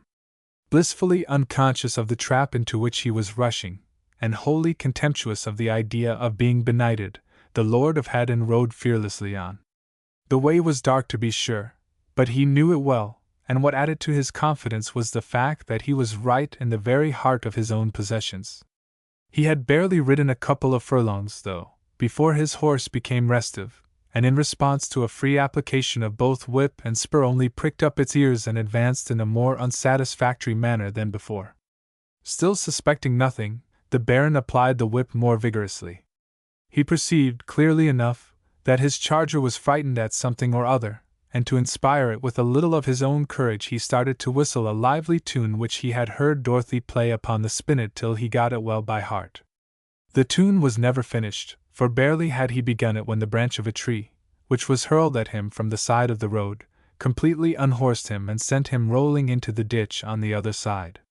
Before he could rise or place himself in any posture of defense he was roughly seized, and in spite of his struggles was carried away as helpless as a child, whilst to aggravate his position his eyes were tightly blindfolded. "What does this mean?" he shouted out in desperation, but no one deigned to answer. "I am Sir George Vernon," he added stoutly, but if he had thought that this was information, or that his captors would be inclined to quake before this declaration of his rank and person, he was sorely mistaken, and the brief answer they returned soon convinced him on the point. "We know it," they laughed. "We are no fools." "Nathan Green," he passionately shouted, "you shall rue this day." He no longer wondered now at the non-appearance of his adversary. He felt confident that the recreant smith was there, and the thought of being thus within his power goaded him into a frenzy of passion. "Thou shalt live to rue this bitterly," he repeated, but before he could say anything further his mouth was filled with grass, and in spite of his attempts to speak he could no longer succeed in making himself heard. How far he was being carried he knew not, nor yet did he know the way, and beyond making a few desultory attempts to disengage his nether limbs from the vice-like grasp in which they were enclosed, the Baron made no further attempts to free himself. It was quite dark before they stopped, and when his bandages were taken off he had only sufficient time to discover that they had halted at the mouth of a cave before his captors seized hold of his person and unceremoniously pushed him in, sending, after a brief consultation, one of their number after him to see that he made no effort to escape. "Where is Nathan Green?" inquired the outraged nobleman, as soon as he found himself at liberty. "I want to see him." "Happen you do," replied his keeper, who was none other than the ostler. "Then, maybe, you will find him at London. You were near enough to him in the stable loft. Maybe he is out of the stocks again now." "Don't talk with him," commanded an imperious voice from the exterior, "or he will be taking you unawares." The order was literally complied with, and to all his queries thenceforward the Baron could gain no reply.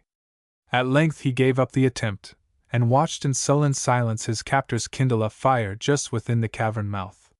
He meditated a dash out, but the venture seemed to promise little hope, and seeing, after a time, that the man had fallen asleep, he proceeded to explore his prison. It was a long cave, and there were many fissures and passages branching out on either side, but he found to his intense disgust that instead of leading out into the open they all terminated after a few yards in a solid wall of rock. Nothing daunted by his successive disappointments, the Lord of Haddon carefully wound his way round the circuitous cavern path.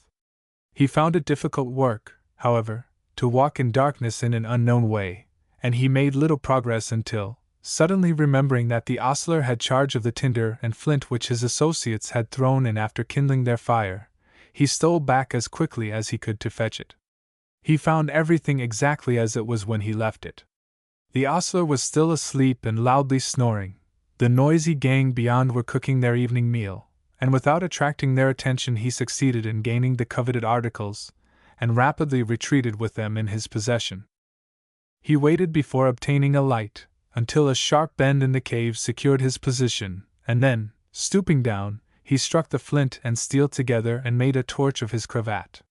He was now able to hasten forward, and fearful lest his torch should burn away ere he had effected his escape, he pushed quickly on, and soon reached the farthest end.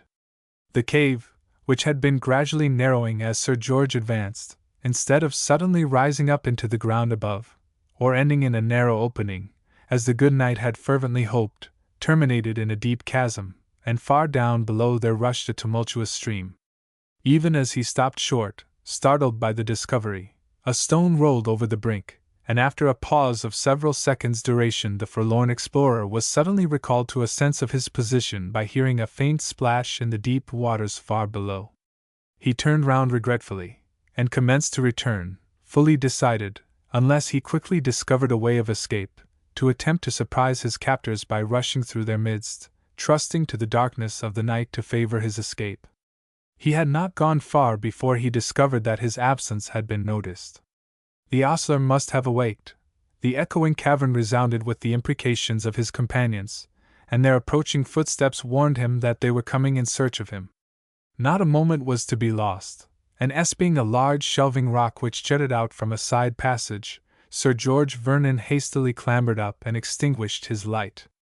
The mass of rock upon which he had taken refuge was fairly flat, and he was able to maintain his position upon it. But he soon discovered that it would not be big enough to screen him from view were the searchers to look in that direction. It was too late to think of moving now, for his pursuers were close at hand. He could even distinguish the reflection of their torches. There was only one course open for him, and that was to endeavor to squeeze through the narrow fissure at the end of the ledge on which he lay. A squeeze and a cut or two, a tug and a stifled groan, another squeeze more violent by far than the former one, and the portly Baron rolled panting through the jagged briar-covered little crevice, just as the light of the searchers illuminated the place from which he had only a moment before released himself. Some painful moments elapsed ere he stopped rolling, and then it was not until he found himself entangled in the strong but friendly embrace of one of the tough blackberry bushes which were growing in profusion, and still continued to do so, on the hillsides of Derbyshire. He had, in fact, found out a way of escape just as he had abandoned all hope of doing so, and carefully extricating himself from his uncomfortable position, he pursued his way by Masson's shadowy heights, boiling over with rage against his ruffianly captors, and made the best of his way to the nearest inn to secure a horse to carry him home. Chapter 17. A Dale Abbey Hermit. Far in a wild, unknown to public view, from youth to age, a reverend hermit grew, the moss his bed, the cave his humble cell, his food the fruits, his drink the crystal well. Remote from man, with God he passed his days, prayer all his business, all his pleasure praise. Parnell. Sir George's first care upon his arrival at Haddon was to send off a number of his retainers to capture, if possible, the gang which had entrapped him, but after searching for nearly a couple of days they were obliged to return and communicate their failure to their lord. The villains had all made off and left not a clue behind them. His next care was to calm the overwrought feelings of Lady Maud and his daughters, to whom the suspense of the last few hours had been painful in the extreme, and then after he had refreshed his inner man, he retired to seek that repose for which he was so well prepared. Time sped on, the days soon passed into weeks, and the lovely spring had merged into a still more lovely summer. John Manners' visit had come to a close, and he was longing for an invitation for another visit and seeking to find some decent excuse for becoming a self-invited guest. At last, much to his relief, he received the long-wished-for invitation. He and Crowley were invited together to one of the numerous feasts of Haddon's hospitable hall, and de la Zook, whose wounds were now fast healing, was wishful that a reconciliation should take place between them, and professed himself even anxious to make some advances towards his late adversary. Without loss of time the two guests sped on their way at the appointed time, and were amongst the very first of the visitors. Disappointment, however, awaited them. Father Philip was dying. The Derby leech had done his best to restore the injured man, and although he had succeeded in prolonging the patient's life for a little while, all his efforts to save the unfortunate confessor failed, and seeing the father suddenly begin to sink, he had, the night before John Manners arrived, given up all hope of saving his life, and announced that the end was nigh at hand. Under these circumstances mounted messengers were at once dispatched to inform the invited guests that it had been found necessary to postpone the feast, and asking them to defer their visit until they should hear again from Haddon. This, in almost every other instance, had succeeded in staying the visitors, but Manners and Crowley had started at the break of day, and were well on their way before the messenger had found his way to stop them. A little maneuvering on Dorothy's part gained, to Margaret's qualified delight, an invitation for them to stay from no less a personage than the dying man himself. Father Philip had taken kindly to Crowley from the first, and was grateful to him for the skill and patience he had bestowed upon him on his previous visit, and he was ready enough to accede to any request, whatever it might be, that his Dorothy, his beloved Dorothy, thought well to ask. Not a brother of the cloth could be found to take the father's place, and this loss proved exceedingly awkward to all at Haddon at this juncture. The Reformation had come in with so much vigor, the enactments against the Roman Catholics were so stringent, that not even another priest could be found to shrive him. The pendulum of fortune had indeed swung back again with a vengeance. From one extreme the religious laws had gone to the other, and so it befell that the father, to his exceeding great regret, found himself dying with never a minister of his own persuasion near at hand. Crowley again came to his relief. He had a friend, a staunch Catholic who had been expelled from Oxford University soon after Elizabeth's accession on account of his strong religious views. He had turned monk, and during the recent pitiless times, it had frequently fallen to Sir Everard's lot to befriend him. He was at this time in hiding at no great distance from Crowley's estate, and the latter had sufficient confidence in his friend's willingness to come to promise Sir George Vernon that he would fetch him. The offer was gladly accepted. Without any delay the two best horses in the stable were saddled, and within a very short space of time both horses and rider were well started on their way towards the southwestern boundary of the shire. Nicholas Barry had for 2 years lived the life of a hermit. In his seclusion he had become happy, and though the reverence was denied him which the early hermits had accustomed themselves to receive, yet he was at least unmolested, and thanks to Sir Everard, who ever assisted him in time of need, he was never left to want for the few necessaries of life that he required. Sir Everard Crowley rode hard all the morning, and stopping on his errand but once, to partake of a light meal, he arrived at the abode of his friend as the twilight put forth its gentle mask of gloom. Deepdale was an attractive spot, but it was not the natural beauty of the scene which had first attracted the eyes of Nicholas Barry so much as the facilities it offered for his purpose. Centuries before a pious Derby baker had retired to the selfsame spot, and besides this hallowed memory there was the still more substantial cell to hand which the saintly old recluse had left behind him. This, cut out of the solid rock, and situated at the summit of a deep declivity, was overgrown by a curtain of ivy, which not only screened its tenant from the wintry winds, but also hid his retreat from the gaze of the innocent passer-by. The abbey, hard by, had been dismantled before Nicholas knew it, but it was a source of gratification to him to be so near so sacred a building, and at eventide he would wander fondly about its walls and murmur his vespers to himself. Sir Everard paused before entering upon the solitude of his friend, and would fain have rested his weary limbs on the mossy banks of the slope, but remembering how nearly Father Philip was to death he overruled his feelings, and brushing through the ivy covering of the doorway, he entered quietly into the sanctum of the hermit. Nicholas was evidently deeply engaged in his devotions, for he was kneeling before the little altar of his cell, and catching somewhat of the spirit of reverence, Everard paused upon the threshold, loath to penetrate any further.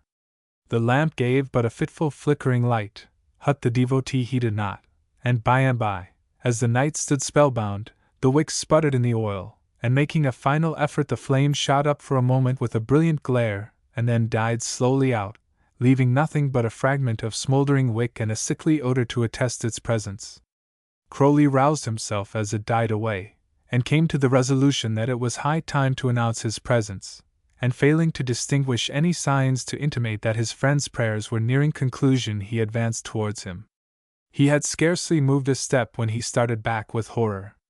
There was little enough light entered within this solitary abode, but yet there was quite enough to enable him to see curled up together upon a bed of leaves a number of snakes of different kinds. His first impulse was to rush out and escape, but bethinking himself of the defenseless position of his friend, he picked up a huge stone and let it fall upon them. Still Nicholas did not stir, and heedless of the badger, which fiercely showed its teeth and looked as if it meditated an attack upon him, Sir Everard strode softly up to his friend's side and tapped him lightly on the shoulder. "Nicholas!" he exclaimed. Nicholas returned no answer, and his friend stood dumbfounded. Surely that pale face and that emaciated form could not belong to the once sturdy companion, and he noticed that the eyes were closed, or else, and he trembled at the bare idea, Nicholas Barry must be dead. He put out his hand and shook it gently, and he was speedily rewarded by seeing his friend open his eyes. "Lie still, Leo!" he commanded, addressing the badger. The faithful animal, which had regarded the intruder with marked disfavor, rolled itself up again in obedience to the command, and remained in the corner watching the night with glistening eyes. "Nicholas!" repeated Crowley, for he had not yet been noticed. Nicholas turned slowly round, as if his ears had not deceived him, but on seeing his friend and benefactor standing by his side, his face lighted up with pleasure, and he quickly arose. "My good friend, Everard!" he exclaimed, as he warmly shook the proffered hand. "Thou art indeed a stranger here." I have a mission to thee," he replied. "A mission?" the hermit echoed. "Art thou, then, the bearer of ill tidings to me? Is my safety jeopardized, or what? Tell me, Everard, let me know it all. I have done no man evil that I would have, unless in these evil days it be wrong to visit the sick and the afflicted, but I am ready for aught, even though it were instant death." "Nay, Nicholas," returned his friend, "thou art in a gloomy strain. I am a messenger of peace. I bear good tidings to thee, not ill news. Thou must away with me at once. I cannot go, but see! My lamp is out. I must light it again. You see how indifferent I am. he apologetically exclaimed. I even fall asleep over my prayers. Ha! I perceive thou art overweary. Take my advice for the once, and do not rise so soon, nor pray so long. Ah, Everard, 'tis not that, replied the holy man. I have not been to my poor couch since yester morning. I have been praying through the night for the speedy restoration of our holy church. And see, whilst thou hast been sleeping I have saved thy life, interjected Everard. But I must tell thee on my journey. I would have thee accompany me back to Haddon. My poor pets, exclaimed the hermit sorrowfully, as he lifted up the stone. They are all killed. 'Tis a case of death, I fear, pursued Crowley, referring to the father's illness. I fear it is, replied the other, looking ruefully at his dead pets. Thou hast killed my companions, Everard. Ugh! Pretty companions, I trow, said the knight scornfully. But we must hasten. I will acquaint thee with the whys and wherefores as we go. Nay, never mind the lamp, thou canst say adieu to that. Our horses are tethered to a tree below, and thou must shrive a friend who is at death's door, a priest. I have ridden throughout the livelong day to fetch thee. Art thou ready now? What, so soon? This is sudden indeed. Ay, man, so soon. Death tarries for no man, and, beshrew me, it will not tarry for us either. I must take Leo then. Very well, pick him up, but let us be off, I pray. This is too sudden, Everard, indeed it is. I have many sick to visit, and I would fain go to the monastery just once again, to bid. There must be no buts about it, Nicholas, returned his friend quickly. The father is dying, and the Baron expects you. Give me but an hour, then I will go with thee. 'Tis sad to break away from a spot hallowed by so many sacred memories, and at so short warning, too. I am loath to go, Everard, even now. There is no other spot on earth like this to me. 'Tis a cold and cheerless home, truly, exclaimed the knight, sympathetically. And I will find thee a far better one, Nicholas. See, I will give thee half an hour, and then you must bid adieu to this place, or I must return alone and leave thee. Nicholas submitted to the decision of his friend, and in less than the stipulated time they had both turned their backs upon the hospitable shelter which had been a home to the monk when every door seemed shut against him, and were on their way to Haddon. Chapter 18. The Chamber of Death. Child, if it were thine error or thy crime, I care no longer, being all unblessed. Wed whom thou wilt, but I am sick of time, and I desire to rest. Tennyson. Haddon Hall was sighted by the two travelers just before midday, and long before they reached it Manners had been dispatched in great haste to hasten them forward with the news that the poor father was almost at his last gasp. They needed not the urging, for they had ridden hard, almost without a rest, and not only was Nicholas thoroughly wearied out by the unusual exertion of riding, but the horses were sorely jaded too. In a few minutes they all three rode up to the doorway together, and leaving their steeds to Manners, Sir Everard Crowley took the priest to the sick man's chamber. Father Philip was reclining upon the well-cushioned couch when they entered. His eyes were closed, but he was not asleep. He had not enjoyed the luxury of a sleep for days past, and the haggard expression of his face, and the twitching muscles of his body, foretold only too truly that the end of the father was not very far away. The sick man knew it, and was willing to escape from his agony as soon as he had received the proper consolation and preparation of his religion. His only fear was that he would not linger long enough to receive it, but that he might his lips were even then moving in prayer. Dorothy was sitting by his bedside, and as Nicholas Barry stepped gently forward she silently arose, and, with a heart too full to permit her to speak, she offered him her hand as a token of welcome, and led him up to the chair upon which she had just been sitting. Her courtesy was acknowledged by a most profound bow, but, refusing the seat she proffered him, Nicholas reached another for himself and sat down upon it by the side of the maiden. It was a long time since Nicholas had witnessed so much magnificence gathered together in one room, and tired by his long ride and soothed by the grateful odor of the incense which filled the room, and also struck by a feeling of reverential awe by the solemnity of the whole scene, which readily appealed to his religious instincts. He remembered nothing of what had just transpired, but leaned his head upon his hand and fell into a reverie. such as he had allowed himself to indulge in when alone in his solitary Deepdale cell. "He is not asleep," said Dorothy, stretching forward and laying her hand upon his arm. "He has been waiting long for thee." Her voice startled Nicholas, who had become sublimely unconscious of his surroundings, and incoherently murmuring some remark, maybe the conclusion of one of his prayers, he turned round and fixed his gaze upon the form of the dying man. "Reverend Father," he exclaimed in a subdued and quiet voice, "I am here to aid thee." Father Philip turned himself round with difficulty and faced the speaker. "Dorothy," he called. "I am here, Father," she replied. "I have never left thee." "Take it away from my eyes, child," he commanded. Father Philip never called her child except on rare occasions when her conduct displeased him, and she would have felt hurt at the appellation now had it not been for the unusual circumstances of the case. She looked inquiringly at him to fathom his meaning, but, seeing nothing to remove, she would have asked him what it was he meant, had he not interrupted her. "Take it away, Dorothy," he repeated. "I cannot see." "Poor brother!" exclaimed Nicholas, noticing the discomfiture.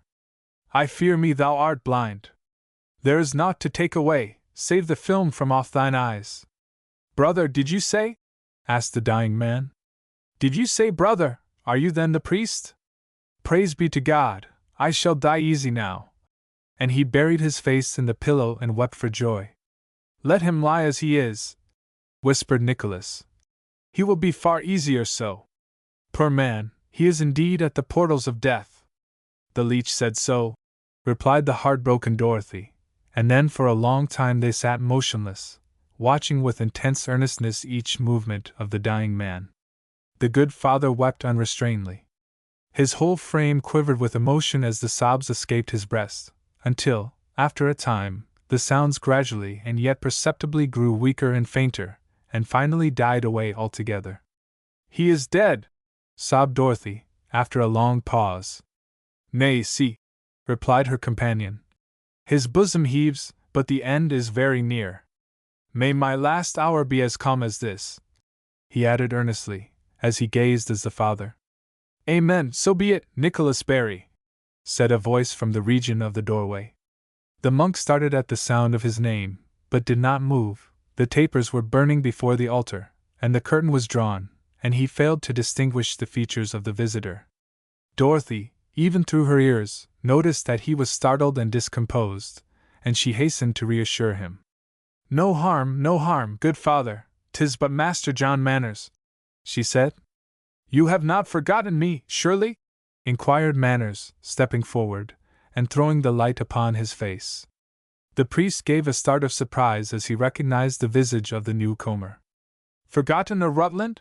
he exclaimed. "No, never! Right glad am I to meet with thee again, but hush! This is the chamber of death. I will see thee afterwards. The father moves, see." Father Philip endeavored to turn himself over, but he was too weak to succeed, and he fell back exhausted. "Oh dear!" he groaned. "I am a sinful man." "So are we all, brother," returned Nicholas. "The best of us are very sinful." "Dorothy!" Doll stood up and leaned over the bed. "Give me your hand, my daughter." She placed her hands between the thin hands which the father held out feebly to her, while the hot tears trickled down her face and fell in rapid succession upon the quilted coverlid beneath. "Will you kiss me, Doll?" he asked. "I shall never ask aught of thee again. Tell the Baron," he slowly continued, addressing the priest now. "Tell him that I blessed her and told her yes." Dorothy bent down thoroughly heartbroken, and kissed the marble-like forehead, dropping as she did a shower of tears upon his face. "What is that, the holy water?" he asked, placing his finger upon one of the drops. "I could not help it, father," she sobbed aloud. "Indeed I could not. They are tears, but I will wipe them off. God bless thee, Doll, thou hast a tender heart. Nay, leave them on, I beseech thee, they shall be thy last gift to the old man. I will take them with me into my grave." He paused, but Dorothy could not speak. She covered her face with her hands and wept on. "May the blessed Virgin ever be your friend," he continued, resting his hand upon her head. And may the saints protect thee. I have naught to give thee, doll, but thou shalt have my blessing. God bless thee, doll, God bless thee and thy lover. And he sank back upon the bed completely exhausted. They sat motionless by his side for some minutes, only Dorothy's sobs and the sick man's broken sighs breaking upon the silence, until at last Manners advanced, and taking the hand of his betrothed, led her unresistingly out into the garden. Nicholas sat, after their departure, until well into the night, watching by the bedside, before Father Philip opened his eyes again. Many inquirers had visited the room, but they had departed again, and though they knew it not, they had looked for the last time upon the familiar form of the confessor, ere he breathed his last. As the morrow dawned, the old man passed away, happy, inasmuch as Nicholas had afforded him the last rites of his religion. As the twilight descended, the chapel bell rung out upon the stillness of the eventide. It was the Sabbath, but amid the sorrow and the gloom which reigned around, this fact had been well nigh forgotten. The summer breeze carried the sound a long way along the dale. It had not been heard since the day of Father Philip's accident, and its sound had been sorely missed. But now it was no longer the herald of peace, nor the token of joy, for the villagers knew full well that it was tolling the knell of the departed priest, and their hearts were heavy with sorrow for the friend they knew had just passed away. The chapel was open. It was free for the once to as many as could enter, and there were few around who did not wish to show respect to the man who had surely, in one way or another, proved himself their friend.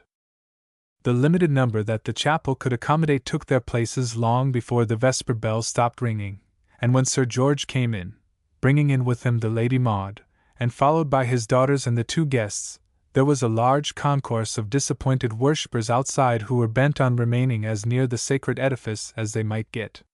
Though they were denied admittance, they would hear the solemn chant as it sounded through the open windows, and they felt that they would fall under the same sacred influence as those who were inside, and whilst these latter were favored by the hallowing influences of the sanctuary, they were compensated for this by the rustling of the leaves, which seemed to moan in sympathy with them as the wind swept gently by. Of all who mourned the loss of the father, and there were many who regretted that he was taken from their midst, none was more sincere in her grief than Dorothy, and none apparently was so little affected by the loss as Margaret. This maiden had watched the growing familiarity of the intercourse between her sister and John Manners with no friendly eyes. She had perceived that it was necessary to take action at once in the matter, and at her express command her lover was even now on a mission to his brother to secure the double alliance between the two houses of Vernon and Stanley, upon which she and Lady Vernon had set their minds. The absence of Sir Thomas had intensified her feelings in the matter, and seeing Manners leading Dorothy out of the sick man's chamber with his arm interlinked with hers, it had goaded her to such a frenzy that, regardless of the inopportunity of the time, she had proceeded straightway to Sir George and Lady Maud and had laid the matter before them in a most unfavorable light. And now, as the impressive requiem was about to be sung, a dirge full of soul-stirring reflections and sacred grandeur, Margaret's head was full of bitterness, and she failed to respond to the sympathetic sublimity of the service, or to notice its serene beauty either. To her it was nothing more than a tiresome form. Her interest was centered on Dorothy alone, and she heartily condemned herself for not arranging that Dorothy should not sit beside the esquire. It was a dreary and unpleasant time to her, and when she raised her eyes from her sister it was only impatiently to watch the deepening shades of the approaching night as they registered themselves upon the glass panes at her side. The windows gradually became more and more difficult to see through. Each time she looked it had grown a shade darker, until at length the pure glass had changed, to her unmitigated satisfaction, in hue from clear transparency to green, and from that to black. At length the service was over. She hailed its conclusion with a sigh of relief, mentally promising the new confessor but a small portion of her favor if he were always as long-winded as he had been on this occasion, and she anxiously awaited the moment when Sir George would rise from his knees and lead the way out, so that she might carry Dorothy off in safety. The time came in due course. The Baron rose. The others followed his example, and as Lady Maud, less haughty than usual, led the way out of the chapel, Margaret eagerly caught hold of her sister and led her away in silence across the courtyard and into the hall. Chapter 19. The Course of True Love. 'Twere wild to hope for her, you say. I've torn and cast those words away. Surely there's hope. For life 'tis well, love without hope's impossible. Coventry Patmore. Father Philip had lain under the sod but one sunset before the fruits of Margaret's intriguing began to make themselves apparent. It was with a secret sense of misgiving that Manners received an invitation, which he readily construed into a command, to attend the Baron in his private room, and it was with a fluttering heart that he prepared himself to meet Dorothy's father. Nor were his forebodings set at rest or in any wise lightened by the first view he got of the Baron. Sir George was pacing up and down the room, but hearing the door open he stopped suddenly, and when Manners entered he saw upon the knight's face a look which at once struck a chill to his heart. "Sit down, Manners, sit down," said the Baron curtly. He was nervous and excited, and as Manners obeyed the injunction he clearly perceived this fact, and it afforded him a little satisfaction. "You wish to see me?" he exclaimed, breaking the awkward silence which ensued after he had sat down. Yes, I did." Another long pause followed, which was painful alike to both.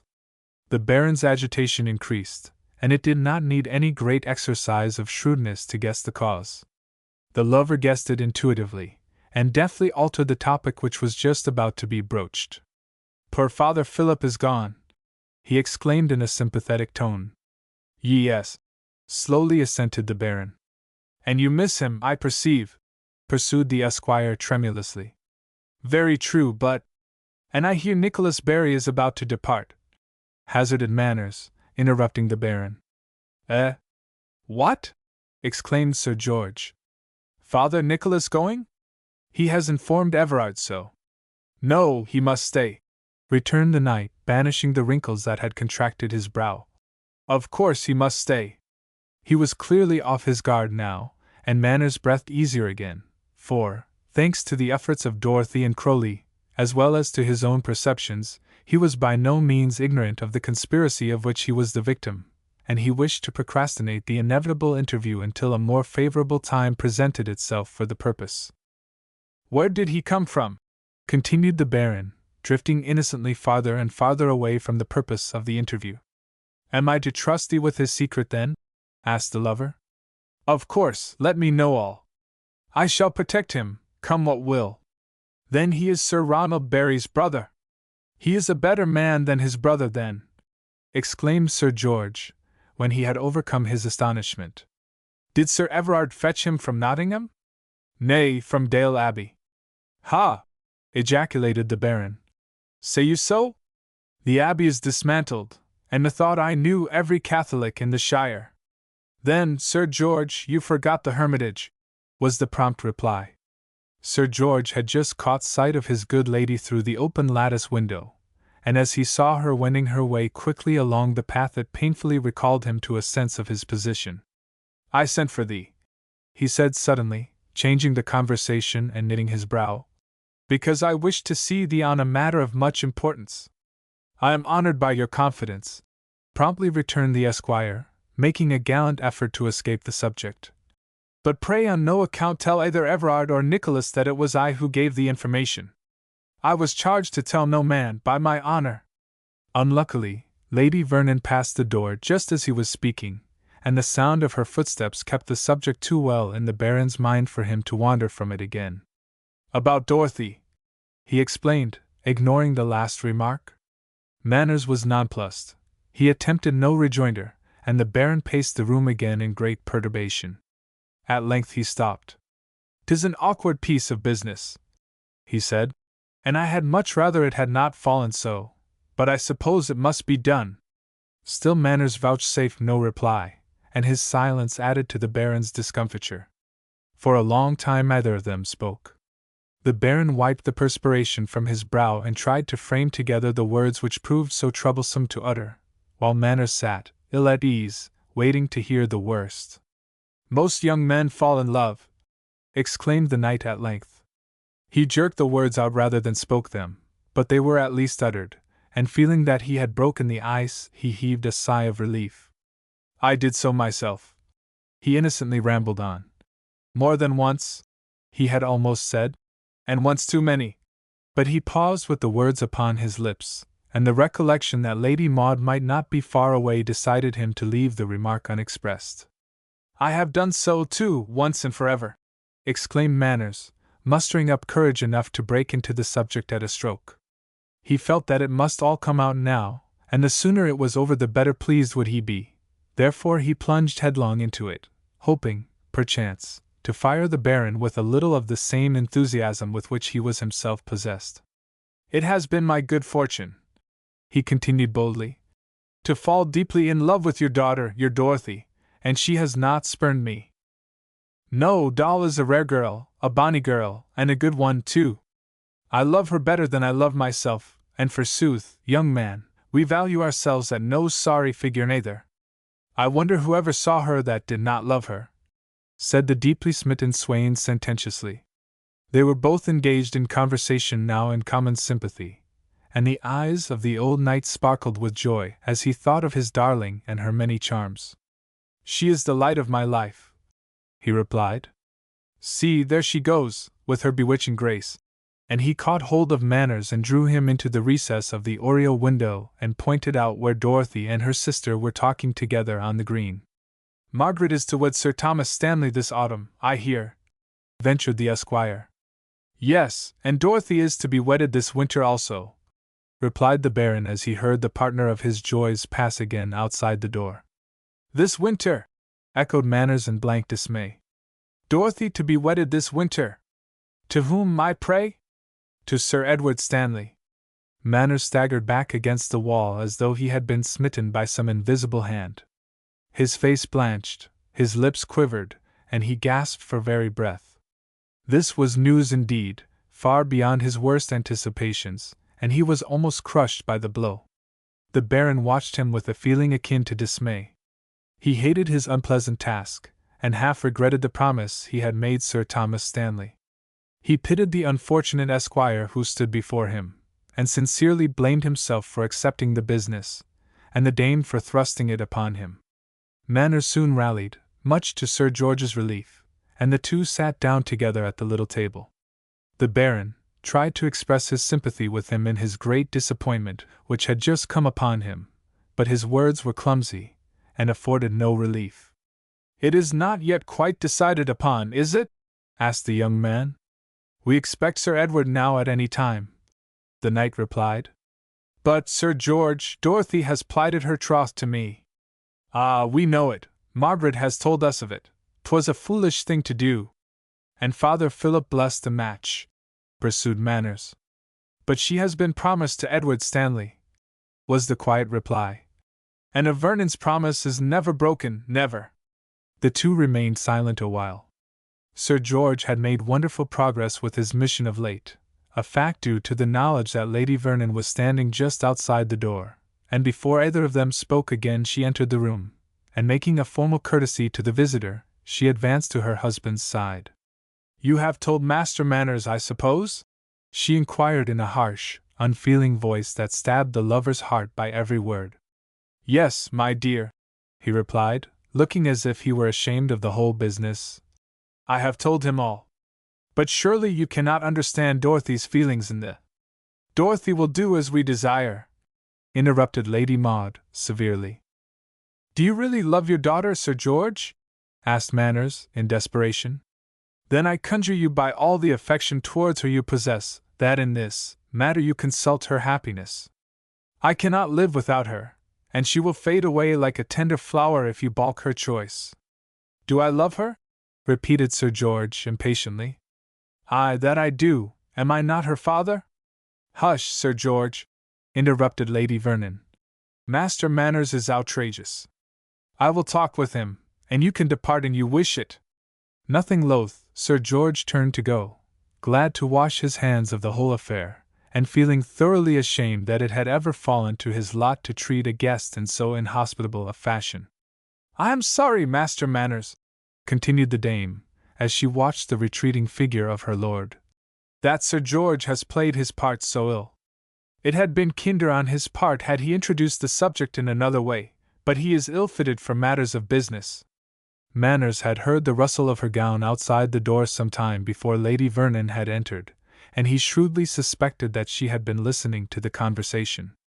The manner in which she reopened the subject at once convinced him that his conjecture was right, and knowing the integrity of the Baron, he was ready to defend him.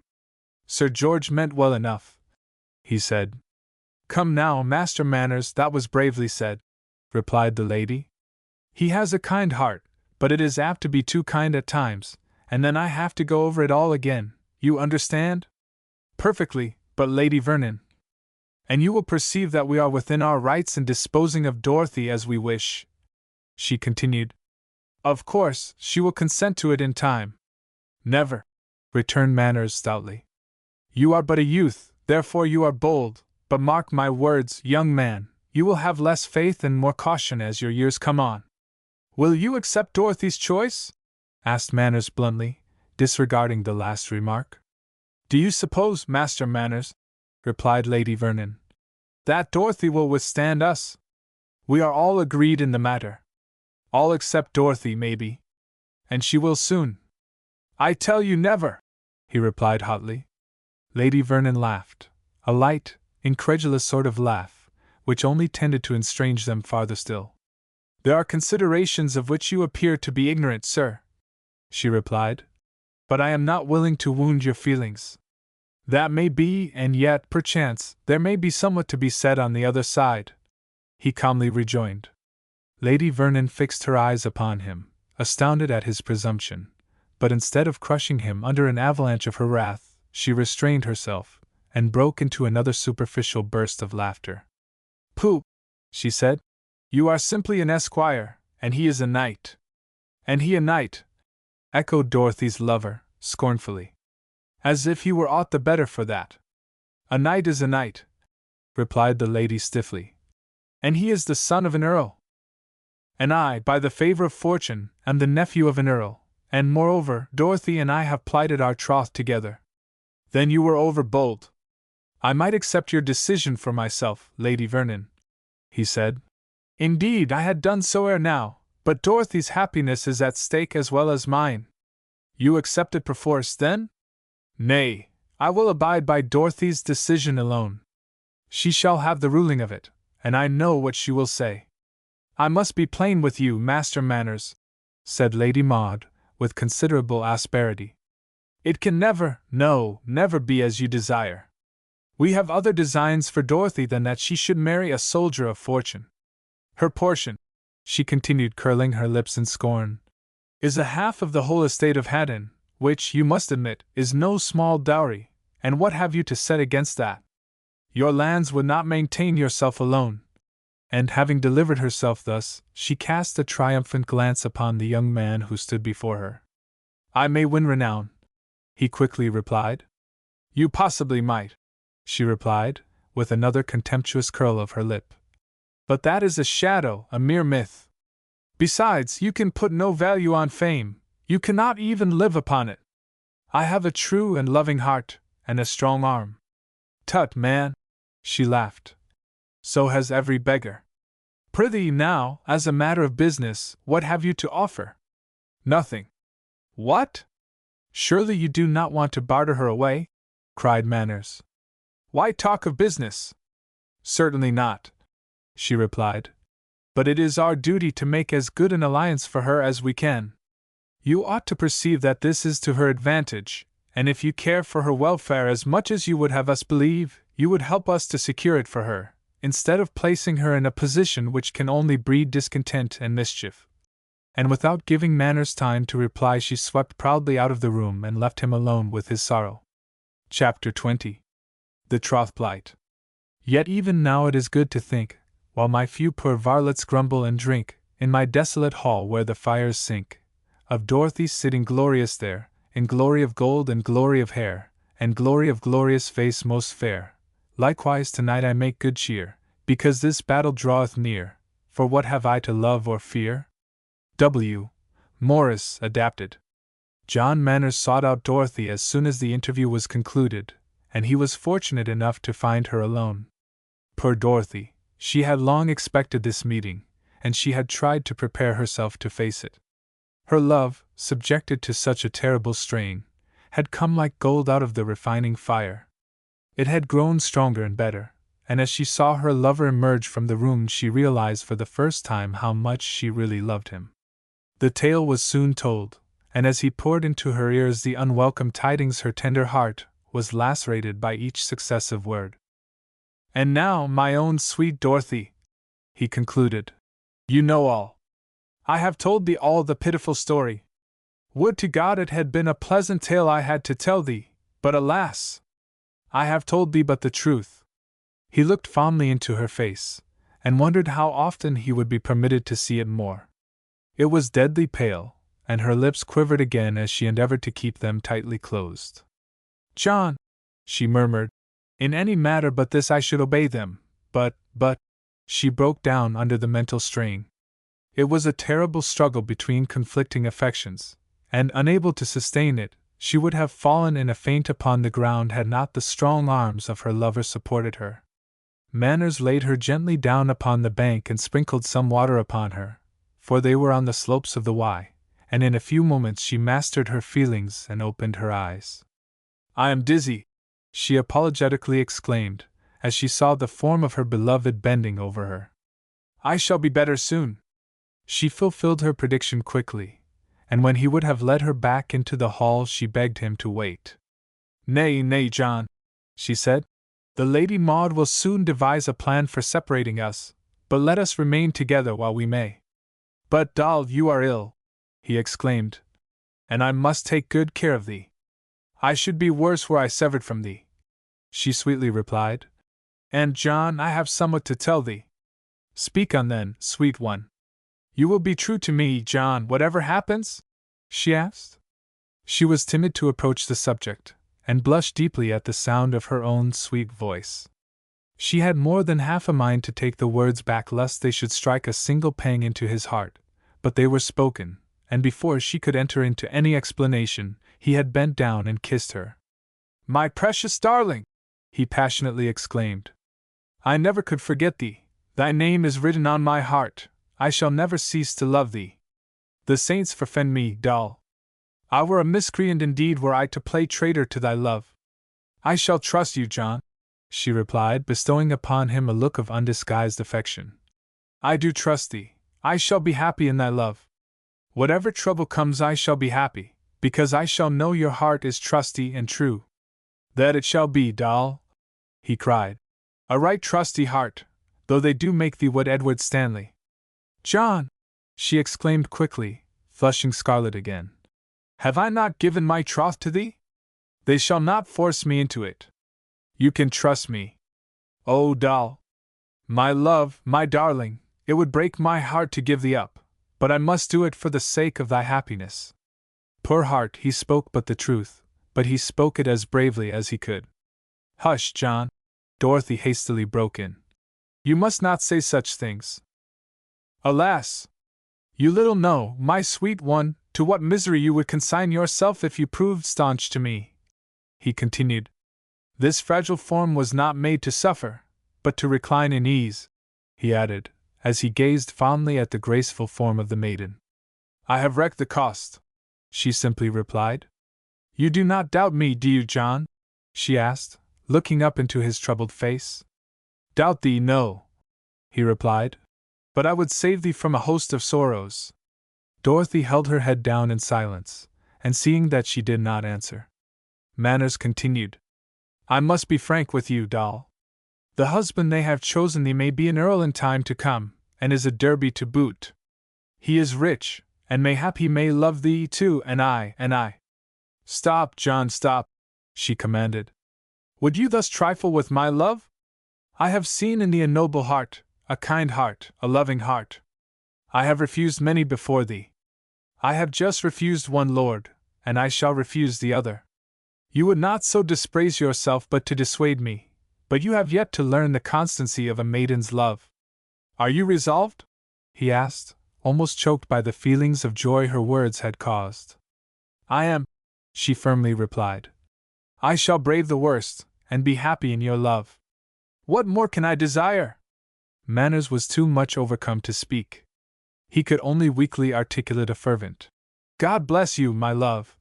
But if Dorothy had desired anything more to prove the intensity of his feelings, she would have found it had she looked to see it in his eyes. While matters had been progressing thus at Haddon, Sir Henry de Lauzun had been gradually improving in health, until by now he had found himself almost as well as he had been of yore, and he had intimated that he was fast getting ready to return to Ashby Castle. His passion for Dorothy had not abated one whit, and he was deeply mortified to find how rapidly Manners had been wooing and winning the maiden. Yet, although his suit had been rebuffed at every point, he was not discouraged. Indeed, had his other qualities equaled his perseverance, he had richly merited a full and good reward. But, unfortunately, this was his only redeeming trait, and the baseness of that motive which prompted it poisoned that very virtue too. He was neither dejected nor cast down, because he felt that he had within his power a mode of wooing the maiden which, were he but to use it, could not fail to ensure complete success. The plan had its drawbacks, to be sure, but it was the only one at his command, and even as he lay upon the sick bed, tossing in agony from side to side, he was considering whether or no he should carry it out. When he was better he determined to put it into force upon the first opportunity, but every relapse undid his resolution, and made him pay attention to his conscience, which bade him reject the idea. As a compromise he determined at last to ask Dorothy again for her hand, and he availed himself of an early opportunity of doing this. He used all his persuasive eloquence in vain. He pointed to his haggard face, and told her that a refusal would inevitably complete the work that Manners had begun, but she was firm, and seeing that nothing would shake her resolution, he resolved to put his plan into operation immediately upon his recovery. It was a deeply laid scheme, the scheme of a villain, and it revealed its author in its proper light. As he communicated his plan to his page, when the latter paid him his final visit, his face glowed with satisfaction, and he imagined the chagrin his dupes would feel when they found themselves within his power. It was necessary, in the first place, to throw Manners off his guard, and smarting under the humiliation of his defeat, de Lauzun determined that his victor should also come within the reach of his net, and, as he witnessed the growing familiarity which existed between his rival and Dorothy, he was more than ever determined to have vengeance upon him, and more jubilant at the prospect of attaining the consummation of his wish. This was the motive which caused his readiness to meet Manners as a friend. He rightly judged that Manners once put off the scent, the rest would follow his example, so he appeared to accept Dorothy's refusal with a better grace, as a thing inevitable, and once face to face again with his gallant foe, nothing could exceed the extravagance of the language he employed to convince him that he regretted the follies of the past, and to instill into his mind that he wished for the future to be counted as his friend. It is a noticeable feature about villains that they almost always overreach themselves at some point or other. In storybooks they always do, and to this characteristic de Lauzun proved no exception, for the very intensity of the words he chose, and the excessive flattery he employed, instead of gaining their object, aroused in John Manners' mind a feeling of suspicion of which he could in no wise dispossess himself. He would have communicated his fears to Dorothy, but he feared lest she should misjudge him and interpret it as an ebullition of jealousy, and there was none other except his friend Crowley in whom he could confide. Unwilling, however, to wound the susceptibilities of de Lauzun, who, after all, might have been actuated by the best of motives, he fairly met all his advances, and though he was all along mistrustful of his intentions, yet he was careful that Sir Henry should perceive no signs of it. Lady Vernon soon gave Manners a hint that his visit to Haddon might terminate at any time he chose, but although wounded in spirit by her words, he was in no great hurry to depart from Dorothy's side, and Sir George, eager to make amends for his dame's shortcomings, and ashamed that the traditional hospitality of his mansion should be so roughly contradicted while he was the Lord of Haddon, appeared most anxious to prolong the visit, and endeavored to make the enjoyment of his guest as complete as it could possibly be, the circumstances being duly considered. To the surprise of them all, de Lauzun added his request to the Baron's, declaring that he and Manners would depart together in a few days, and if his late antagonist did not offer any serious opposition to the plan, he intended to entertain him for a short time at Ashby, adding that he had already given commands that the castle should be prepared for their reception. The request was couched in such a manner that Manners could do no other than accept it, but he immediately resolved to curtail his visit into Leicestershire as much as he possibly could, and he felt that it would be a relief to him when the visit was concluded. The days swiftly passed, all too quickly for the two lovers.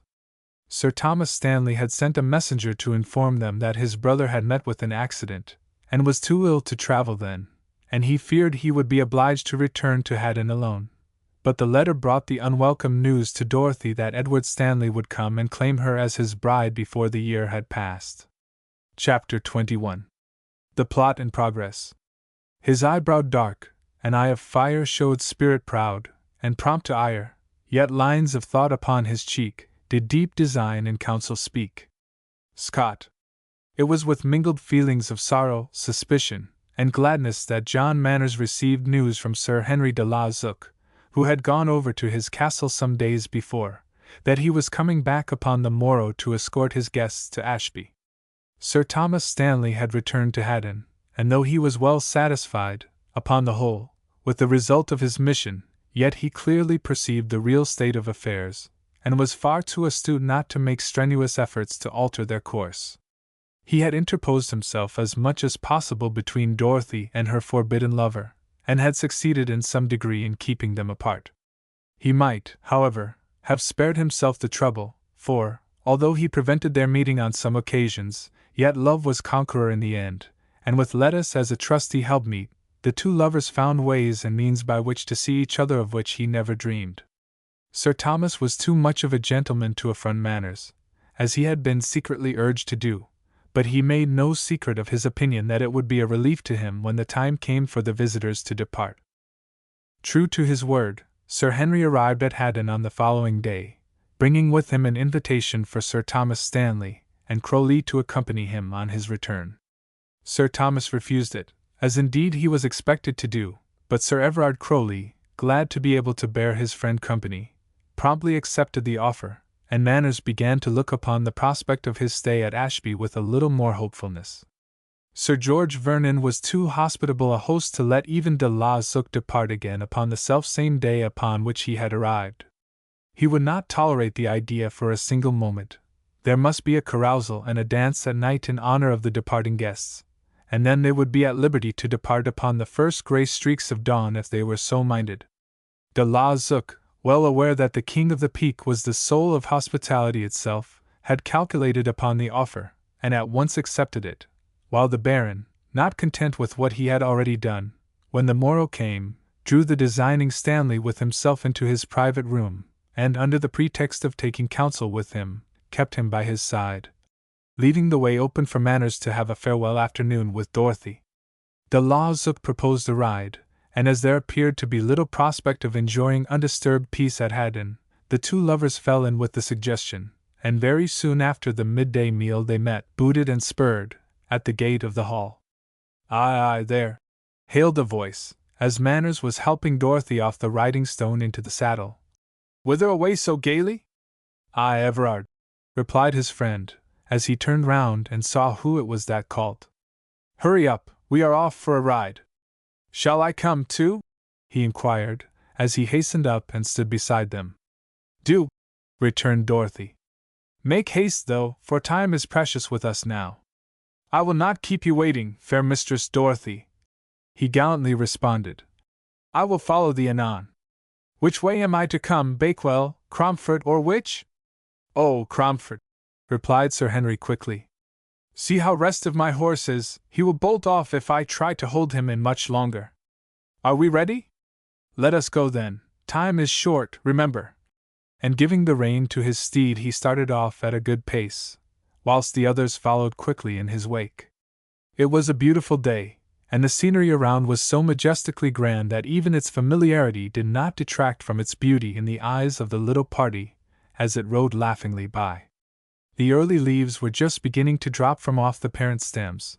The ferns and bracken, which grew in abundance on either side of the road, were just assuming their peculiar fading, golden hue, whilst the hardier leaves were just beginning to bedeck themselves in the full glory of their rich autumnal tints.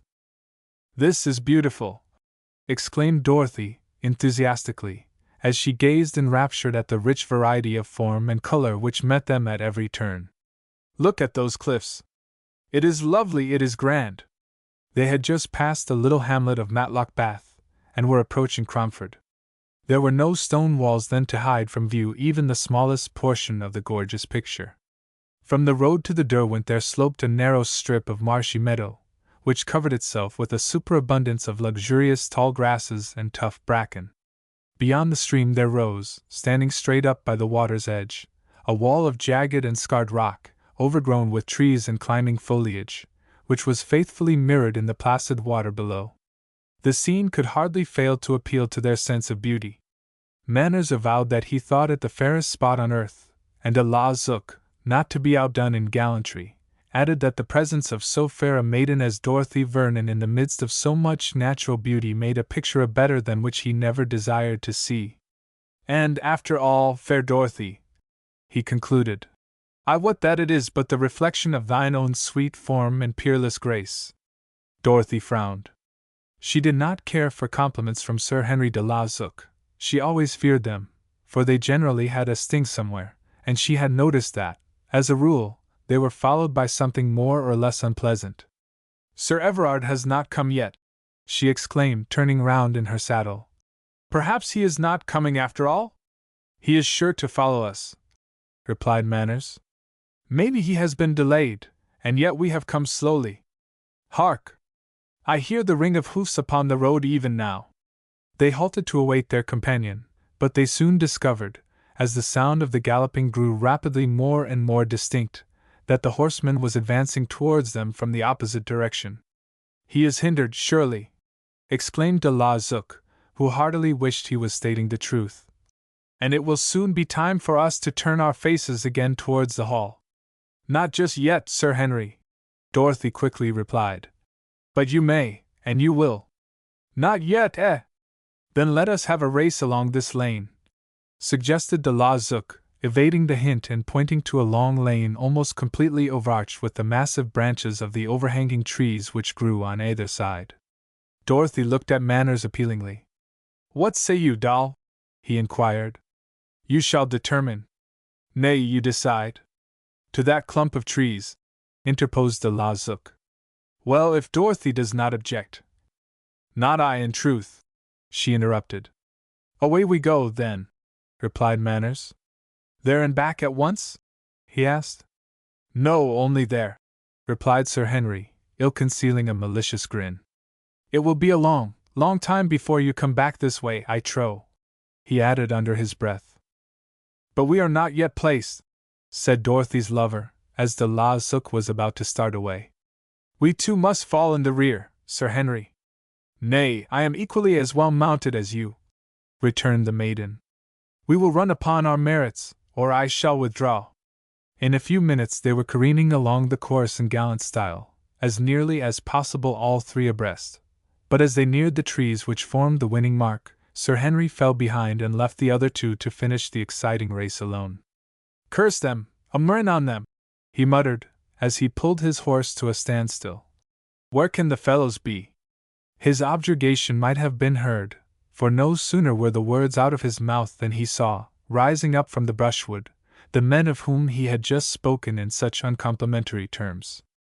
Burdened as he was with anxiety for the successful issue of his plot, and fearful lest at the last stage it should miscarry and snatch away the prize for which he had struggled so long, and which already seemed to be within his grasp, de la Zook was in a terrible ferment of hope and fear. The villains, he muttered, as he sat still in his saddle impatiently watching. Why don't they move? It will be too late in a minute. I'll thrash every mother's son of them when we get back to Ashby, that I will. Dear me! What a fool I am to forget the signal. And putting his hand to his mouth he blew a loud shrill whistle through his fingers. Manners and Dorothy had just raced up together to the trees, and hearing the unusual sound that their companion made, they turned round at the same instant to see how much they were before him, and to ascertain the meaning of the noise. Just at this juncture, in answer to the signal of their lord, de la Zook's hirelings rushed through the already prepared gaps in the tall hedges and fell upon the lovers, taking them completely by surprise. Dorothy was quickly unhorsed with no more roughness than her own resistance necessitated, but it was not so with her lover.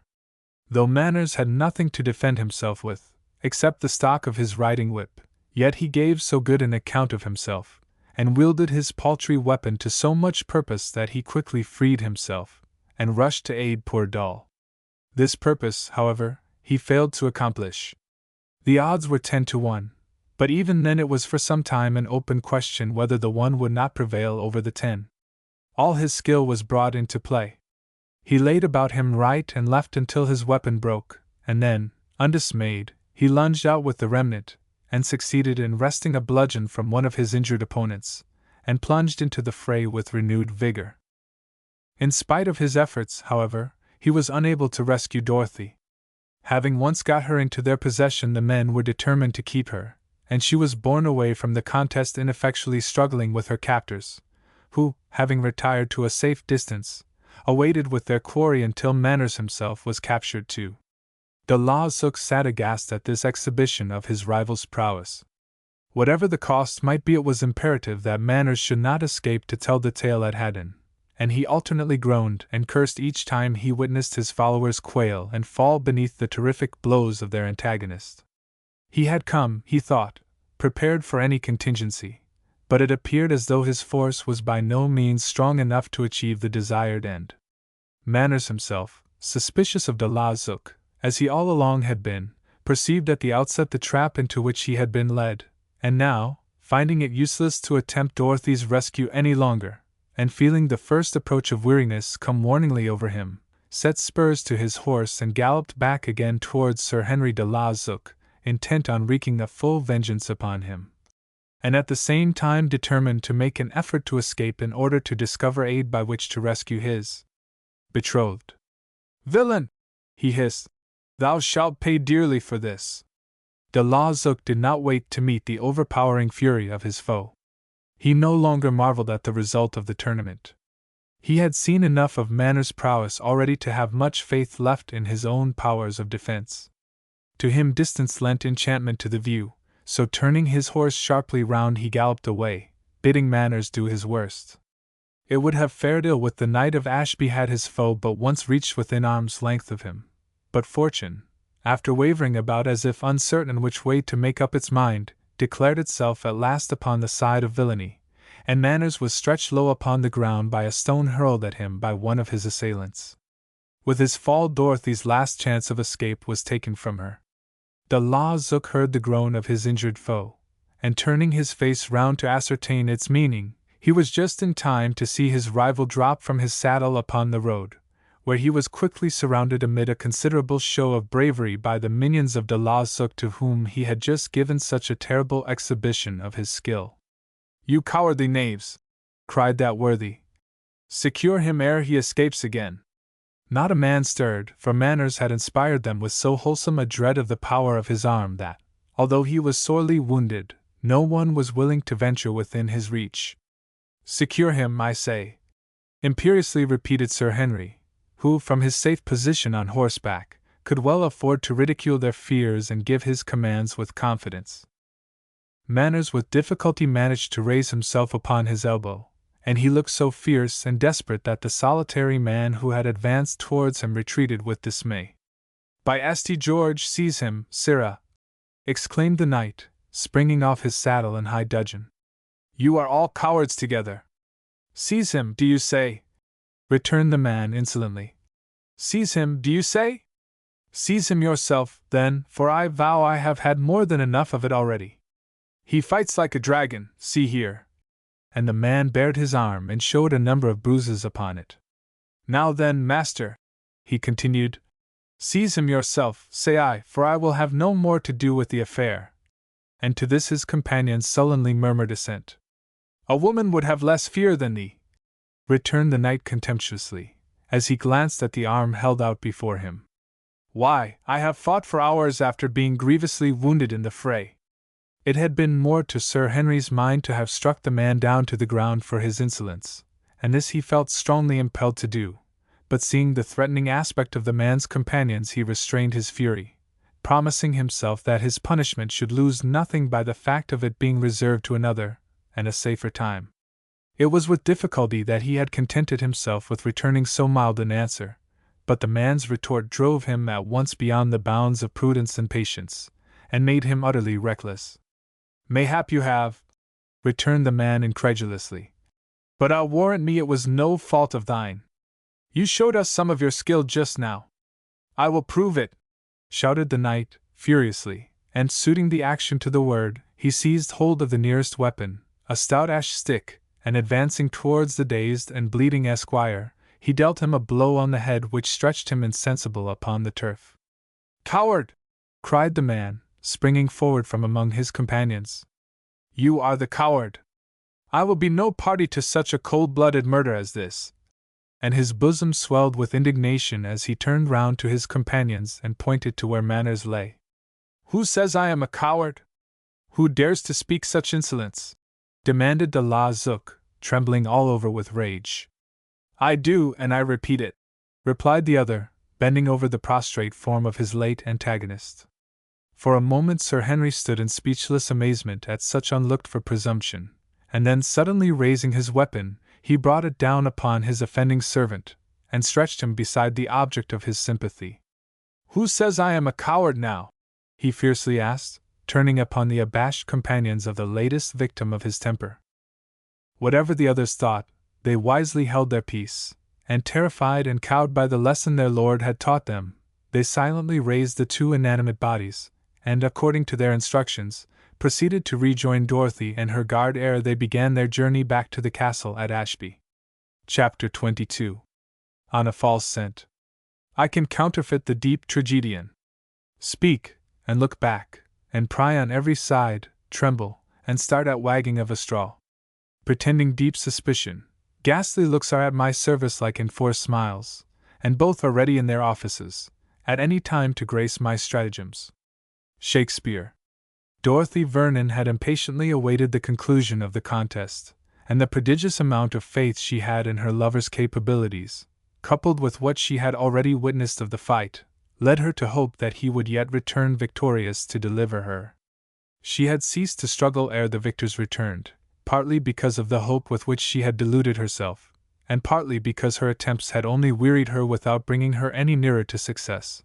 But at the first glimpse of the slowly approaching company she broke away from her two trustful captors and fled precipitately towards the advancing party. "Let me go to him, is he hurt?" she cried, as one of her guardians overtook her and pulled her to a standstill, and starting forward again she left a fragment of her dress between the man's fingers, and hastened on again until she reached her lover's side. "Speak, John!" she exclaimed in piteous tones, as she gazed upon his pallid face and livid form. "Speak just one word to me." But Manners did not speak. Thoroughly stunned by the blows he had received, he lay quite unconscious in the position in which he had been placed, and he was so weakened by the loss of blood from his wounds that his immediate return to consciousness was exceedingly problematical. He lay deaf, and apparently dead, whilst Dorothy pleaded in vain for a word from his lips. "Just one word," she repeated pathetically. "Poor lady!" exclaimed Sir Henry's page, who was in charge of the party. "Don't take it to heart so much, he will come round soon, and be himself again." "Nay, touch her not," he commanded, as one of the men was about to take her away. "She will do no harm." "He is dead," she sobbed, and ere she could be assured that her conjecture was wrong she fainted away, and was gently laid beside her lover, while they were borne swiftly and silently, by sequestered roads, from the scene of the adventure. Sir Henry watched them departing till a turn in the road hid them from view, and then, bethinking himself of his position, he mounted his steed and rode rapidly away, feeling immensely relieved that, after all, he had proved successful. A few minutes in the saddle sufficed him, and then dismounting, he took of his hat and belaboured it well with the stock end of his whip. He satisfied himself at length, and ceasing from his efforts in that direction he laid it on the ground and surveyed the effect. It looked battered indeed, and evidently well pleased with the result, the knight set busily to work upon his clothes. He carefully tore them here and there with a sharp-pointed piece of wood, while to complete the deception, he spoiled the appearance of his attire by daubing it freely with dirt. "I trow that will be enough," he murmured, as ceasing his labors he complacently gazed upon the transformation he had effected. "But no!" he added, "I had best be on the safe side. and he gently scratched his hands to give himself the appearance of having passed through a long and stern struggle. A bruise or two would improve my appearance considerably, he added. But then bruises hurt and are apt to turn awkward. I think I might safely spare myself the pain, but I might, at all events, break my whipstock and carry the end of it back. And having settled these points to his own satisfaction, he mounted his saddle afresh, and setting spurs to his horse he never drew rein until long after he had passed out of the lane, and was well on the high road to Haddon. As he neared the vicinity of the hall he proceeded to put into practice what yet remained unfinished of his disguise. He had treated his own person, and now he turned his attention to the faithful steed which had carried him often and well. There was no time to waste.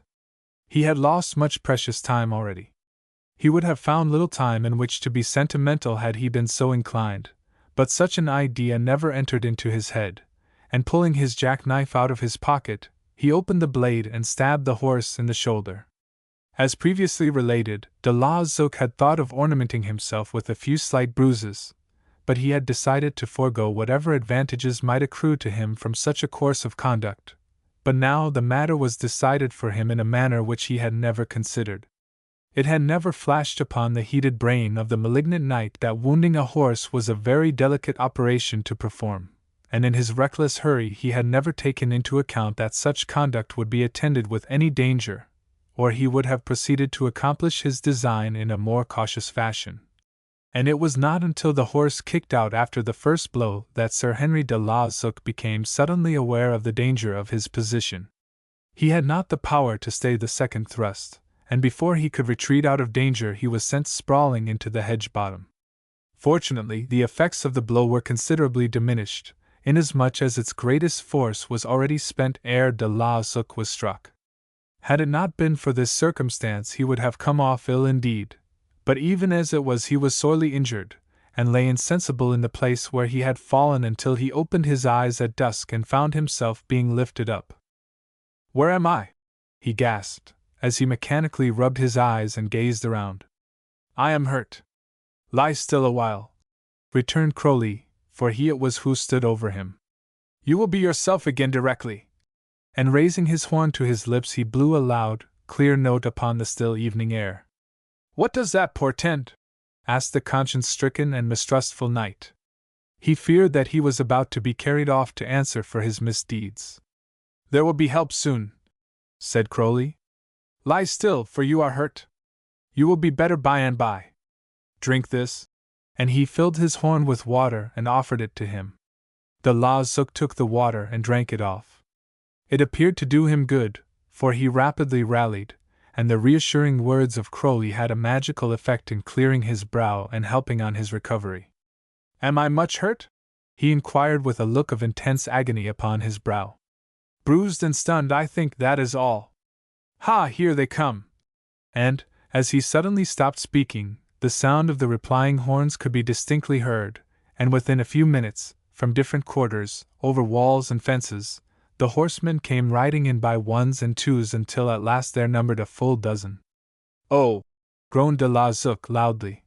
"It is painful. Cannot you relieve me?" "Where is Sir George Vernon?" inquired Sir Everard. "Have none of you seen him of late?" No one had, but they had all blown their horns, so he was sure to be in soon. De la Zook shuddered at the mention of the King of the Peak. He was hardly himself again as yet, but he was fast rallying, and by the time that the Baron arrived he was quite ready to meet him. "Hego! Found at last!" exclaimed the Baron, as he made his way through the group. "But whom have we here? Tush, where is my doll?" De la Zook, for answer, began to play his game, and he only replied to the query with a deceitful and prolonged groan. "Where's my Dorothy?" impatiently repeated the Baron, disregarding the agonized look which met his gaze.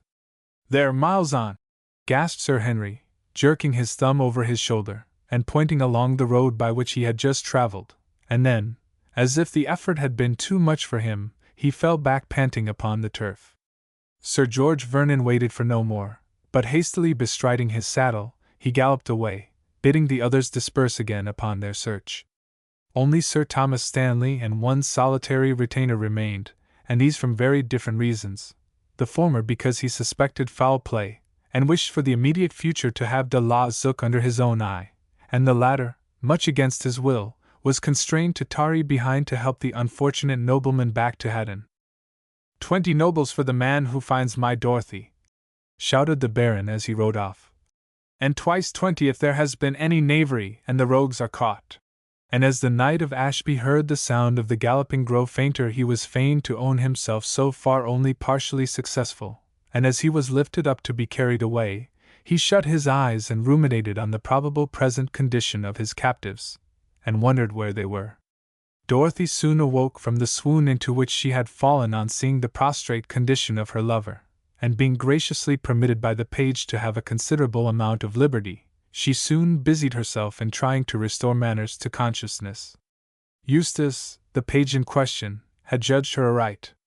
There was little fear now of her attempting to escape. Indeed, the thought never entered into her head. Her whole attention was concentrated upon the one effort of restoring her lover to consciousness, and even the heart of the hardest of the rough men around her was softened by the picture of grief which she presented. At last John Manners opened his eyes, and as he caught sight of Dorothy's tear-stained face bending over him, he smiled. His smile dispelled all Dorothy's fears, as the rising sun dispels the morning mist, and through her grief she smiled responsively back upon her lover. Eustace witnessed his recovery with a profound sense of relief. It was in ignorance of the plot that he had been inveigled to obey his lord's behests, for though at Haddon de la Zook had acquainted him with a part of the conspiracy, yet he had grossly deceived him. He had informed him that it was Dorothy Vernon's wish to flee to Ashby, and it was not until he was undeceived by the conduct of the maiden herself that the fullness of his master's treachery revealed itself to him. True, he had been engaged on sundry occasions with his master in unworthy and unknightly deeds, but never until now had he perceived the outrageous conduct of his lord. His whole nature recoiled from the task which had been imposed upon him, and nothing but the extreme fear with which de la Zook had inspired him during a long acquaintanceship held him back from releasing the two lovers on the way, and helping them back to Haddon. He was not yet courageous enough to pursue such a course, however. He felt that his master's eye was upon him, and he could not shake the evil influence off, but, although failing in this particular, he gave them a practical token of his sympathy by offering them such food as he possessed, a small flagon of wine, purloined from Sir Henry's store, together with a rough rye cake, which were gratefully accepted as a token of friendship, and before long were thankfully consumed. He tendered them gracefully to the captives, and without waiting to be thanked he made his way to the rear, where, forming the men in order, he divided them into 2 companies, and sending the one on in front, the other half walked a little distance behind, leaving Dorothy and her lover free to converse as they chose. In this order, without molestation or accident, they reached their destination as the grey light of the succeeding morning melted into the clearer light of riper day. Chapter 23. Dark Suspicions. But oh, that hapless maiden! Where may she wander now, whither betake her, from the chill dew, amongst rude burrs and thistles? Perhaps some cold bank is her bolster now. Or, gainst the rugged bark of some broad elm leans her unpillowed head, fraught with sad fears. What, if in wild amazement and affright, or while we speak, within the direful grasp of savage hunger? Milton. The liberal offer which the King of the Peak made for the recovery of his daughter fired his followers with enthusiasm, for, although they had searched willingly enough before, both for the sake of love and duty, yet the tempting reward added to their zeal, and each one set out on his journey anew, feeling pretty confident that very soon he would be at least 20 nobles the richer. As the shades of evening fell, and the twilight began to fade into darkness, the prospect of finding the maiden grew fainter and fainter, until at length the most hopeful gave up the search and returned disconsolately to Haddon, hoping that the maiden would be found at the hall, and that with her return the chance of gaining the 20 nobles was irretrievably lost. Sir George was the last to return, and the jaded condition of his horse told far more plainly than ever words could have done how far he had ridden. He had hoped, amid fear and trembling, that his lost darling had been found. He even half expected her to meet him upon his return, but all his anticipations were rudely dispelled.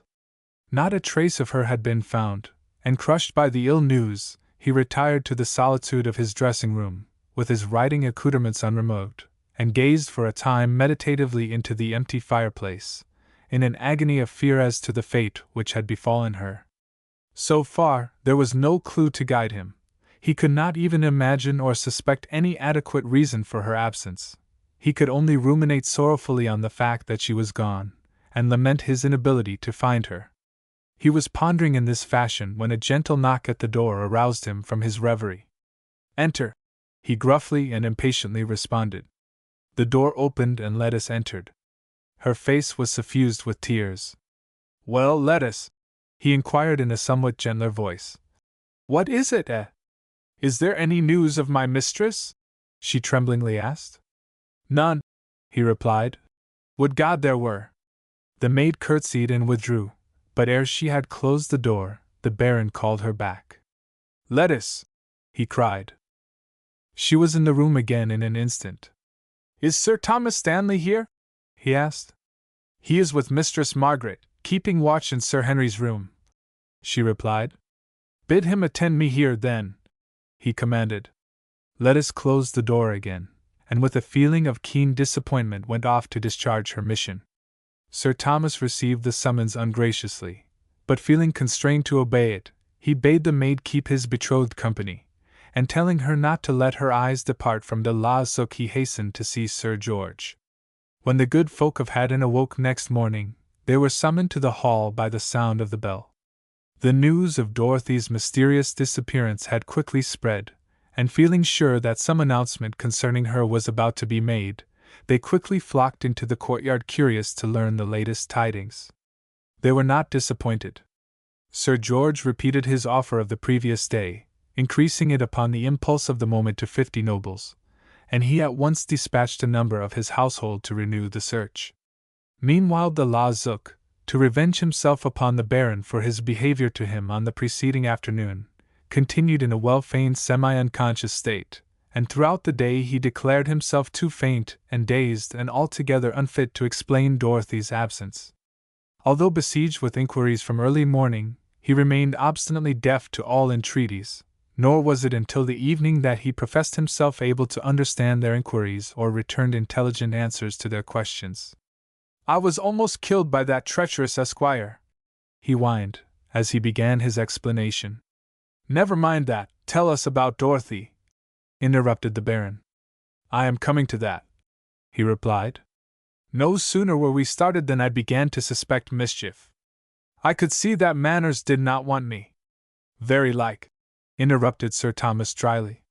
De la Zuc felt hurt by the unfeeling remark, and he looked hurt, too, but Sir Thomas took no note of it, and the effort was futile. "Why did you not come, Crowley?" he continued, changing the expression of his countenance from anger to agony. "Then all would have been different." "It would, indeed, but not as Sir Henry implied." "I was hindered," returned Sir Everard, highly nettled at the other's tone and speech. "My horse fell lame with a stone in his shoe, and I had to return. At Cromford he set a pack of knaves upon me," pursued de la Zuc, with the coolest audacity. "I was almost murdered. I tried to save her, but what could I do? They were 10 to 1, and whilst I fought like a man, Dorothy and Manners laughed at me to my face and rode off together." "You lie," returned Crowley hotly. "Do I?" he replied with a sneer. "Then prithee what does this bespeak, and this, and this?" And he showed in turn the scratches and bruises on the various parts of his body. "At Cromford?" inquired the Baron. "Did you say at Cromford?" "Aye, at Cromford, Sir George. I struggled hard to rescue Dorothy for thee, but it was of no avail. No man can combat 10 and win. I passed Cromford myself and saw naught of it, nor yet had any of the villagers," said the Baron severely. "And what means this?" continued de la Zuc, pointing to the battered hat and soiled and torn clothes. "Do not these alone prove that I am speaking but the truth? Can you doubt me longer now?" And he glanced round indignantly, and acted his part so well that he almost persuaded himself that he was a much abused and persecuted person. "Did no one witness the struggle, Sir Henry?" asked the skeptical Stanley. "Was there not one during all that time passed by?" "In faith, Sir Thomas, I know not," he replied. "I found no time to look. I had work enough to do to save my skin, I assure you. He has taken her to London. The ingrate! Warmly exclaimed Lady Maud, who had just entered the room. And Dorothy is worse than he. Let them go, Sir George, they are not worth the finding. Let them go. Well, 'twas a knightly thing to do, to leave a lady, a right gallant thing, nay, by my troth it was, said Stanley, severely. And my brother is on his way here, too, what will Edward say? Poor Sir Henry, we have judged thee hardly, I fear, but we must try to make amends for it now, said the dame sympathetically. She must be found, she shall, interrupted the Baron, emphasizing the last word with a stamp of the foot. Manners shall suffer though I. Tush, Sir George, let them go, interrupted his good lady. They will want to return soon enough. Nay, she must be traced and brought home again, said Stanley. Edward would die of chagrin else. She shall be found, repeated the Baron decisively. De Lauzouc had mentally calculated that a slight relapse in his condition would probably arouse a wider feeling of sympathy for him, and to secure this end he closed his eyes and gasped for breath. But the feeling of suspicion was too firmly rooted to be dispelled so easily, and he opened his eyes again to find his companions as cold and unsympathetic as before. You have not told us all, exclaimed Crowley. Manners would never leave his host in so graceless a style, I know. Have I not told thee the truth, Sir George? De Lauzouc meekly appealed.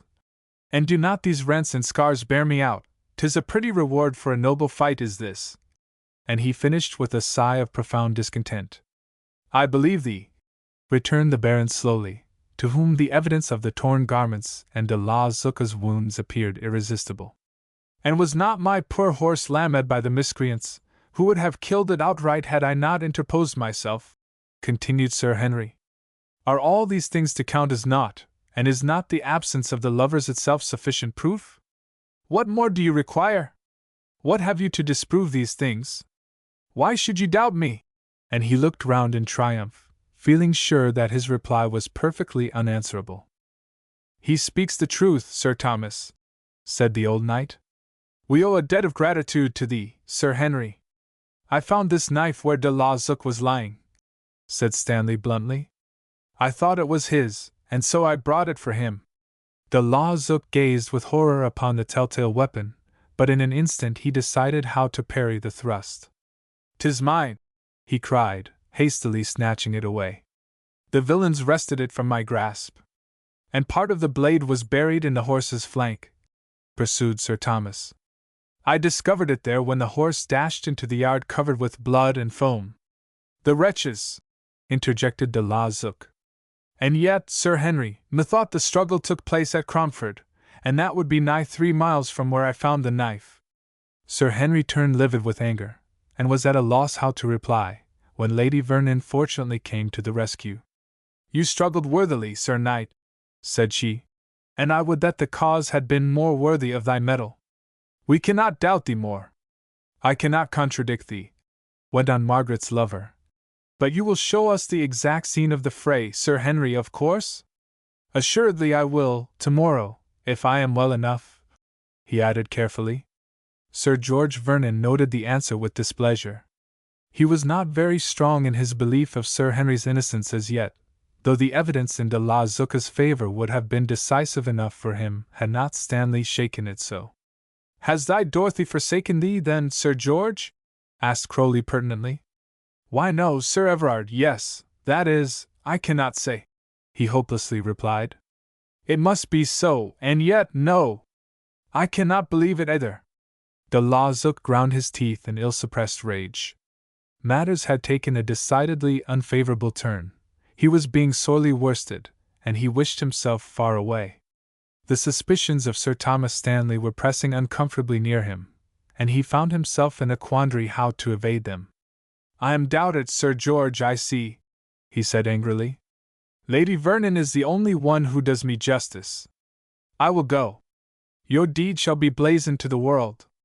Is this the boasted hospitality of the King of the Peak? Then I disdain it. I shall shake the dust off my feet and shall depart at once, and you will find out when too late that you drove away in such a scurvy fashion the truest friend you ever had. And boiling over with well-simulated fury, de la Zook leapt from his chair and passed through the doorway, chuckling to himself at the success of his little scheme to extricate himself. He was liberated now from the awkwardness of his false position. His day's rest and the attention he had received had done wonders towards effecting his recovery, and ordering a horse to be saddled, a few minutes later he passed out of the precincts of the hall, and hoping that he would never have occasion to return, he mustered up his strength and started out upon a midnight ride to Ashby. Chapter 24. The Escape. But in these cases we still have judgment that we but teach bloody instructions, which, being taught, return to plague th inventor. This evil-handed justice commends th ingredients of our poisoned chalice to our own lips. Shakespeare. When Eustace delivered his charges into the hands of the chamberlain at Ashby, his task was ended, and he had no further responsibility in the matter. The rest afforded him by the journey had the effect of refreshing John Manners to a considerable degree, and when he stood before Sir Henry's deputy he felt well able to take care of himself and quite capable of resisting any unwarrantable liberties that they might attempt to take with him. Simon Greenwood, the chamberlain of Ashby Castle, was a fit person to represent his lord. Indeed, had Sir Henry searched throughout the length and breadth of the land, he would probably never have discovered a man more after his own heart, or a servant who would have so faithfully aided him in the many questionable transactions in which he was from time to time engaged. He had grown up on the estate. His father had served the former lord of the manor, and entering into his master's service when quite a youth, Simon had flourished on the success of his numerous petty stratagems.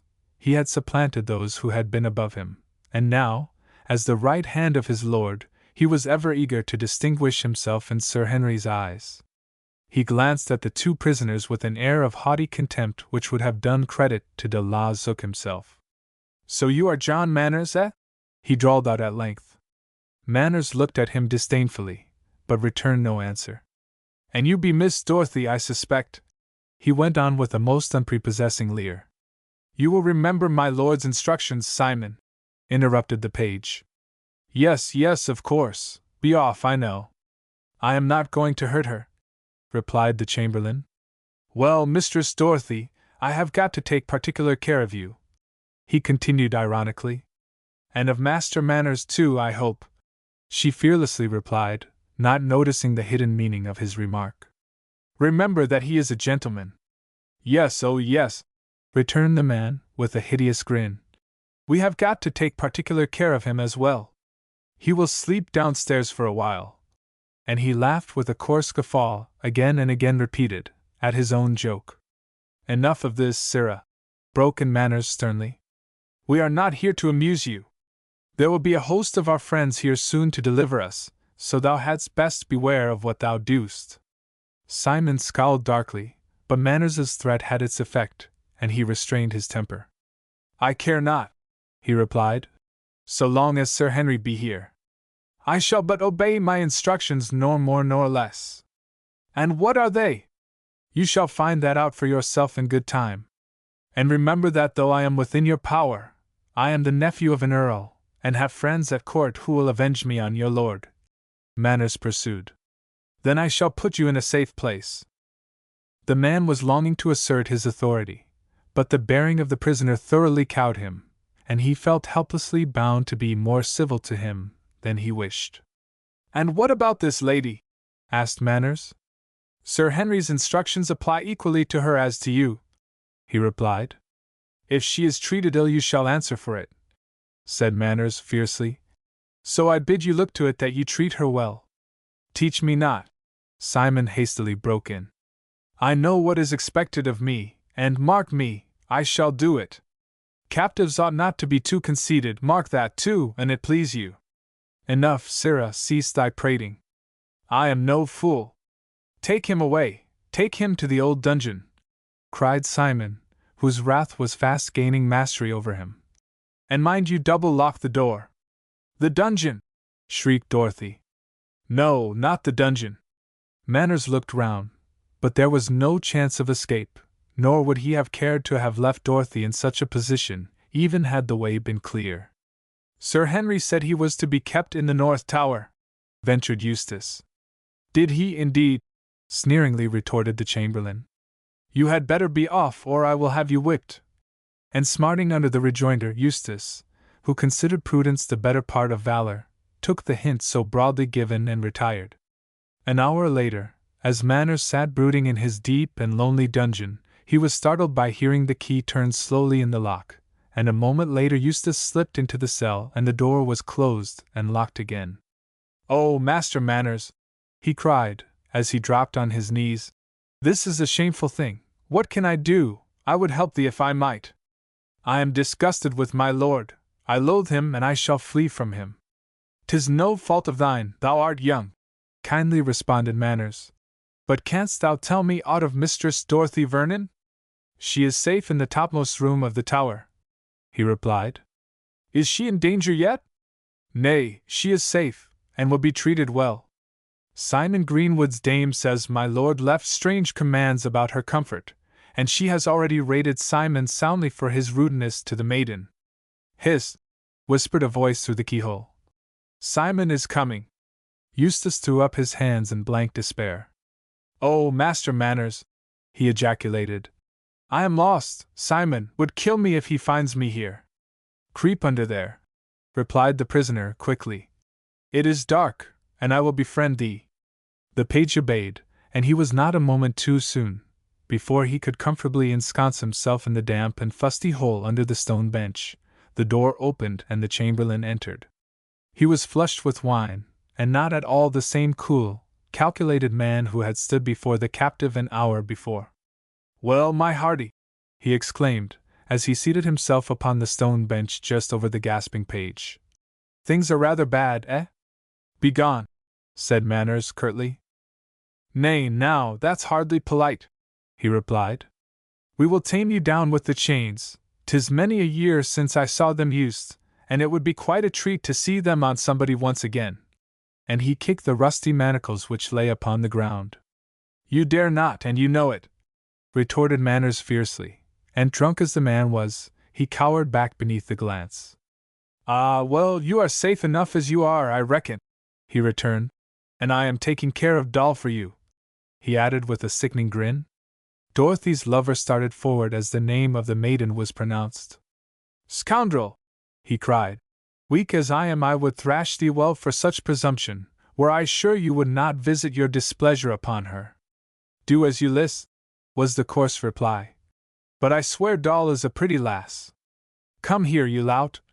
exclaimed a shrill voice, as the door opened and admitted a buxom woman of 40, or thereabouts. "I have found you at last, come out with you!" And she emphasized the command by a smart clout on his head. Simon turned quickly round and prepared to retaliate, but quailing under the stern glance of his better half, he obeyed her will, and meekly slunk out through the open door. "I'll teach him, sir, how to behave to his betters," said the woman, turning to Manners. "He shall have a thrashing for this." Much amused, the captive esquire thanked her warmly for her kindness. "But I have another favor to seek at your hands," he said. "I have had naught to eat as yet, and it is now evening." "The dial only points to 3 as yet, Sir Knight," replied the dame, who was not quite certain of the quality of the prisoner. "But you shall have some food." "Only 3! Ah, well. And Mistress Dorothy?" he anxiously inquired. "She is doing well. She has had a meal already. I have her under my own care, the sweet creature, heaven bless her! I had come to thee at her request to bid thee be of good cheer." "Aye, heaven bless her, for she is in a sorry fix," assented Manners. "Tend her well, and I will well reward thee. Thou shalt have such gods as thy neighbors shall turn green with envy at the sight of thee." "I want them not," was the short reply, and Simon Greenwood's dame passed out of the dungeon, leaving Manners alone with the page. The door had barely closed before Eustace emerged from his uncomfortable retreat, covered with insects of many kinds. "Ha ha!" he laughed. "Simon boasts that he cares for no man, save his lord, but he has to care for Dame Greenwood though, ha ha! I would even venture in that vile hole once more to see him thwacked again." "Thank heaven Mistress Vernon is safe," said Manners. "Simon will not disturb her, think you?" "Not he, sir, never fear." Simon Greenwood knows better than that, and see, I have brought thee this. And the page pulled out a dagger and offered it to him. Nay, put it back, said Manners kindly. I would not kill my jailer, he is but performing his commands. But if it were for Sir Henry de la Zouch? Ha! Then I might, perchance. You have much to forgive me, continued the page, for I have done thee grievous wrong. How? Thou art but a lad, and I have seen thee only once before? It was then, at the hawking party, when Sir Henry slew the pedlar. It has haunted me ever since. Manners was intensely surprised at this announcement. It was, indeed, startling and important news. The mystery was solved at last. It was Sir Henry, then, he exclaimed. I might have guessed as much. It was Sir Henry, and I witnessed it, but I will tell thee afterwards. Listen, for time is short. Pierce this corner with the dagger. Do it quickly, for the wall is thick. There is a passage on the other side, of which none knows save my master and myself. The wall is softest here, and I will help thee from the other side, but I must make thy jailer drunk. He is full fond of ale, so you may be assured that you will be unmolested, and I will have horses saddled at a distance. Adieu until tonight. And not heeding the thanks which Manners poured out from his grateful heart, he rapped at the door so that he might pass out. The meal arrived in good time. A tankard of ale and a slice of bacon with wheaten bread, more than he could eat. It was not long before Manners had satisfied his hunger, and in his feverish anxiety he could barely wait to hear Eustace's cheery voice exclaim to the jailer, Mat, I have brought thee some ale for letting me in to see the prisoner. Welcome it is, was the reply, and very soon a stentorian snore announced to the captive that his guardian had fallen into a drunken slumber, and told him that he might venture to set about his work with safety. An hour's labor proved very unsatisfactory, for the wall was much harder than he had anticipated, and in spite of the goodwill with which he worked, the injuries he had received the day before seriously retarded his efforts. Eustace, however, was working with more success on the other side, and in a couple more hours a hole, sufficiently wide for Manners to creep through, had been made, and in a few more minutes Dorothy's betrothed was a free man again, urging his steed to the utmost, to fetch help from Haddon, and to capture the miscreant knight who had effected so much evil. Chapter 25.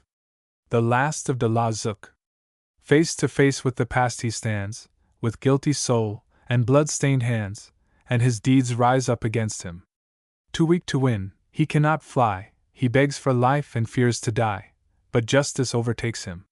The second day's search for Dorothy proved as ineffectual as the first, and yielding with ill grace to the counsel of his friends, Sir George Vernon submitted to retire from active search, and agreed to remain at Haddon while others scoured the country round for the truants. It is of no use, said the Baron. I cannot sleep. I shall not attempt it tonight either. It is enough that I should consent to stay at home. But you must have rest, expostulated Stanley, or you will quickly break down under the strain. I shall stay here, I tell you, was the dogged reply, and receive the reports as they come in. There are 4 or 5 out yet. Has Crowley returned? Asked Sir Thomas abruptly. Not yet, may he bring her back. 'Tis most queer, soliloquized the young knight. I cannot understand it, I confess. Do you suspect him, Sir George? No, I don't, he replied bluntly. Do you? I do now. I suspect the whole lot of them, and that Manners and de la Zouch are at heart at daggers drawn. And Doll? As for her, continued Sir Thomas, demurely, she is far too fond of Manners. I thought we should have trouble with her, for she has a stubborn will. Like Lady Maud, exclaimed Sir George sententiously. But go! Leave me alone, you must be in the saddle early in the morning, and you at all events require rest. Will nothing shake your determination? Pursued Stanley, as he looked in unfeigned pity at the toil-worn, care-riven brow of the unfortunate Baron. You will make yourself far worse else. I shall sit and wait. Send me in Father Nicholas, for he alone shall bear me company. Well, well, he replied, I would persuade thee if I could, Sir George, but since I cannot do that I will go, but you should rest. And leaving these words to ring in the Baron's ears, the young nobleman retired to his couch and left the Baron alone. The sun had not long risen ere he was with Sir George Vernon again. His horse was ready to carry him once more upon the search, and he himself was ready for the ride. He had expected to find the Baron asleep, but in this he was disappointed, for Sir George sat beside the table deep in converse with the priest. Crowley had returned, and so had the rest, but their tales were alike despondent. None of them had discovered a trace, and good Father Nicholas had found it a difficult task under the circumstances to revive the drooping spirit of his master. "No luck, Sir Thomas, naught but ill news," said the Baron, as he replied to his friend's greeting. "'Tis an ill wind this. There is never a trace as yet, and—" "Hist!" interrupted Margaret's lover. "I hear the sounds of galloping hoofs." Sir George opened the casement window, and peered out into the gloom. "I cannot see them yet," he exclaimed. "But there are more than one, and they are nearing fast. If it should be Dorothy," he said with a sigh of intense feeling. "What joy!" "Aye, there are more than one," said Stanley. "We cannot see them here. Hark, they are thundering at the gate even now. Let us go and meet them, and heaven grant, whoever it may be, that they bring good news." "Amen," ejaculated the Baron fervently, and his prayer was echoed by the rest. Before they could reach the gate, the horsemen had been admitted, and as Sir George and his friends stepped into the yard they recognized, not the features of Sir Edward Stanley, as Margaret's lover secretly thought, but the well-known form of Manners. "How, by my halidame, what meaneth this?" exclaimed the Baron, delighted beyond measure to see the esquire again. "Tell me, Manners, where my Dorothy is." "Speak fair words," cautioned Stanley, with a frown. "Dorothy!" gasped her lover.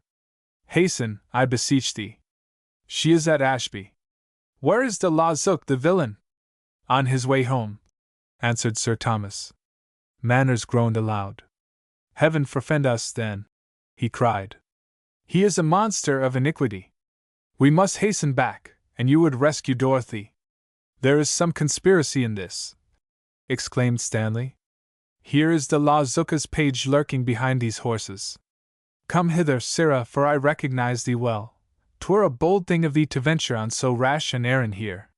Eustace was pushed unwillingly forward, and as he stood before the knight his knees knocked together under the terrible frowns that were bestowed upon him.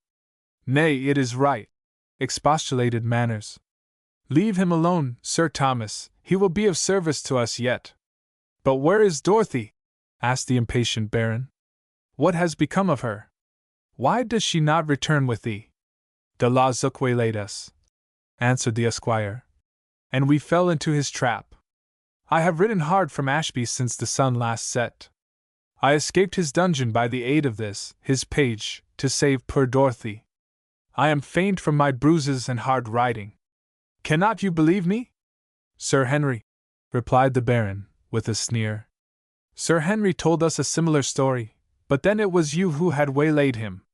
"The villain!" groaned Manners. "I will have revenge." "That's just what he called you," said Sir Thomas promptly. "Two of a trade never agree." "My master felled Master Manners to the ground himself," interposed the page. "Or rather, I mean he struck him senseless while he lay injured on the ground." "And he carried Doll away to his castle," said Manners. "I shall avenge her, though.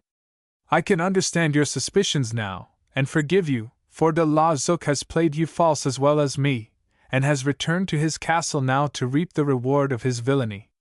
I shall pursue him, though.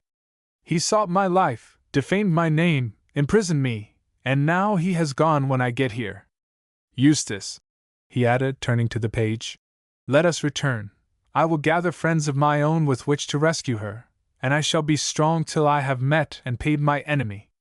God grant we may yet be in time. Crowley, you believe me? You will come, and, mayhap, we may intercept him ere his journey's end, for he cannot long be gone." "Nay, nay, man, stay and have thy wound attended to," said the Baron sympathetically. "Thou art honest, I would swear." "And yesterday he seemed well nigh dead," said Eustace, referring to Manners. "Sure I am he can ride no longer. We rode hard here, and well I trow his wound. Stay not for me, interrupted Manners. This is precious time. I command you to hasten, or it will be too late, for when de la Zook discovers I am gone, he will certainly remove her to another place. We will, enthusiastically shouted Sir George, and in the twinkling of an eye he seized hold of the alarm bell rope and in an instant awakened the tired sleepers of the neighborhood by its clang. And thou art his page, said Stanley. Thou wilt show us the way. Aye, that I will, and it please you, my lord, but I will never return to him. Meg, we are off, exclaimed Sir Thomas to his betrothed, who had hastily descended from her own room, startled at the unusual noise in the courtyard at that early hour. We are going to bring Dorothy back. Where is she? At Ashby Castle, so Master Manners saith, he replied. You will go with us, I hope, he added, turning round to the esquire. You will want to revenge yourself. I will avenge her, yes, he responded, not heeding the convert's sneer. That I will right heartily.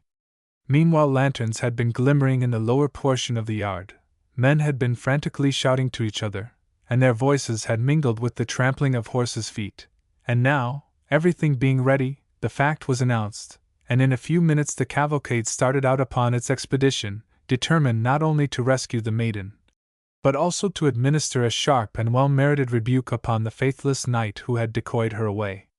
De la Zook arrived at his castle soon after the party started from Haddon, and although he had failed to lull the Vernons into a false belief in his fidelity, yet he had put them on a wrong scent, and he congratulated himself inasmuch as he had left behind him no strong suspicion of the truth. Simon Greenwood had retired to rest. Sir Henry was not expected home so soon. Indeed, he had told his chamberlain confidentially that if events progressed aright he should probably not return for a week, or maybe more, and the sudden return of his lord found the worthy deputy in nowise prepared to meet him, and he had his good dame to thank that, inasmuch as she had deprived him of liquor sufficient to make him drunk, he was in no worse condition than he happened to be. Ha, Simon! Exclaimed the knight, as that functionary put in an appearance. I am back again, you see. Troth, and in good time, too, my lord. Aye, I have come pretty quick, I assure you. The birds are safe, eh? Safe enough, I would stake my head on that. That's right, I knew I could trust you, Simon. I am hungry, though, and by all the saints in the calendar, I am sore and stiff as well. I am injured, too, for my horse fell down with me and crushed my leg.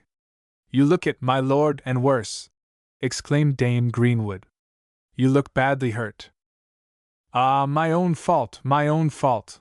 I have been a fool. Eustace himself could not have ridden worse. Where is Eustace? I have not seen him yet. Simon looked inquiringly at his better half, and to his discomfiture, she stolidly returned the glance. Neither of them appeared to know anything of his whereabouts.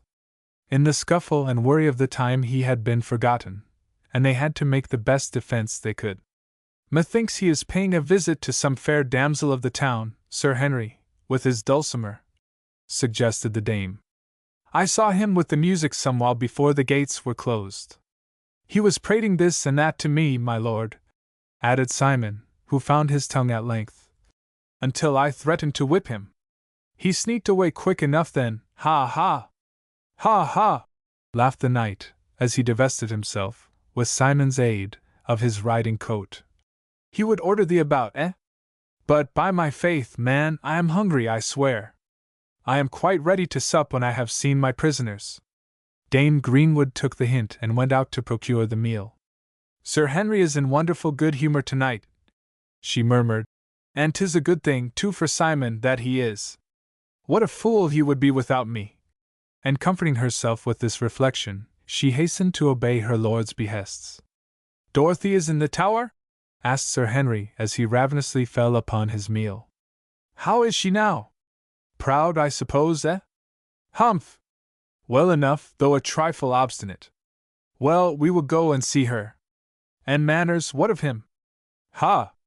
High and haughty. Rides the high horse, my lord. Has friends at court and friends all around coming to release him. A pretty tale, truly, Simon, laughed the knight, as he finished his hasty meal and ordered some more spiced wine to drink. Yes, my lord. replied the chamberlain. So I put him in the old dungeon. What? You have put him where? Asked Sir Henry, turning back breathlessly. You idiot, you, where are the keys? In the old dungeon, I said, explained the wonder-stricken chamberlain. The safest part of the castle, my lord. Where are the keys? Thundered his master. Quick!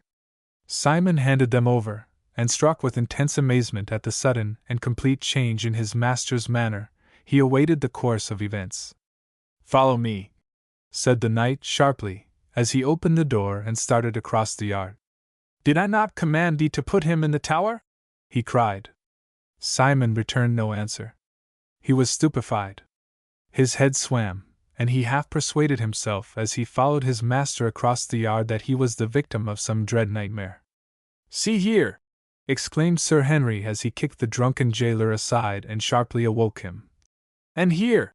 He added, as he unlocked the ponderous door and held the glimmering lantern up. See here! He cried. What's this? And he pushed the wondering Simon in. Why, how? He has gone! He gasped. Of course he has! And true it was.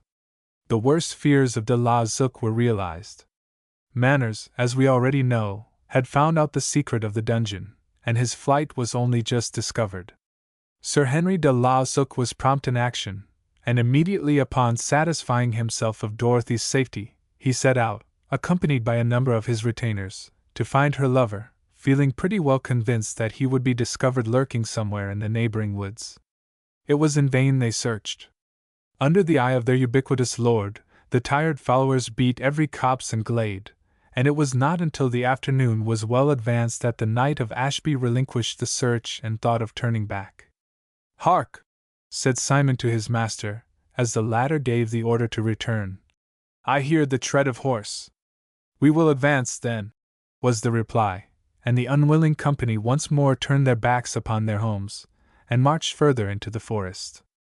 The two parties had for some time unconsciously been approaching each other, and when the quick ears of the chamberlain had detected the proximity of Sir George Vernon and his followers, they were only separated from each other by a narrow strip of thickly grown wood, and a minute or two sufficed to bring them into collision. Ha ha! Shouted Sir George, as he sighted the faithless knight. Ha ha, torn clothes, we have you now! Here the villain is! And he spurred his horse forward to cope with his enemies single-handed. De la Zook was amazed and staggered at the sight, and without waiting to meet the Baron he rode back to his party, hotly pursued by the King of the Peak and his men of Derbyshire. Stay! Cried Manners. We will settle this between ourselves. And without waiting for assistance he dashed forward at de la Zook, and made a furious onslaught upon him. It was no tournament now, it was a struggle for life itself. And whilst Dorothy's lover was animated by a stern resolve to punish his foe, at whatever the cost, de la Zook fought like a man, because he fought with a halter round his neck. As for the latter's followers, at the first charge, with one accord they turned, and leaving their lord, for whom they had little love, to meet his fate, they tried to save themselves by flight. The struggle was not prolonged. Manners was by far the better swordsman of the two, and de la Zook, disheartened at the flight of his followers, gradually weakened in his attack, and at length fell mortally wounded, leaving no one now to hinder them from marching victoriously on to Ashby. Chapter 26. A Disguised Lover. Imperious beauty, treading upon the neck of understanding, compelled me to put off my natural shape of loyal duty, to disguise myself. Messenger. The autumn winds were howling among the trees and scattering the later leaves in all directions, when, with the fall of twilight, a gentle knock was heard at the door of the hut of the chief forester of Haddon. A lonely traveler stood outside, shivering in his rough and scanty garments, as he stood in the still evening breeze, and as he waited expectantly at the unopened door he heard a gruff voice inside the cottage trolling forth a simple ballad of the chase. He waited patiently until the song was finished, and then, taking courage, he tapped again much louder than before, and was rewarded by hearing footsteps advance towards the threshold, and a moment later the crazy portal was standing open, and the unkempt head of the forester peered inquiringly out. "What now, what now?" he inquired, as his eye lighted upon the strange figure before him. Who and what art thou? Art thou Roger the Forester? Asked the wanderer in reply. Roger Morton, at your service, yes. Then, by the love of heaven, I beseech thee let me in. Well, there are few ask that favor off me, but none shall ever say I turned an empty mouth away at night, e'en though it were a beggar's. Come in. Thankful indeed to receive so ready an invitation, the traveler entered the hospitable cottage. I am not a beggar, though, forsooth, he began, as he seated himself upon the log which did duty for a seat. You do not recognize me, Roger, I perceive. Roger Morton, I repeat it, at your service. Well, then, Roger Morton, be it so, but yet you seem to know me not. Odds troth, ejaculated the forester. I seem to know thee somewhat. We have met before. A many times, Roger. Roger Morton. Well, well, Roger Morton, I am apt to forget myself. Ha! You are Nathan Green, interrupted the man, as he laid before his guest some cheese and a mug of new milk. I know your voice. Are we alone? Whispered the traveler. We are, replied Roger, as he picked up a stout stick with which to defend himself. But he would be a bold man to tackle me alone, for I can take care of myself full well. And he quickly placed himself in an attitude of defense. Tut, I mean no ill, 'tis a matter of secrecy which I am about to entrust you with. Read this. And pulling up a piece of cord which suspended from his neck, he drew up a tiny casket from his bosom, and opening it, he drew out a neatly folded slip of paper and held it out. Slowly and laboriously Roger spelled the missive out, and having succeeded at last in making himself master of its contents, he whistled with surprise, and closely scanned the visage of his guest. What a change! He exclaimed at length. What will the Baron say? Hush, speak gently, or we shall be overheard. The Baron must not know. Can you be trusted? Surely. And you are Master Manners who killed that de la Zook. To think of it, now. John Manners it was. His rescue of Dorothy had advanced his suit but little. Lady Vernon had been too proud to own herself defeated, and Sir George had passed his word to the Stanleys and was bound to keep to his promise, while Edward Stanley, who had arrived at Haddon soon after the maiden's rescue, had taken a dislike to his rival and had made matters so uncomfortable for him at the Hall that the unfortunate esquire had found it necessary to take the hint and withdraw himself from Haddon. But though driven away he was not defeated, for he yet found means of hearing from his betrothed, and even occasionally to correspond with her, but he soon found that the long absence grew more and more unendurable, until at last he determined to venture forward at every risk to be near her again. And so they would force Mistress Dorothy to marry Sir Thomas Stanley's brother? Said the forester after a pause, as he handed the little missive back. Yes, and Dorothy conjures you to help us. You will do it, will you not? So good as she has been to my poor little Lettuce, yes, that I will do, but how? I must be a forester. 'Tis a rough life for such as thee, Master Manners. Yes. And it is dangerous, too, at times. Ah, I know. And then if you were to be discovered? Don't talk of ifs, man. I talked it all over with Dorothy long ago. She could not dissuade me, nor can you. I am ready for anything for her sake. Heaven bless her. Aye, heaven bless her, interrupted Manners. I shall wed her yet, if heaven does but bless her. You are decided to join our craft, then? Asked Roger. We are 2 woodmen short, as luck will have it. I have come to be one, then, replied Manners. I am disguised for that alone. And so it came to pass that John Manners, the nephew of an earl, whose uncle, even now, was high in favor with the Queen, and who had himself bowed the knee on more than one occasion before her throne, had become a woodsman, and joined the foresters of Sir George Vernon. Love, and love alone, could have induced him to humble himself so much. It was for love of Dorothy that he turned his back upon the royal court, and now, to win his bride, he was content, nay happy, to discard his own station in life, and take upon himself the lot of a common woodsman. Fortune was indeed leading him by strange paths, but he trusted she would lead him to the prize at last. Dorothy's lot, meanwhile, had not been a bright one. Edward Stanley was relentless, and in answer to her piteous appeals that she loved him not, he cited the Baron's words, referred her to the promise Sir George had rashly made to Sir Thomas. He declared that he loved her fervently, and, had it not been for the Baron's interference, would have carried her off at the end of a month and have married her straightway. Manners was sternly forbidden her, the gates of Haddon were closed against him, and even an excuse was found to keep Crowley away as well. It was fondly hoped that these stringent measures would have the effect of bringing Dorothy to her senses, but their plans completely failed. The maiden began to sicken.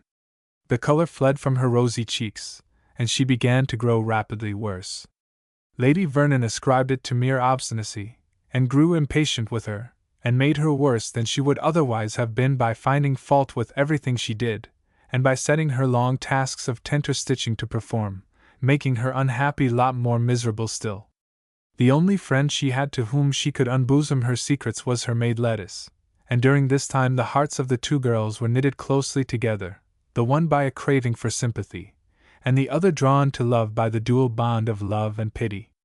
Many a night had these two wept together in the darkness and silence of an unlighted room, and many a time had Dorothy laid her head upon her tire-maid's knee and sobbed until with swollen eyes she had sobbed herself to sleep, and many a night had Dorothy sat alone, forbidden to leave the hall, while her maid had gone out on a fruitless errand to discover if her lover had yet come. "Not yet?" she would ask, as the maid returned, and Lettice had echoed, "Not yet," in reply, until she hated the very sound of the words. "Oh, Lettice, he has not forgotten me?" she would sob distractedly, as she saw the disappointed face return. "No, never, my lady. Something has happened, surely." "It must be so," her mistress would reply, and then she would relapse into silence. Tonight Dorothy sat alone. Her eyes were heavy, for she had been weeping long.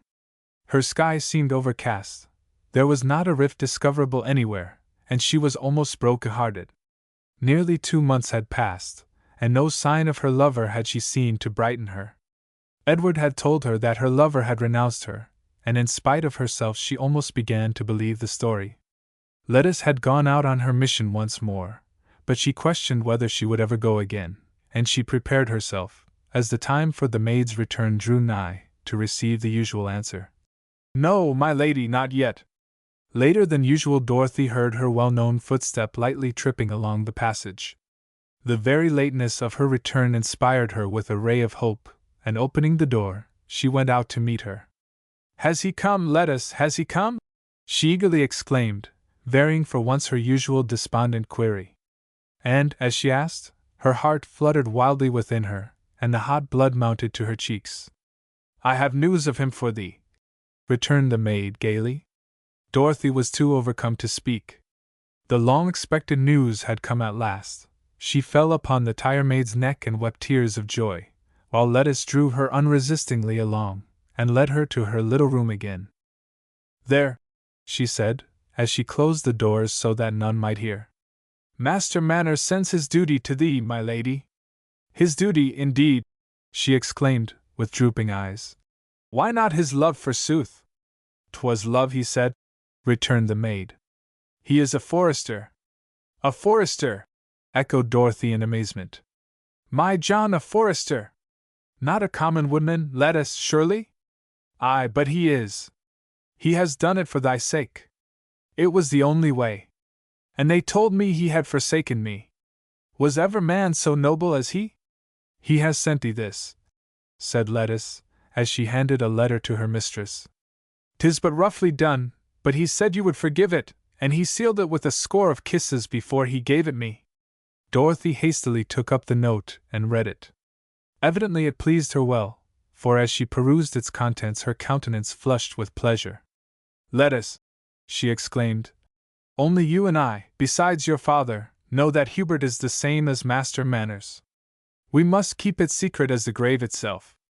Is he well disguised? In truth, I knew him not until he called me by name. 'Tis well. He runs a fearful risk. Edward or Thomas Stanley would as lief kill him as they would a dog did they but recognize him again. He has been ill, and he is deadly thin. Poor John! He tells me so. I understand all now. That will disguise him better than aught else, he said. Perhaps it is so, but 'tis a cruel disguise, said Dorothy sympathetically. Did he give thee any word for me? Naught, save that I was to tell thee he would write anon, as he could not see thee. He will hide the letters in the tree that Father Philip fell against. There is a hole in it, and he has shown it me. But you will see him soon. He wears a peacock's feather in his cap. I should know him well enough without a sign, said Dorothy decisively. And he were best without it, for it might lead him into peril. Father will send him with the logs, pursued Lettice. He came but yesternight. Hush, Lettice, is not that Lady Maud coming? Gramercy, no, I hope not, or it might fare ill with us, said the maid. But hide the letter, for the love of heaven do, she added quickly as the footsteps quickly approached. Quick as thought, Doll transferred the missive into her pocket, and with a guilty look which she vainly strove to hide, she turned to brave Lady Vernon.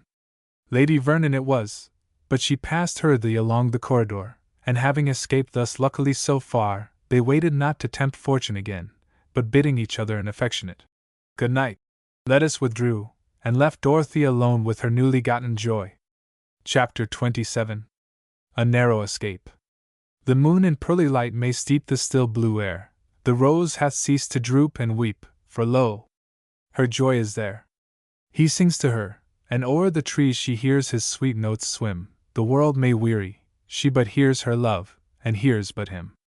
P.J. Bailey. John Manners found life uncomfortable enough in the new condition of life in which he had placed himself. The work was hard, and the fare was rough. There was no difference between his lot and the lot of those around him, and yet, in spite of this, he was looked at askance by his new companions, while to crown all, he found very few opportunities of meeting or seeing his beloved Dorothy.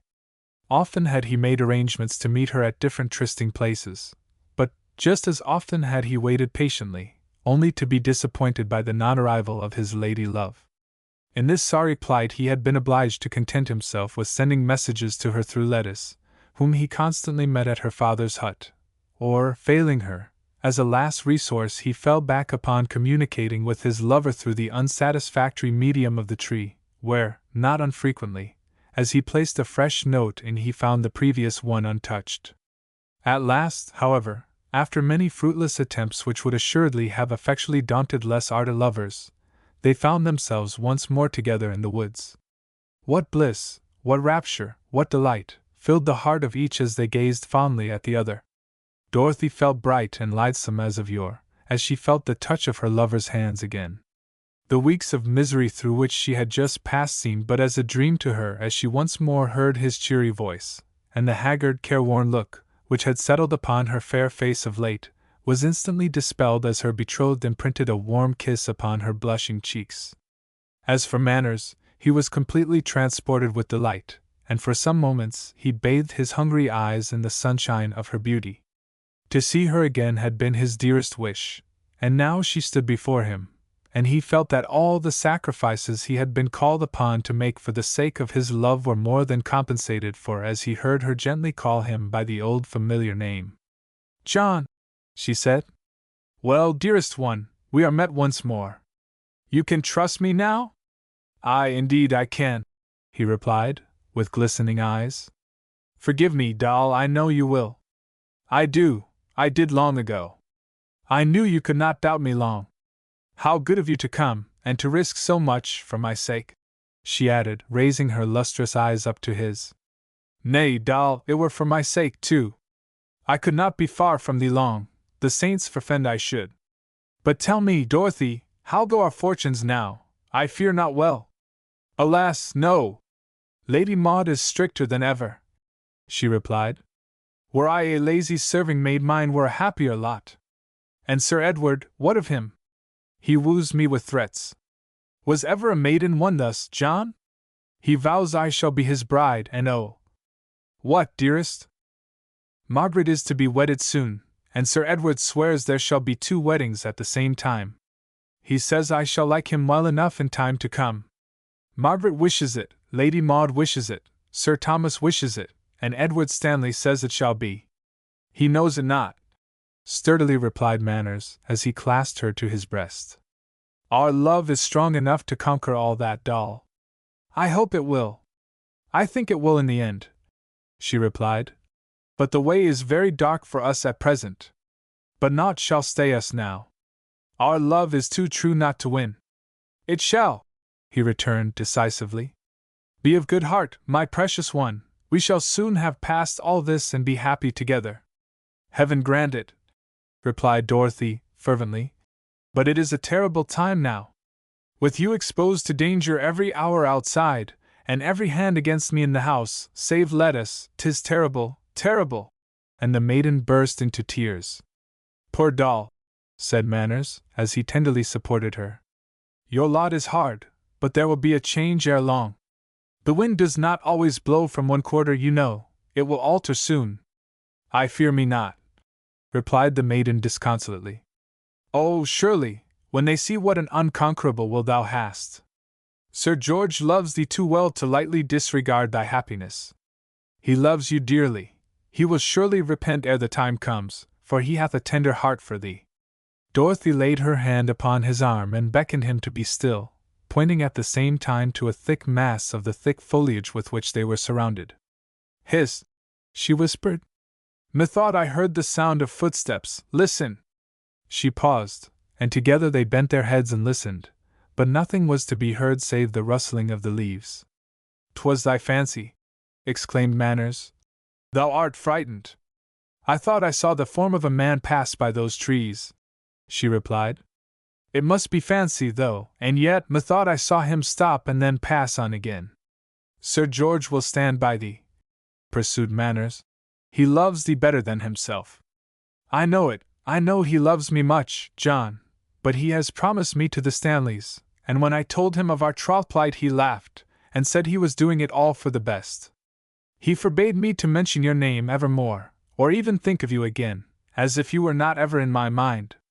Does not Lady Maud relent at all? Lady Maud relent? Nay, rather does she grow more bitter against me day by day, and that I may forget thee she makes me tenter stitch from morn till eve. Even Margaret gives her voice bitterly against me now. Thou hast no one to console thee, then? Save Lettuce, no. Poor Dorothy. And Father Nicholas, what saith he? He is a friend of mine. He is so grave I have not mentioned it to him. Then by my troth, doll, bid him meet me here tomorrow night. He shall help us, he shall befriend thee.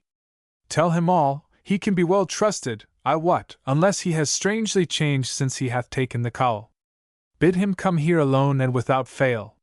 Soon, all too soon, the brief interview came to an end, and Dorothy had to go back to the hall, while her lover, having reluctantly parted from her when he dare accompany her no further, slowly wound his way back to the sorry hut which served him, in common with the rest of his fellows, as a home.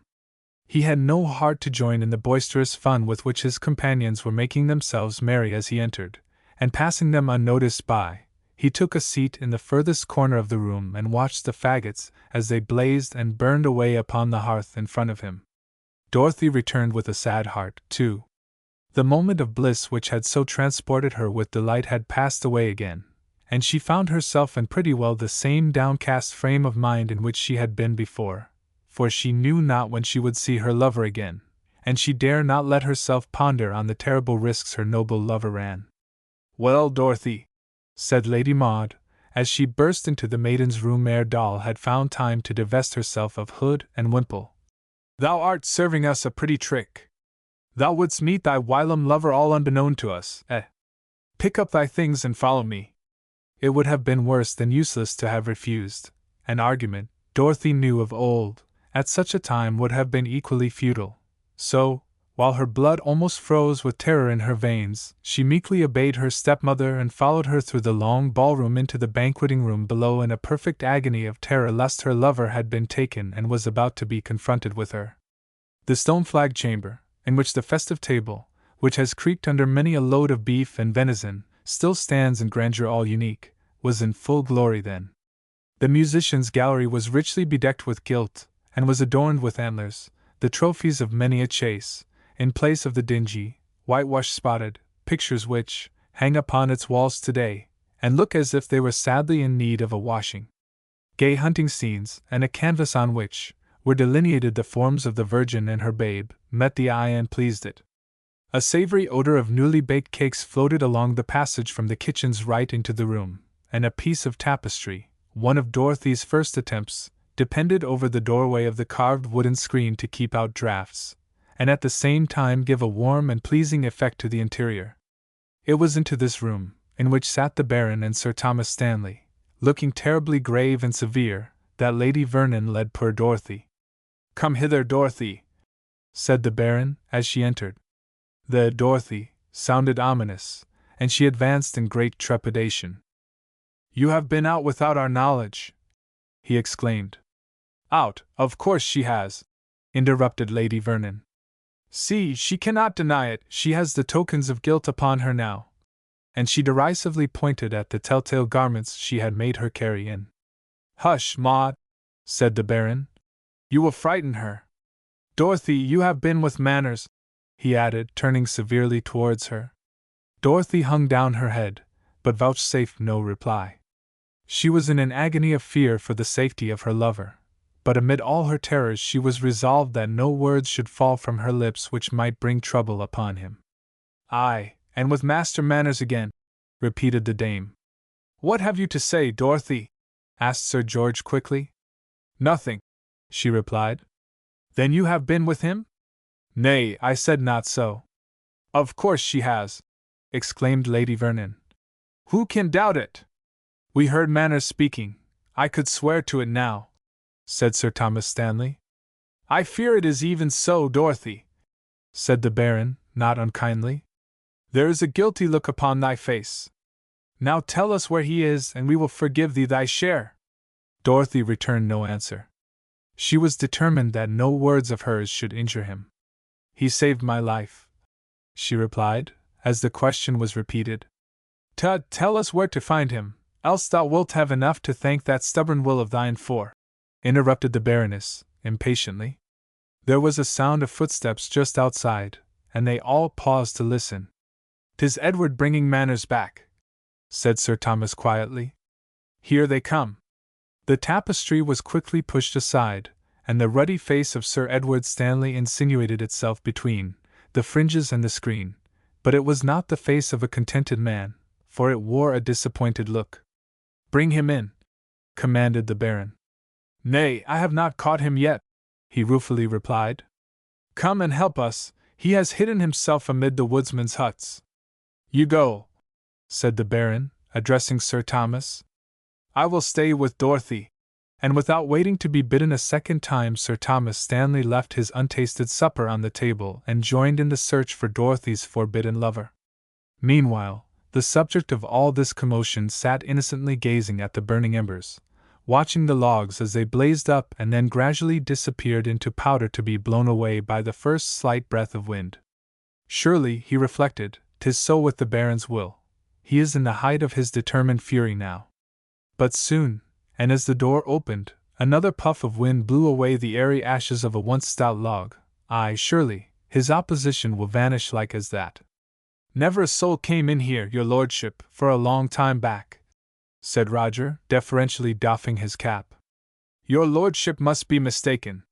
Manners turned round and beheld, with a feeling akin to dismay, Sir Thomas Stanley and his brother just within the threshold of the door. "Tut, tut, man," replied the knight. "I say he came in here, he was seen to enter, and no one has passed out since then." Sir Thomas appealed to the others, but they were all unanimous in supporting their master, and replied in one chorus of surprise. Manners had not been seen for weeks, and not a soul among them had any idea of his whereabouts.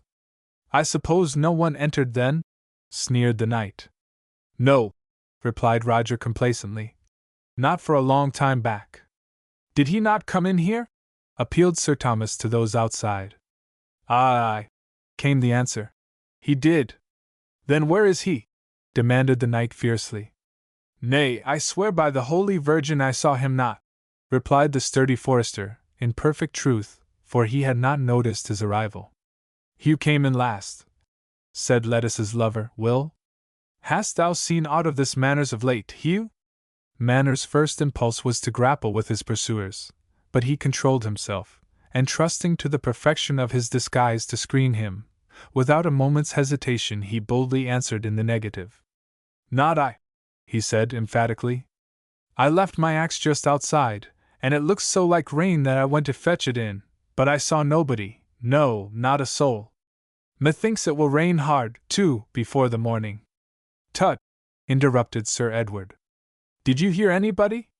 "No, not even a mouse." "Then we must search. Out, men, and help us.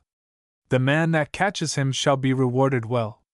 We must find him, he is hereabouts, for I heard his voice. A murrain on the fellow, all this trouble for a woman's whim."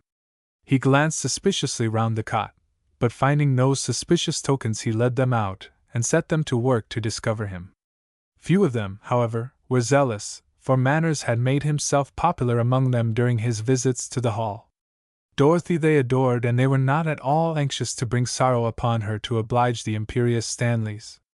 Besides these considerations, the whole affair was so romantic that it seemed more like an acted ballad than a serious reality, while Manners' position appealed to them in such a powerful fashion that they sympathized with him, and had not the search been conducted immediately under the eyes of the two nobles it would have been far more half-hearted than it was. A few, and a few only, were tempted to diligence by the offer of reward, and made a display of alacrity, and amongst the busiest, with a price upon his head, John Manners searched vigilantly for himself. Chapter 28. Not yet. You might esteem him a child for his might, or you may deem him a coward through his flight. But if she whom love honors be concealed from the day, set 1,000 guards on her, love will find out the way. Anon. If love cannot sharpen the faculties of mankind, if it cannot quicken the perceptions, if it has not the power to make the deaf hear, the blind see, the lame walk, at least sufficient for its own success, then, indeed. But it is possessed of all these virtues and more. If necessity be the mother of invention, then is love the mother of both, and surely the most ingenious devices and the cleverest productions had been connected with this subtle passion. Divers and many were the plans which Manners devised to meet his beloved Dorothy again, but the success he so richly merited was tardy in coming, and one after another his schemes were frustrated, until success seemed to have receded from his grasp forever. Dorothy, in fact, was too carefully watched to permit of her meeting her lover easily, and she was kept too busy at the tapestry frame to allow her much time for writing to him had she been so disposed. Whenever she went out she was well attended, and for a long time Manners was fain to content himself with an occasional glimpse of her pale face as she rode by, or by sending love notes, and receiving messages back by the kindly aid of the faithful Lettice. Still he persevered, and was rarely absent from the trysting place at the appointed time, for Dorothy might come on any night, and when she came he was determined she should find him there. But she never came. Lettice occasionally he met, but even she was suspected and was kept indoors as much as possible, and more often than not he sat his weary vigils out alone. Good Roger Morton did his utmost to further his friend's design, sending him up as often as possible on missions to the Hall, and he went so frequently both with messages and faggots, that, seeing him so often, no one suspected that the young woodsman was any other than what he professed to be. Time flew on, weeks passed by. Autumn brought its coldest and chillest weather for the winter to take up and carry forward.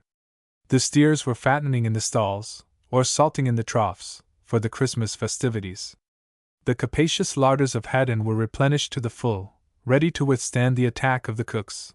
Large piles of wood lay stacked up in the yard, ready to supply the many fires which were to cook the victuals for the feast, and the servants themselves grew daily more surprised at the constant arrival of fresh stores, and wondered if ever so magnificent a feast had taken place before.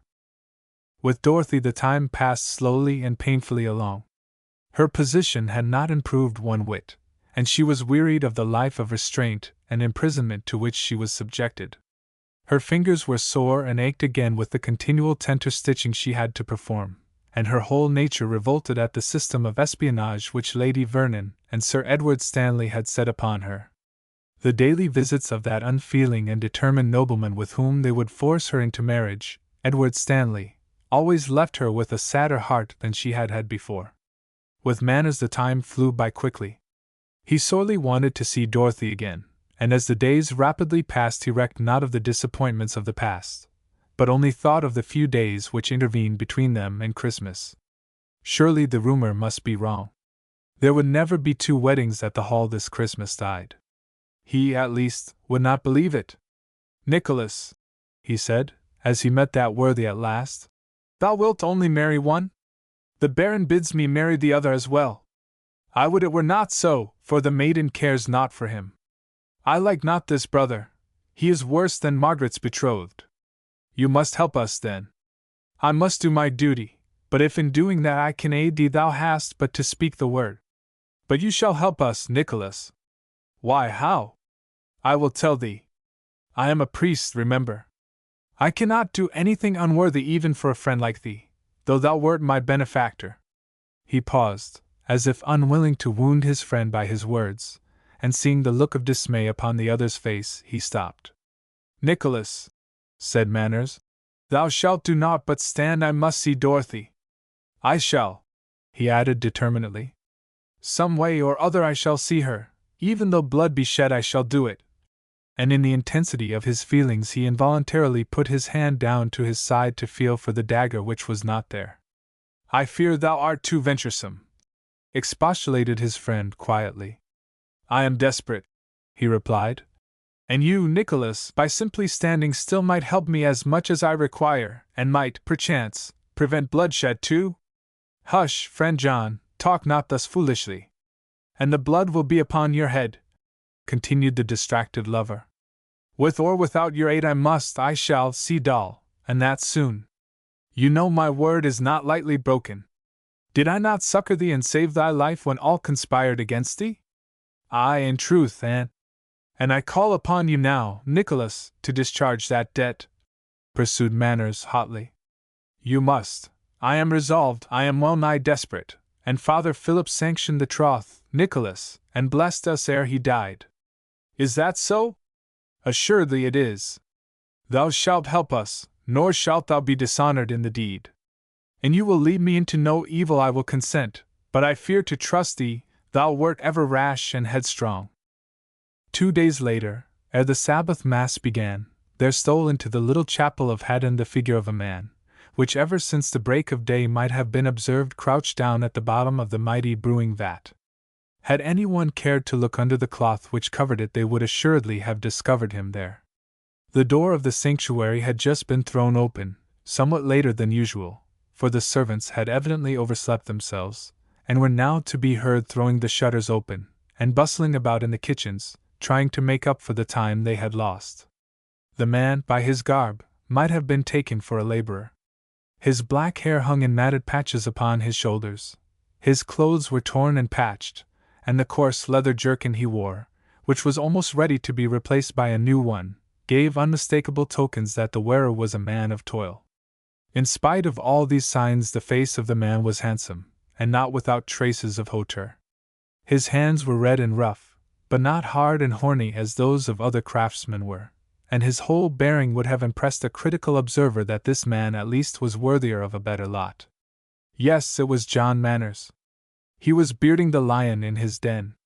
Pushing the inner door ajar, and casting a look around the yard at the same time to satisfy himself that he was not observed, he quietly entered the edifice, and closed the door. "Ha ha!" he mused. "At last we shall meet again." And at the thought of it he heaved a sigh of relief. Seating himself in the family pew, he pulled out a book from his capacious breast pocket, and as he anticipated a long period of uninterrupted peace, he commenced to peruse it. It was Toddle's Miscellany, a collection of amorous sonnets, and little love sonnets and little love songs, and he read page after page, to the delight of his heart, until he was startled to a sense of his position by the sound of voices just outside. "No, no, Sir Edward. We must give her a little longer time, she will come round soon to our opinion," were the words he unmistakably heard. "But you promised her to me this Christmas, remember," was the quick reply. "Aye, so I did," returned the first speaker. "I would that I had not promised her at all, she is so unhappy over it." "And I have laid my plans according to that promise," rejoined his companion. We must allow her a little longer time, replied the Baron, decisively. Manners has been again to flame her passion for him anew. She will be ready to accept thee soon, but not just yet. I tell her John Manners has forsaken her, but she will persist in her waywardness, and I expect, forsooth, she will do so until— Tut, tut, man, interposed Sir George. It shall not be at Christmas, as we would have had it, but even as she comes not to her senses soon, you shall take her away. Say another month, Sir Edward, another month. There, that is settled, trouble me no more, and now we will off to Mass. They were in the garden, and through the open lattice window Manners could hear them without the slightest trouble. At the mention of Mass he abruptly closed his book, and replacing it in his pocket, he crept carefully into the dismal hollow under the pulpit, and pulling the panel to after him he hid himself securely in the dark recess. So ho!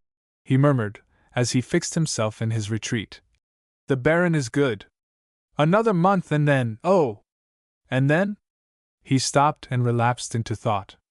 His brow contracted, his lips were tightly pressed, and his eyes stared fixedly through the darkness of his retreat at the chinks of the panels in front, through which he could see the place where his beloved would shortly sit.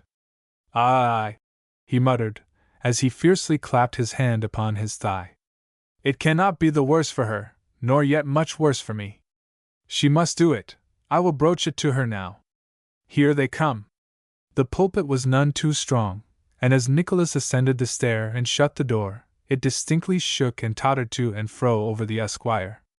Why, by my halidame, thought Manners, the whole contrivance will fall down together and crush me. This fear was strengthened soon, for as the priest fixed himself conveniently in his elevated position, the floor above the esquire's head creaked and groaned and threatened every minute to fall. The service quickly began, much to Manners' relief, but oh, horrors! Father Nicholas began to preach, and by the time the lover expected to have clasped his darling in his arms, the discourse was just getting into full swing. Stop, Nicholas, in the name of mercy, stop! He whispered through the floor, but Nicholas heard him not, and quietly pursued the even tenor of his way. Another half-hour had elapsed, and the situation had become well nigh intolerable. Apart from being cramped, Manners was uncomfortable enough. He felt that it would have immensely relieved him to have screamed, but he dared not do it. He wanted to cough, or sneeze, but he had to repress his feelings. The place in which he was boxed up was damp and humid, and the darkness in which he was enveloped was oppressive. He could bear it no longer, and raising himself up he groped around with his hands, and easily lifting a piece of the old pulpit flooring, he looked up at Nicholas and groaned. Nicholas involuntarily started at the sound, but recollecting the voice, he screened his friend by his presence of mind. Without a moment's pause he stopped and indulged in a prolonged fit of coughing, while the little congregation, which had been startled by the groan, attributed the noise to a premonitory symptom of the attack, and thought no more about it. For mercy's sake stop, muttered Manners. But the priest placidly resumed his discourse, and drowned Manners' voice by his own. The sand-glass, which was affixed to the pulpit desk to mark the limit of the time allowed for the sermon, had long indicated that Father Nicholas was trespassing upon the indulgence of his hearers before he stopped. But it was over at last, and confession time had arrived. Well knew the wily preacher that the second part of the service would not be prolonged. Sir George had never much to confess while there was a good meal awaiting him, and what Lady Maud would have said upon such occasions was always cut short when the sermon had been long, and was reserved for a more fitting occasion. Neither Sir Thomas Stanley nor his brother ever stayed for confession. They generally found some more attractive way of spending the time, and as soon as they could do so they slipped out, heartily cursing the long-winded priest, and wishing that Sir George were not, by far, so good a Catholic. Margaret stayed longer than the rest, and when her confession had ceased she kept the father and took occasion to consult him about the marriage ceremony. She went at last, and then it was Dorothy's turn. The way was once more open for the brave-hearted Manners to meet his betrothed again. "Stop!" exclaimed Nicholas, as Manners eagerly kissed the maiden's blushing cheek. "Let Mistress Dorothy perform her duty first." There was no gainsaying this. The good father would not be argued with, and so Dorothy bended her knee, and in humble penitence confessed her misdeeds and prayed forgiveness for her sins. The confession, though well meant, was constrained and short. The maiden was absent-minded, and though she would have entered into it with heart and soul, she found herself unable to bend her will, and even while confessing, her thoughts were fixed on her lover, whom she knew was impatiently waiting to embrace her as soon as she had finished her devotions. "And now, my own peerless doll," said Manners, as she rose and came to him, "at last I may talk with thee once more." "Yes, John," replied the maiden. "At last! We have waited long for this." "Nicholas, you will listen and warn us if anyone approaches," said Manners. "I pray thee forget not that the time goes on apace," replied the confessor. "I will guard the door for thee." The lovers were alone. They were free to enjoy each other's company for a little while, and in a short time the sound of eager conversation filled the room. "Come now, 'tis time," broke in the priest, after a long pause. "Sir George will be wondering at the long delay." "A minute more, Nicholas, a minute more," was the excited reply. "Now, doll," Manners appealed. "I have told you all. What say you?" "Not yet, John, not yet," she demurely replied. "Oh, say not so, doll," he pleaded. "They will never relent." "I cannot do it, John, indeed I cannot. I would refuse thee naught save this, but this I must refuse." Her lover looked at her sadly. "Then we may not see each other again," he said, "till thou art Lady Stanley." "Nay, nay," she replied quickly. "I shall never be that. My heart would break first. I shall never be that. Or I may be discovered, and then, doll, what?" "Oh, don't say that," she cried. "You tear my heart. I cannot do it, John, at least not now. Mistress Dorothy, we must go now." "I dare not tarry any longer," said the priest as he came up and stood beside the lovers. "We must go at once." "A minute more, just a minute, Nicholas." "Nay," he replied. "We must not linger any more." "Go, then, I will follow thee," said Dorothy, and taking her at her word the father bowed himself low before the little altar and departed. "Not yet," said Manners. "You cannot yet! Doll, it must come to this, and why not do it now?" Nay, John, ask me not. I cannot do it. Adieu, we shall meet again soon, trust me till then." And giving him a farewell kiss, she left him alone and hastened into the hall. Chapter 29. The Angels of Life and Death. He said no more, for at that instant flashed the glare, and with a hoarse, infernal roar, a blaze went up and filled the air. Rafters, and stones, and bodies rose in one quick gush of blinding flame, and down, amidst the dark, hurling on every side they came. A town. Deep down in the rock upon which Nottingham Castle proudly stands, there winds a passage which was used in the centuries long gone by as the readiest way of bringing the victuals in the castle, and which has long been commonly accepted as the veritable Mortimer's Hole. A man was busily engaged in arduous toil in one of the cavities hollowed out in the very heart of the rock. It was the chamber in which the dissolute Mortimer and the faithless Isabella had been captured by the youthful monarch, Edward III, 2 centuries and a half earlier, but no traces of its former grandeur, if it ever possessed any, now remained. It was changed into the abode of an alchemist, and as Edmund whenever and anon tapped an iron vessel his eyes sparkled with delight. The room was full of fumes and smoke. Phials of many shapes and various sizes were ranged around on every side, filled with liquids of every imaginable odor and hue. A long rude bench, which ran along the farther side of the room, was crowded with boxes of crystals, crucibles, and bottles, and, to complete the scene, a log fire was smoldering away on the center of the solid rock floor. Edmund had long sought the elixir of life, but it had proved as delusive as a will-o'-the-wisp to him, and ever, just as he felt assured of success, the prize had slipped away from his grasp, leaving him further away from success than he had been before. But now it was not the elixir that he was seeking to find. From trying to discover something that should rob the grave of its prey, he had turned his attention towards the invention of an engine to hasten death. His heart was all aflame with the passion of revenge. The Lord of Haddon had incurred his intense and undying hatred. He had heaped indignities upon him, he had slain the object of his affections, and the disgrace into which he had fallen at London was also ascribed, rightly or wrongly, to the Baron. Balked of his revenge hitherto, his passionate desire for it had decreased rather than declined through his failures, and the very fact of his failing was itself another charge for which the Baron would have to answer. Death, and death alone, would now be sufficient to wipe out the stain, and Edmund had long cudgelled his wits to secure the destruction of his foe. "Aye, Edmund, Edmund!" exclaimed Sir Ronald Barry, as he broke in upon Wynne's privacy.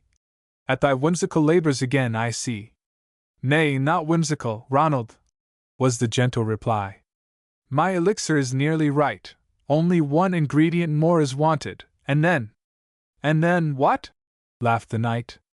"Why, then I shall have discovered what all the sages of the earth have sought in vain." "A toadstone, I suppose?" replied Sir Ronald lightly. "Ha, you may laugh, Ronald," said the astrologer severely.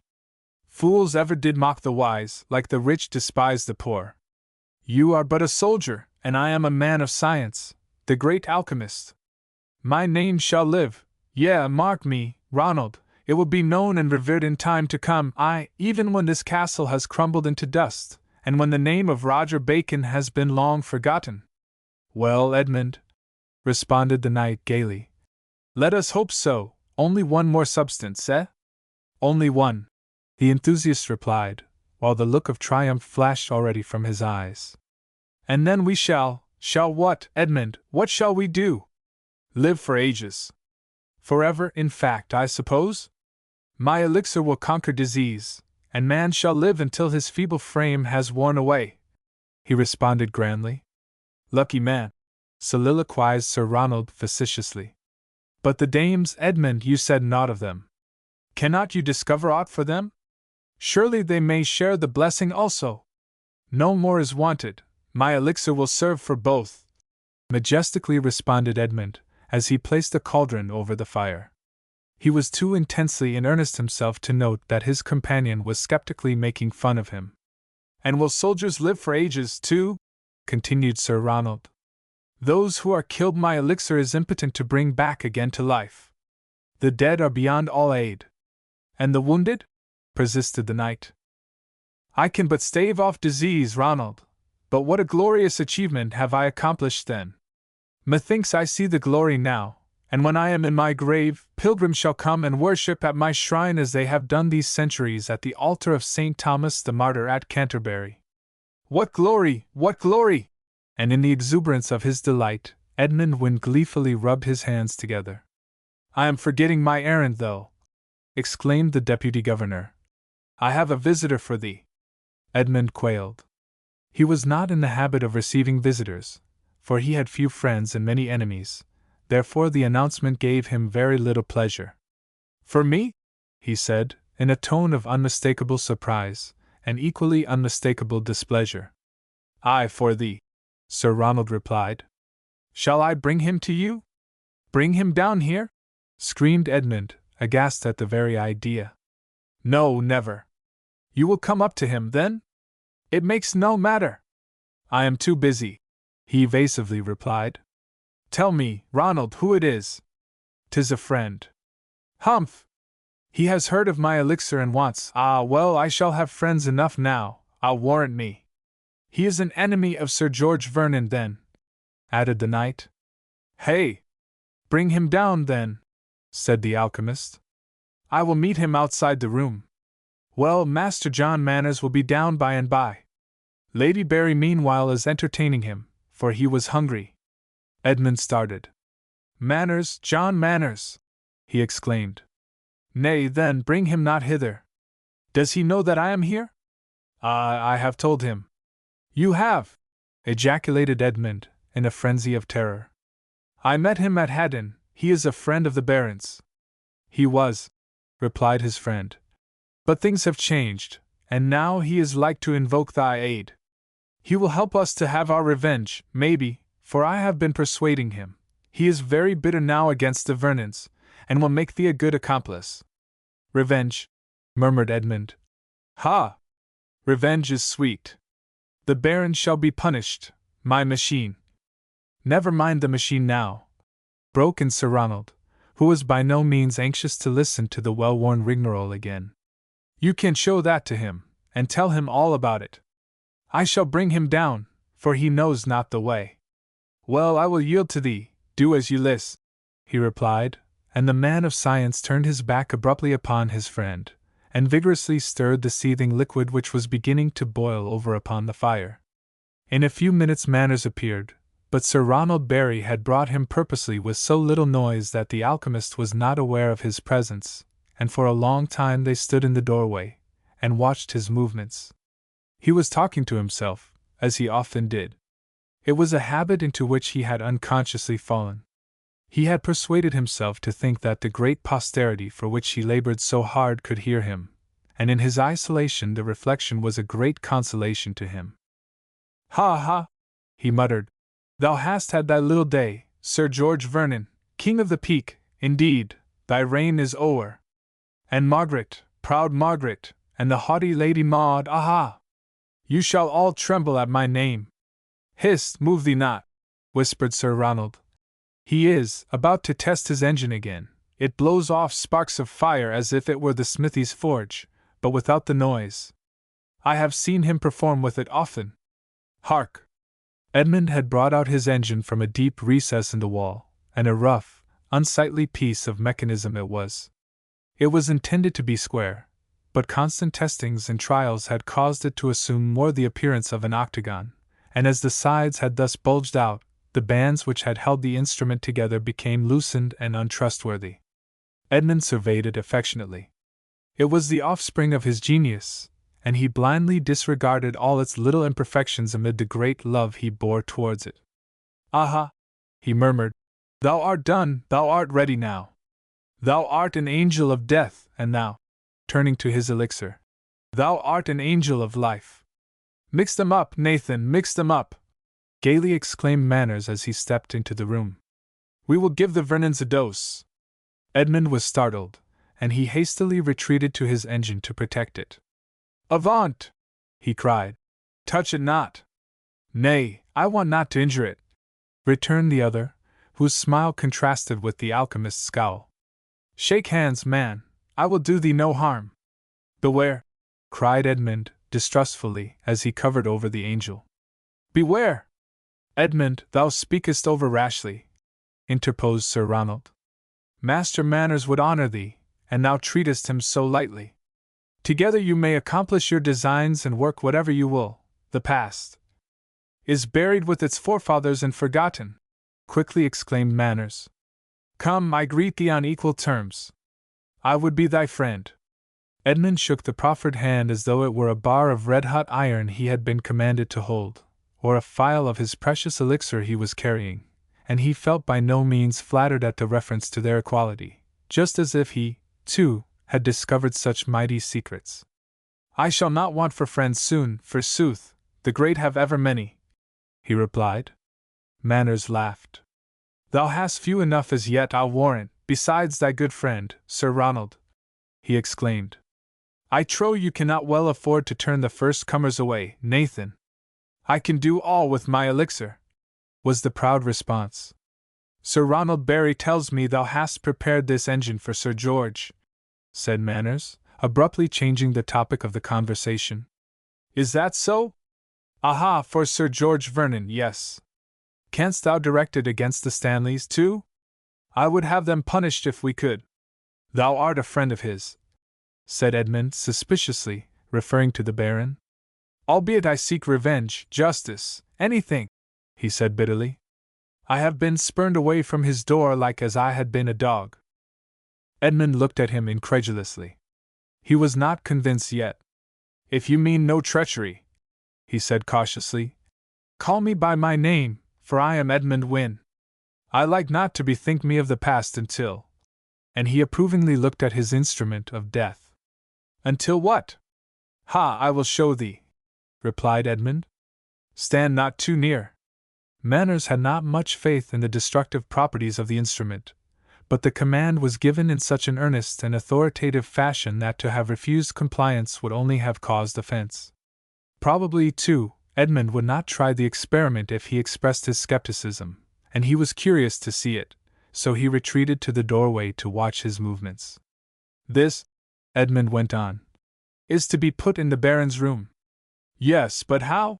Asked Manners, perceiving that some sort of a remark was expected of him. Cannot I, who have invented it, find some means for conveying the engine there? Replied the inventor, with staggering emphasis. Manners deferentially bowed his acquiescence, much to the amusement of Sir Ronald. You must not heed his words, whispered the knight. He is infatuated with his work. In all things else he is as timid as a mouse. And then, pursued the mighty alchemist. And then? Nay, I will show thee, see! And with some difficulty he forced open a little door at the side. Both Manners and Sir Ronald moved forward to examine it, for the room was but faintly lighted and they could barely see the dim outline of the instrument. Go back, screamed Edmund. Ronald, I look for no treachery from thee. Tush, contemptuously replied the knight, as he poured some more oil into the lamp. Get on. We did but want to see. This, continued Edmund, unabashed, is more dreadful than Roger Bacon's powder. And pulling out a short, stout iron canister, he poured some crystals into a hole. Look and behold, he added. I invoke no saints, nor do I seek the aid of any deity, but see.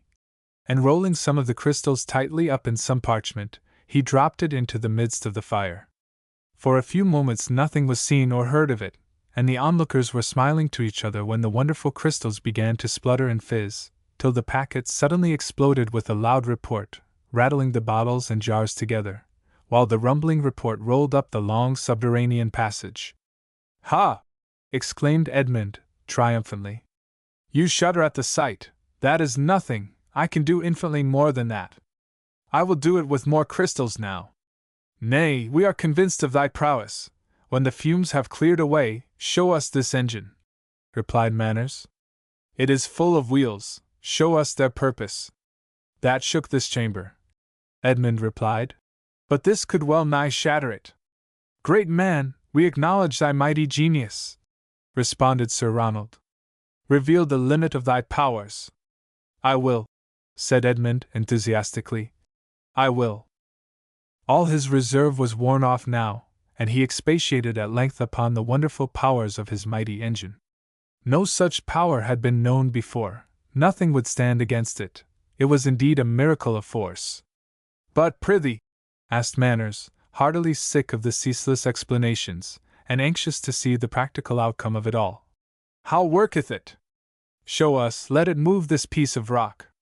You doubt me, I will show it thee, I will test it but this once again, and then the Baron, curse him, dies.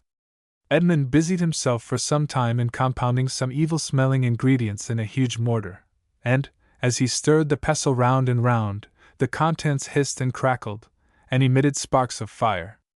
At length, after many bottles had been partially emptied, and many powders and the like had been employed, the mysterious substance was obtained, and he sprinkled a little of it upon the red embers, when a series of miniature explosions followed. Look, see! He passionately exclaimed. I have discovered something still more powerful. Nay, stand back. I found it once before, but lost the art. Now we shall see. Hey, hey! Slowly and cautiously the canister was replaced. The requisite powder was carefully measured and inserted, and after many an examination had been made, Edmund declared that everything was in readiness for the wheels to be set in motion. Stand back, venture not too near, he commanded, and placing a heavy piece of loose rock upon the case, he set the wheels in motion and stepped back proudly behind his handiwork. Thou shalt be convinced shortly, Master Manners, he exclaimed. Ha ha, I shall have many friends soon. None know the power I have at my command, and princes and queens will court me to possess it. I can either kill or keep alive my elixir. His voice was lost in the din of a great explosion. Bottles and jars were rattled together and smashed. The chamber was full of smoke and flame. Everything was suddenly thrown into frightful disorder, all was in confusion. Solid masses of rock were detached from the walls and roof, and went crashing across the room, destroying everything with which they came into contact, or else burst through the wall and bounded down the steep rock outside. The very rooms seemed to spin around, and Sir Ronald and Manners were thrown headlong upon the pavement of the passage outside. What could it all mean? Simply that the engine had done its work. Edmund had overcharged it, and it had exploded. The angel of death had slain its creator, and the wonderful elixir of life was lost to the world forever. Chapter 30. Stolen Sweets. All close they met again, before the dusk had taken from the stars its pleasant veil, close in a bower of hyacinth and musk, unknown of any, from whispering tale. Ah! Better had it been forever so, than idle ears should pleasure in their woe. Keats. It was within a week off Christmas, and at Haddon all was in confusion and disorder amid the preparations for the forthcoming wedding. Manners had now relinquished all hope of Sir George ever relenting, and he waited with feverish impatience the time when, once more, he might clasp his darling to his heart, and pour again into her ears the oft-told story of his undiminished love. He longed to see her again, or to be seen by her, even though no words were spoken, for he had been away a while, and though he had bidden Roger send Dorothy word of his absence through Lettice, yet he feared lest the message had not been delivered, and she would feel alarmed at his being away. Ill news awaited his return. Dorothy was to go away with Margaret, for she was ill, and Benedict had prescribed a change of air. He was desperate, and in his desperation he was prepared to hazard anything which promised the remotest chance of success. But alas! His ventures, while resulting harmlessly, brought him no nearer the goal of his ambition than he had been before. "Roger," he said, "I shall get me to the hall. Lettice should come soon. Bid her hasten back and tell her mistress I am there awaiting her." I will tell her," replied the honest woodsman. "But methinks it is a sorry chance. Thou art far more likely to be discovered than to succeed, for there be many folks at the hall, and few dare to be friends of thine. Nevertheless I shall attempt it, good Roger, dissuade me not." "Faith, not I. 'Tis not for such as me to interfere. Thou art brave, Master Manners, and art worthy of success. May it come to thee, say I. But the hall is full big to seek each other in. Where shalt thou be?" "In the dining room." "In the dining room!" quoth Roger, in surprise. "The dining room! Thou'lt surely never look there. 'Tis as bare of hiding places as the flat of my hand. Why not in the archer's room, or the tower?" "I shall hide me behind the arras till she comes," replied Manners. "The arras," laughed his companion. "Why, it will bulge out like the monuments in Bakewell Church. The first who comes will spy thee out. Take my advice, master, and wait in the tower. Why, the buttery were safer than the dining room." "Tut, I shall go," he replied. "There is more to hide one than you would have, but my Dorothy knows it, and I shall meet her there." And picking up a bundle of wood he started off to the hall. He was not long upon the way, and when he arrived at his destination there was no difficulty in getting into the kitchens, for he had been there scores of times before, and his was quite a familiar figure now. "Ho, Hubert!" called one of the busy cooks as he entered the room. "Lend a hand with this steer. Thou hast the strength of a bullock, I verily believe." Manners dropped the wood and good-naturedly lent the desired assistance. "And thou wouldst chop it with this cleaver, thou wert a good fellow," continued the cook, as, having got the beast upon the bench, he surveyed its goodly proportions, and handed the cleaver to his newly found helpmate. "Nay, I am no butcher, I am but a woodsman, and should cut it wrong, I fear," returned Manners, as he laid the chopper down. "Were it a tree—" "Now come," interrupted the cook, persuasively. "I am wearied out, I have no strength left in my arm. See you, here, and the thing is done." "I will do it, and you will serve me a good turn, too," he replied. "Done, then," said the other. "What is it?" "Show me the hall. I have long wished to see the ballroom. 'Tis a fine room, Roger says." "Fine!" exclaimed the cook. "I should think it is fine. There's not another in all Queen Elizabeth's land to equal it. I will show it thee afterwards. Help me with this sack of flour," exclaimed the baker, "and I will show it thee now." Manners chopped the carcass up, for which he was promised a share of the pie, and quickly satisfied the baker. His strength, indeed, was wonderful, and what two bakers had failed to do together, he easily accomplished alone. "Thou shalt have a cake tonight," exclaimed the baker, admiringly. "A milk-white cake hot off the hearthstone, such as my lord the Baron loveth so well." And they passed through the stone-flagged passage into the banqueting room beyond to see the wonders of the hall. "Nay," exclaimed the chamberlain, as they attempted to pass up the steps leading to the upper part of the hall. "'Tis against the rules, you know." "All right, John, 'tis all right," replied the baker. "Hubert is going to help me, and you cannot stay me, I trow, or Lady Vernon will come upon thee about the cakes for the feast." There was no gainsaying this argument, for John stood in mortal fear of his mistress, and at the mention of her name he stepped aside and allowed them to pass by.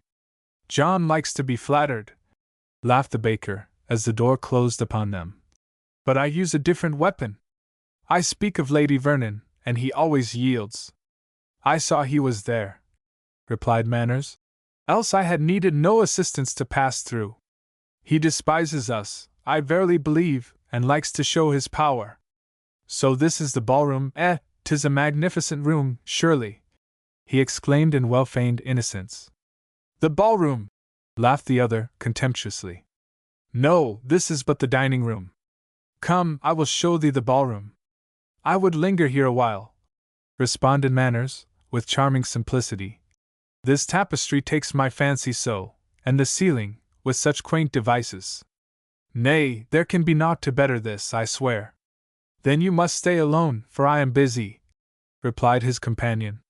This was exactly what Manners wanted, and as he offered no opposition, the baker left him alone on the threshold of the ballroom, and returned to attend to his duties. It was a matter of little difficulty to find the hiding place, for Manners knew it well, and pulling the heiress aside, he slid an old oak panel along and stepped into the cavity it disclosed to await with as much patience as he could command the well-known footstep of his beloved. A long time he waited. Each passing footstep caused his heart to flutter with expectation, only, however, to leave it to quieten in disappointment as the sounds receded and died away in the echoing ballroom above, or else mingled, maybe, in the turmoil of the busy kitchens below. No Dorothy appeared, and his heart at last began to fail. "Surely she will not come," he murmured at length. "Lettuce cannot have been," and his spirit sank within him at the thought. He was cold and fatigued, and once being infected with the idea that he was doomed to disappointment, he quickly discovered all the discomforts of his position and aggravated his misery by adding to them by his own imagination. He had made up his mind to depart, and was about to put his resolution into practice, when a gentle voice broke the stillness of the room. He held his breath to listen. There was surely someone at the door, for he heard the handle turn, it creaked upon its hinges, and a moment later a gentle step resounded on the floor, and he knew that he was not alone. Could it be Dorothy? He pushed the door of his retreat ajar and listened intently, but only the responsive throbbing of his own heart could he hear. "Doll!" he exclaimed. There was no reply. "Doll!" he repeated, in a little louder tone as he pushed door and tapestry aside and entered the room. "Doll! It is not Dorothy, Master Manners," replied a gentle voice. "It is I, Lettuce, her maid." His heart stood still, chilled with despair. "Where is she?" he cried. "Tell me, will she come?" "Nay, she cannot come. Dame Maud is with her, getting ready for the feast." "And Dorothy cannot come," he repeated with downcast eyes. "Hast thou seen her? Has she had my message?" "One may not speak with her when my lady is there," said the maid, "but she read it in my eyes. I would, Master Manners, I could help thee more, but I fear that cannot be." "Bid her keep her tryst tonight, Lettuce," he replied, "and thou wilt serve thee well. I fear me she cannot. Oft has she tried and failed, she is watched too well. And she were to pass the gate alone, the whole hall would know of it. Look, then, Lettuce, could you come?" Lettuce often had done so before to meet her own stalwart young lover in the privacy of the wood, and she blushed at the question. "I come?" she replied. "Happen I might were I but to speak to the chamberlain first." "Speak to him, then, for mercy's sake speak," replied the lover quickly. Lend Doll your hood and shawl, none will know the difference in the dark. Tell the porter to expect you. There, adieu, fail me not, good Lettuce. And without leaving her time to make reply, he rushed hastily out of the room, and left her alone to carry out his instructions as best she could. Dusk was rapidly deepening into darkness when John Manners stole out of his humble abode to wend his way to the old trysting place, whither he had been so frequently of late.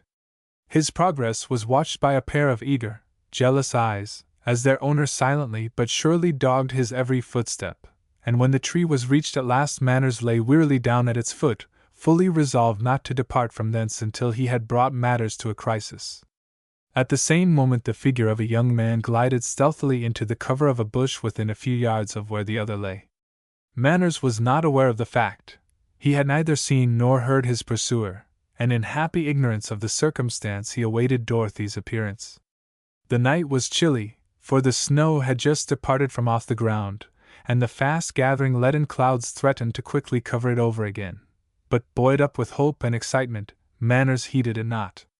Quietly, but not calmly, he lay, impatiently awaiting the coming of his love. At last she came, but she approached so silently that her lover was not aware of her presence until she spoke. "John!" she exclaimed. "I am here." He was upon his feet in an instant. "My darling, my beloved!" he cried, as he rapturously embraced her in his arms. "This is good of thee, 'tis more than I deserve." "Say not so," she replied. "I would do aught for thy dear sake. I have endured much for thee, but I have been happy in it because it was for thee." "Thou wouldst do aught for me, my precious one?" cried Manners. "I have much to ask of thee. 'Tis well for me thou art so ready. None shall part us, Doll." "No, never," she replied firmly. "Then, Dorothy, we must flee together." "What?" she exclaimed in surprise. "Leave Haddon?" "Hush, Doll, I fear it must be so." "Oh, John," she sobbed, "I cannot do it, indeed I cannot do it." "Is there no other way? Have you no other plan?" "Sir George will never relent," Manners replied, "and in another month—" "Nay, nay, John, I have refused the one, I am resolved not to wed the other." There was a painful pause for a minute or two, but at length Manners spoke. His voice trembled and betrayed the depth of his feelings plainly. "'Tis a hard choice, Doll," he said, "but you must choose betwixt Haddon and me. If you say me nay, I shall lose you." "Wait, John, you can trust me?" she sobbed. "Aye, that I can," he returned tenderly. "But the flower is withering, and will soon be gone. This face was not so pale nor yet so thin before. Dorothy, I cannot see thee droop like this before my eyes." "You can trust me," she replied. "Then wait a while." "And then, what then?" "If they are against us, then I will do thy will and go with thee." "Nay, Doll, I should lose thee, and that would break my heart. It must be yes or no, there is no other way of escape." Dorothy bowed her head upon his shoulders while the tears ran freely down her cheeks, and Manners stood over her, his breast heaving in fierce thrills of mingled emotions. "Choose for thine own happiness, Doll," he whispered, breaking again another painful spell of silence. "I cannot leave my father so, and Margaret," she added after a pause. "Margaret will leave thee soon enough," replied her lover. "And Sir George would wed thee to Sir Edward Stanley in a month. Thou wilt have to leave them soon anyhow, why not with me? I would brave the world for thy sake." "I know it," she replied. "But I cannot say yes. Do not persuade me, I will give thee an answer in a little while." "I have made arrangements," Manners answered. "Everything is ready. We shall go to Nottingham, all our plans are laid ready for the wedding." "I cannot refuse thee, John," whispered Dorothy as she dried her tears. "But I cannot consent, not yet at least. Lettuce shall bring thee word." "So be it then," he said. "Kiss me, Doll, it may be for the last time, and you decide to stay, I shall go to the wars again." "Hush, your words are over loud, John. If you go, I die." "Listen!" Manners needed not the injunction, for someone was unmistakably rushing towards them. He turned, and faced the intruder. "Hold!" he cried, "or you shall rue it." Stand back, he added, as the figure of a man ran towards Dorothy. Lettuce, exclaimed the other. Could I think this of thee? I had trusted thee better. What have I done that thou shouldst treat me thus? As for thee, he said, turning to Manners. Tut, man, doff thy cap, interrupted the latter. This is Mistress Dorothy Vernon. Thou hast met here often enough before, continued the unbelieving Will, but I'll warrant me this shall be the last time. Mistress Dorothy, indeed! A likely story that, but I know that hood too well to be deceived. You are Sir Edward Stanley, or Master Manners, perchance, I suppose? Roger Morton shall know of this. Lettuce is in the hall, said Dorothy. I know thou art to be trusted, Will, for Lettuce ofttimes speaks of thee. This is Master Manners. Hush! Not a word, tell it not to anyone. It was the voice of Dorothy, beyond dispute, and not the voice of Lettuce, and the astonished youth dropped down upon his knees and sued forgiveness. And you knew me not?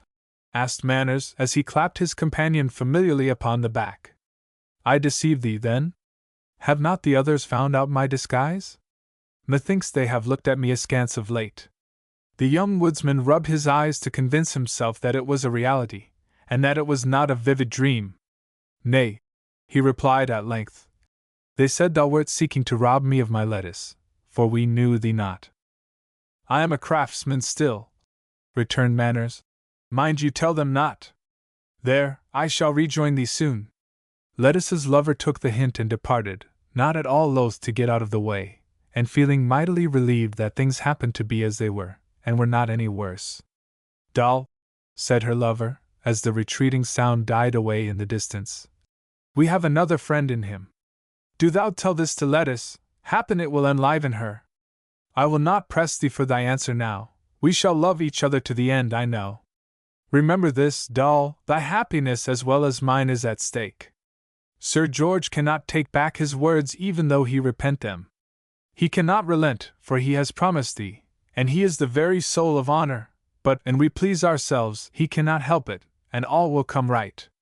Nay, interrupt me not, I have weighed my words, there will never be such another chance for us to flee. There, now, thou knowest all I can tell thee, thou shalt decide anon.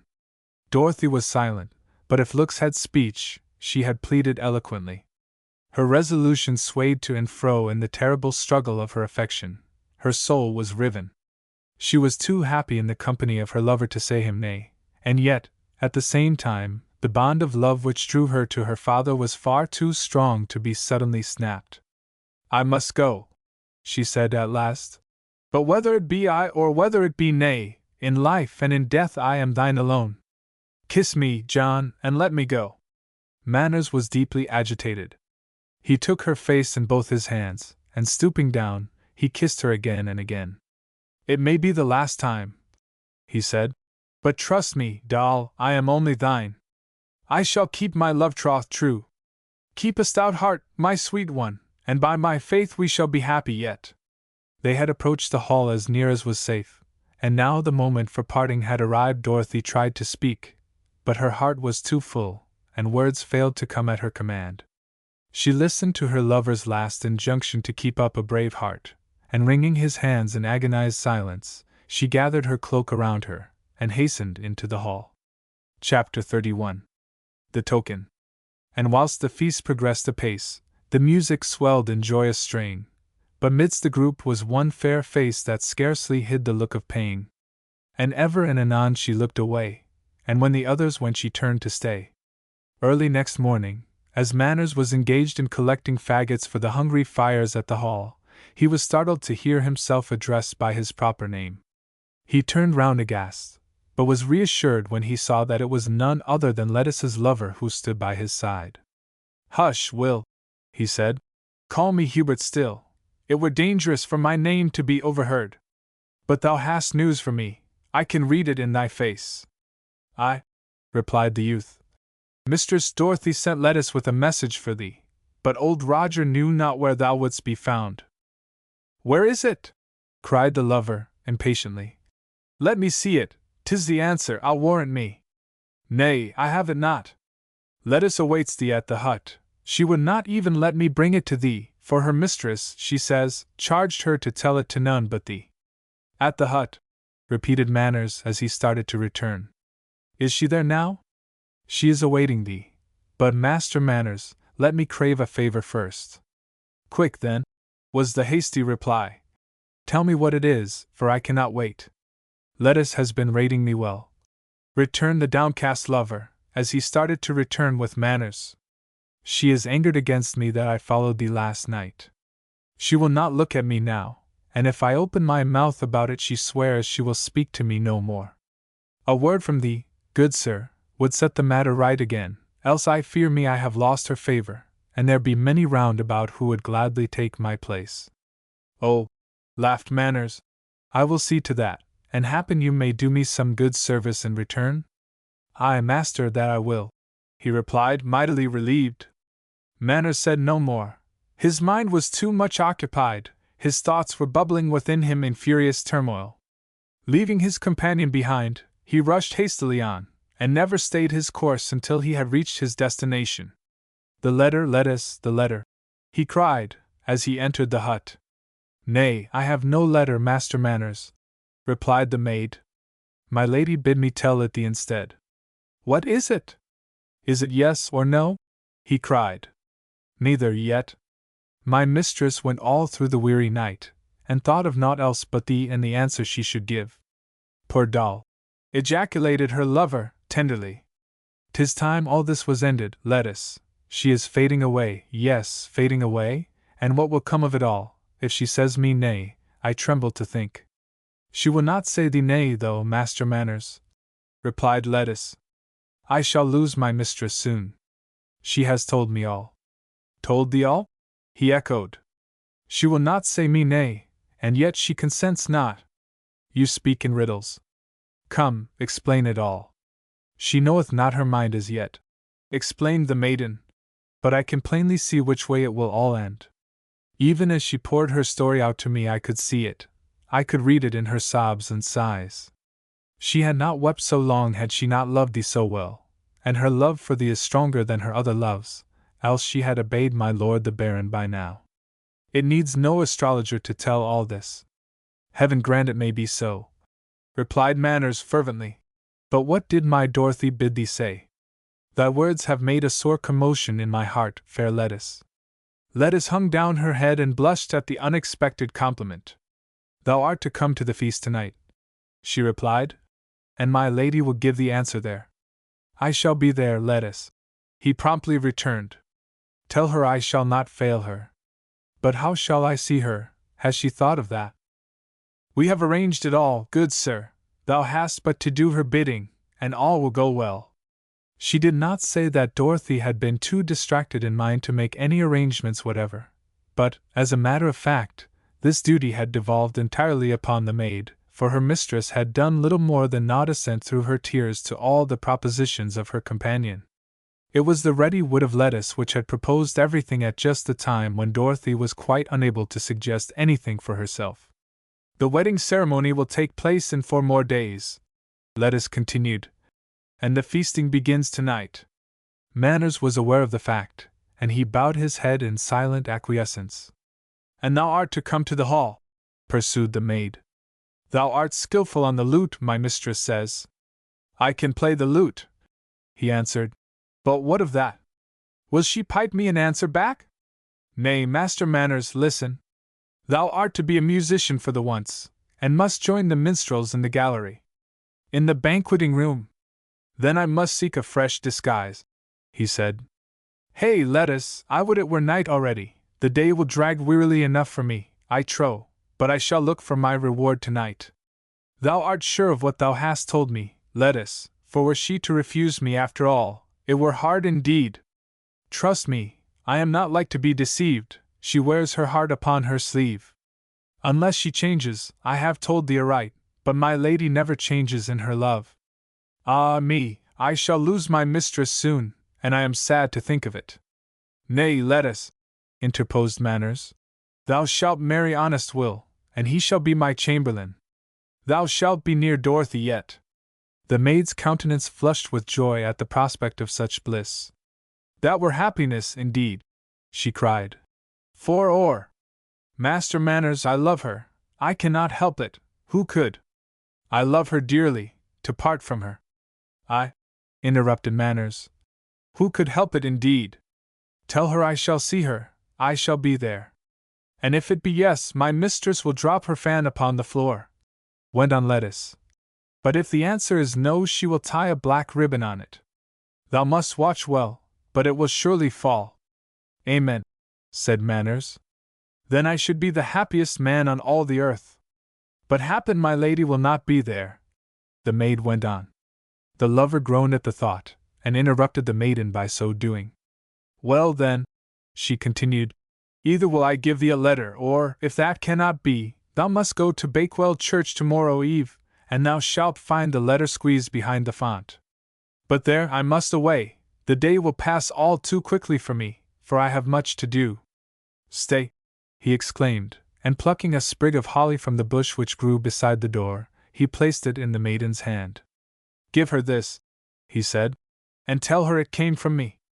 Bid her keep a stout heart within her, she must smile tonight.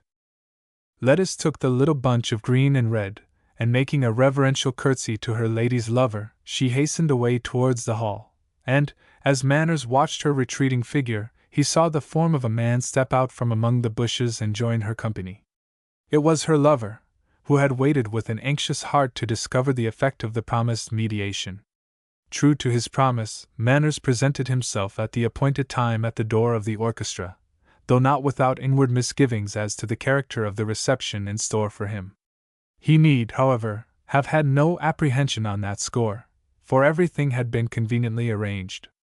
The leader of the musicians, they were principally hired Derby men, had been bribed, and when the esquire presented himself for admittance he was warmly greeted.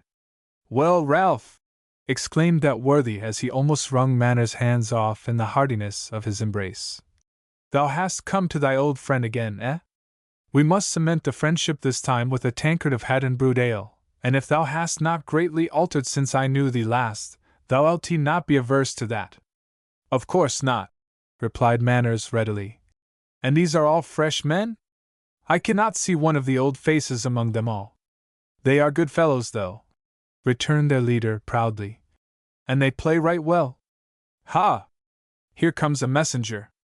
The musicians, most of whom had until now been idly leaning over the balcony, gazing, with an interest of which they were not fully aware, at the servants below as they were putting the finishing strokes to the preparation of the feast, immediately took their allotted places, and Manners found himself at the end of the row within the shadow of the wall, and separated from the rest by the intervening body of the leader. The Baron sends this for the musicians, said the page, as he deposited a large pitcher of ale upon the gallery floor. They are coming now, and he would like some merry tunes. Even as the lad spoke, the guests came pouring into the room, laughing, joking, talking, almost all of them in the merriest possible mood. Manners scrutinized their faces keenly, and he thought with regret of the time not long ago, when he too had been one of the happiest of all the merry guests of just such another party. But where was Doll? He could not see her anywhere, and so intent was he on searching for his beloved, that the blast of the trumpets by his side startled him, and made him fairly jump with surprise. Mechanically he took his instrument up. The tune was simple and he knew it well, but even as he played his eye wandered from the sheet before him to scan the merry throng below. Ha! There she was. He discovered her at last, but her gait was lively and her dress was amongst the gayest of the gay, and as she entered leaning upon Sir Edward Stanley's arm she wore a smile upon her face. His heart misgave him at the sight. Had Lettuce deceived him? For a moment he entertained the thought, and he cursed the hope which she had planted in his heart, and then in a fear of anxiety he laid the lute down and looked to find the fatal bow of black. What was it he saw? His gaze was riveted upon her dress, by the side of which hung the long fan. His eyes seemed to dance about, his head swam, and before he could determine the question, Dorothy had passed by and taken her place at the table.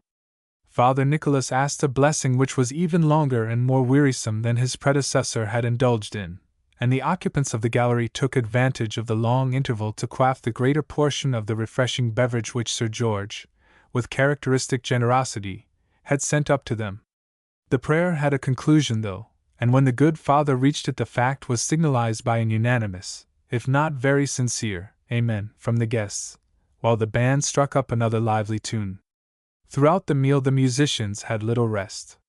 One tune was played and immediately another was struck up to take its place, and the gay company at the tables laughed and chatted the while with the utmost vivacity and glee. For Manners it was a weary time. There appeared to be no end to the succession of dishes, and he impatiently waited for the time when the signal would be given which would give him unbounded joy or doom him to perpetual misery.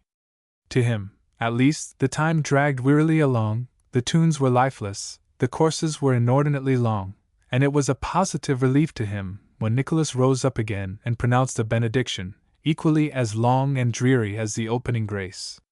The feast was over now, and as the guests defiled out of the room, another air took the place of the one just concluded.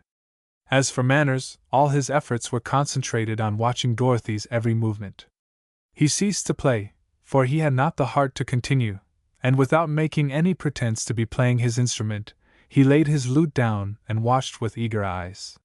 He noticed that his rival sat by her side, nor did she repel him. When she arose, he rose too, and together they started to go out of the chamber. Dorothy lingered, Stanley lingered too. What, oh, what could she be lingering for? In his anxiety, Manners stood up to see the better. His pulse moved in jerks and bounds, his heart rose to his throat, and he gasped for very breath. The lively tune pursued the even tenor of its way. The burly form of the leader screened him well from view, and that functionary was too much engrossed in the execution of the piece to remark the peculiar conduct of his companion. Dorothy lingered to look at the pictures she knew so well, but Sir Edward tarried at her side.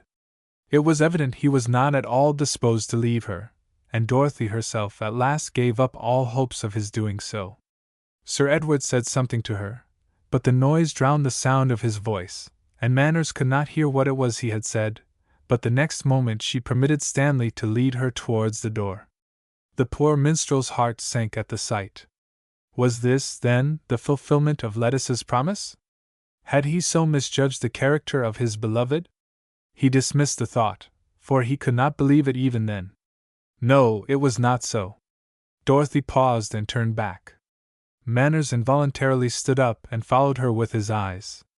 Margaret and her betrothed were behind, and to them she went. His spirits revived again.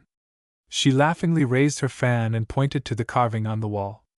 Was the black knot on? He gasped for breath as he anxiously looked to see. It surely was not there. At all events he could not see it, but then his eyes might be deceiving him, for she was at the further end of the room. Ah! Would she only drop the fan which was held up in her trembling hand, and then... With a clatter the fan dropped upon the pavement. Sir Edward gallantly stooped down and returned it to its fair owner, but Manners waited to see no more. She was his. The signal had been given, and picking up his instrument he set to and contributed as good a share to the gladsome melody as any of his fellows. Chapter 32. Plain John Manners wins his bride. One touch of her hand, and one word in her ear, when they reached the hall door the charger stood near. So light to the croup the fair lady he swung, so light to the saddle before her he sprung. She is won! We are gone, over bank, bush, and score they'll have fleet steeds that follow, quoth young Lochinvar. Scott. Fast waxed the fun at Haddon, and loud above the strains of music rose the sounds of merriment in the grand old hall. It was the bridal night. Margaret Vernon had redeemed her troth plight, given to Sir Thomas Stanley early in the summer, and in the former part of the day she had been joined in holy wedlock with her lover by Father Nicholas Barry, with more of the Roman Catholic ritual than Queen Elizabeth's ministers would have approved of had they known it. Never had Haddon been so full of visitors before. Never had it been so gay. None who came had been turned away. The Baron kept an open house, and whilst the rooms of the hall were strained to the uttermost to find accommodation for the numerous guests, the gate had been thronged throughout the livelong day by an eager crowd of expectant beggars, none of whom had gone away with empty hands. But now the night was closing in, and the visitors were determined to make the most of it. Sir George was almost ubiquitous. Here, there, wherever the mirth was loudest, there the form of the jovial Baron was sure to be found. Old knights and equally elderly dames congregated together in the capacious oriel windows, and with the tapestry curtains drawn aside, talked of the good old times of bluff King Hal, and pointed out with pride of superiority of their own happy age to these degenerate days. Middle-aged matrons sat proudly watching their offspring as they flitted to and fro, and noted with much satisfaction the matchless beauty of their own daughters, and the mediocrity of the rest, or, were they so inclined, footed it, as of old, with equally middle-aged gallants. Sir Benedict Outwood soon retired from the scene, and taking advantage of his intimate knowledge of the building, he led a few convivial spirits, like himself, into the wine-cellar, which they did their utmost to empty, until, having imbibed too much, they were fain to lie down, through sheer inability to stand. It was from the rising generation, however, that the greatest merriment arose.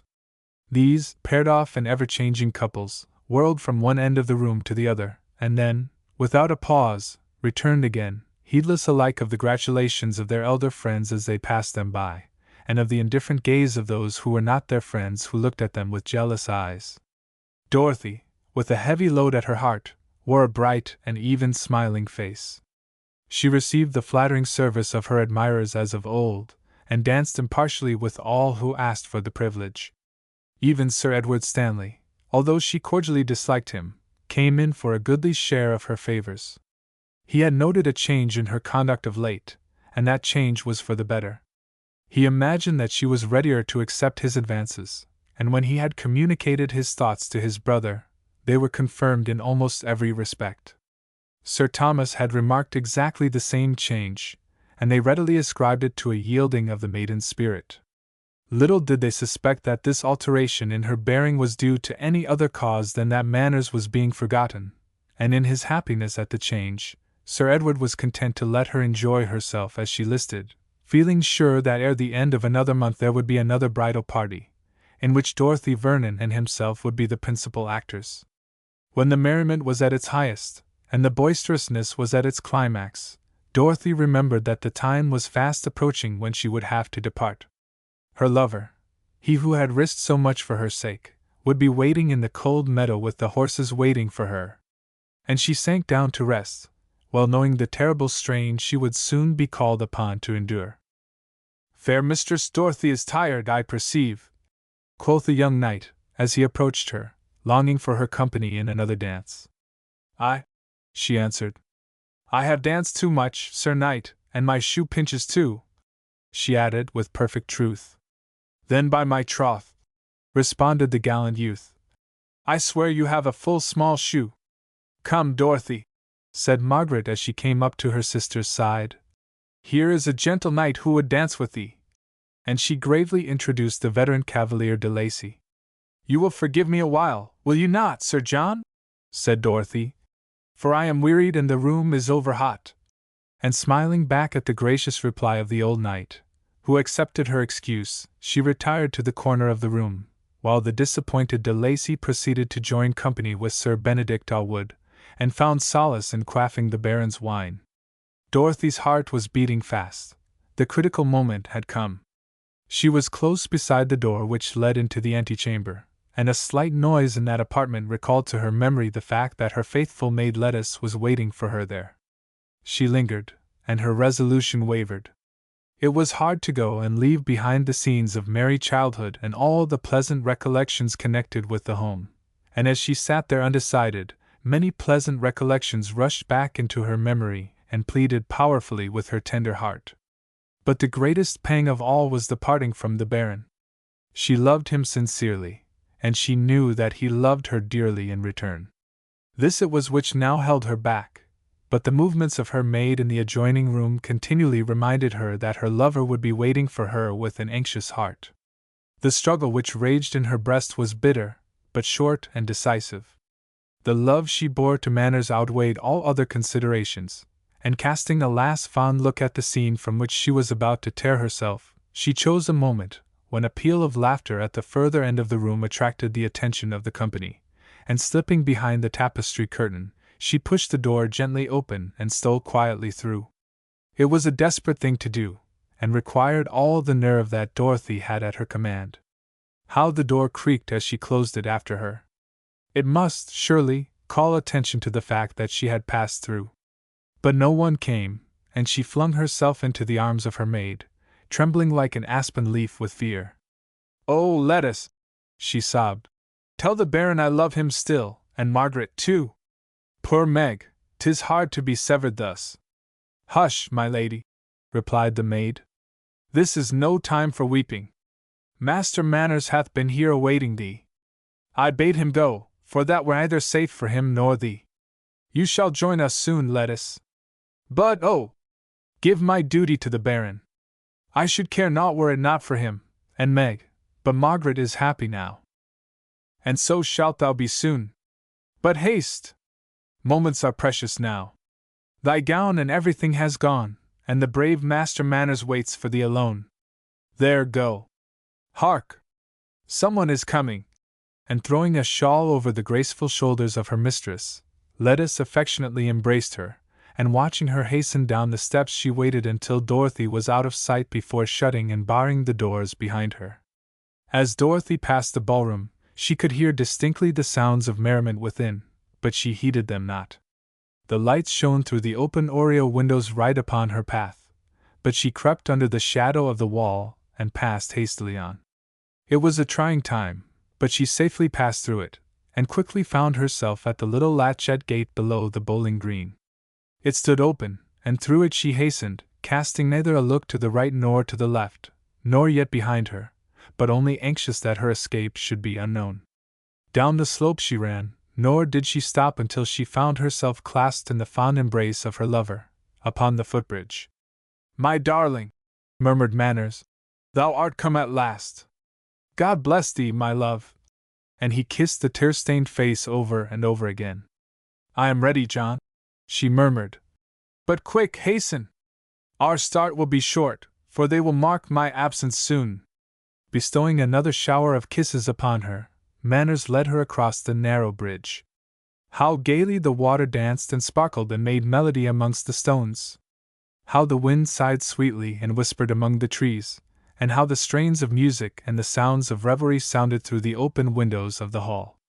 But of all the sounds that Manners heard there was none which thrilled him so much, or caused him so much happiness, as the sound of Dorothy's dress as it rustled against the walls of the narrow bridge when they passed through.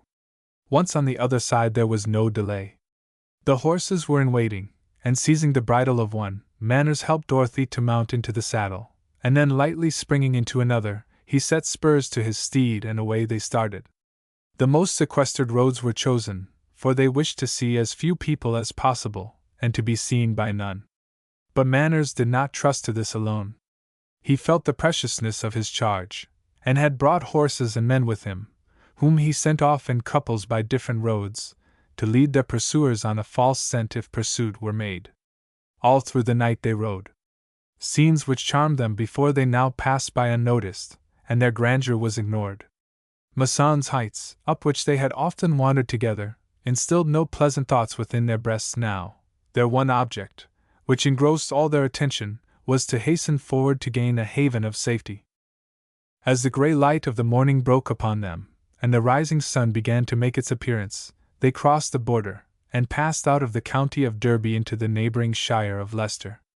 Still they pushed on, for there was no telling how soon their pursuers might be upon them, nor did they draw rein until well into the morning, when, though Dorothy, animated for the time being with a wonderful amount of endurance, gave her voice for hastening forward, Manners deemed it advisable, for her sake, to stay.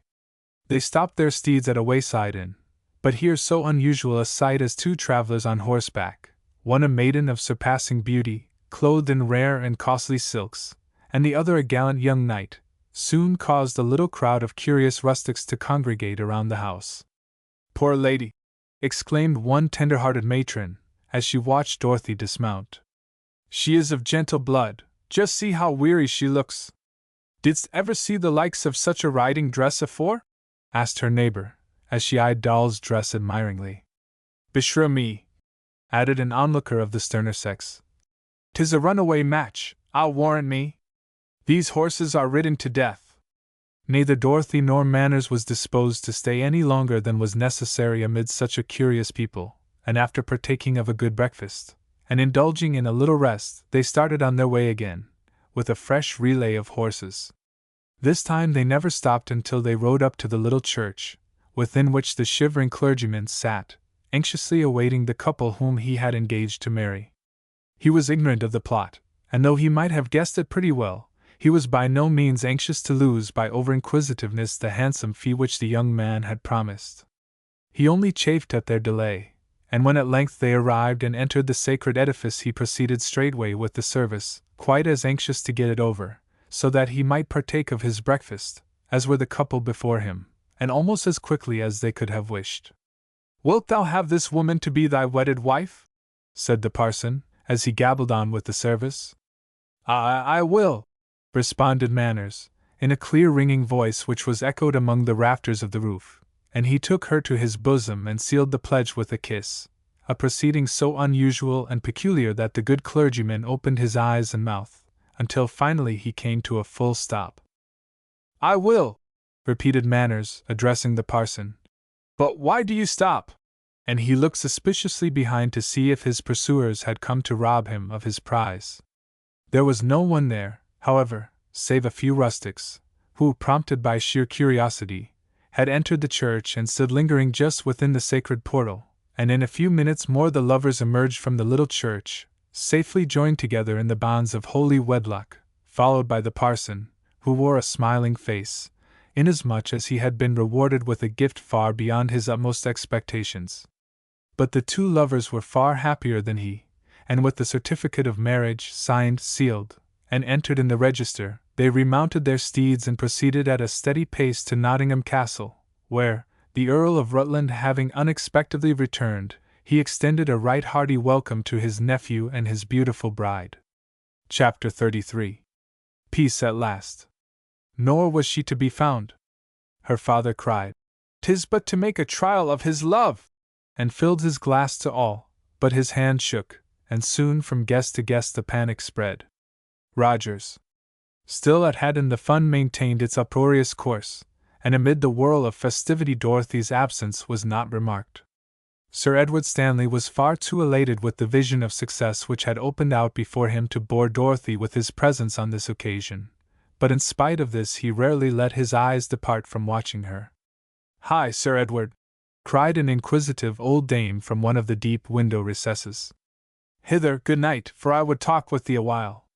He could not very well resist such a direct appeal, but he took his seat beside her unwillingly enough. "I hear, Sir Edward," confidentially began the dame, "that in a month you are to wed Mistress Dorothy Vernon. Is that so?" "It is," he replied curtly. "You are a lucky knight, then," she replied. "For, except my Isabel, Dorothy is the fairest maiden I have ever clapped eyes on. But then, Isabel, forsooth, is not so rich. We cannot all be Vernons, you know, though if everybody had their deserts we. Yes, I trow that she is rich and fair, but for either of these do I care so much as her love," gallantly responded Stanley.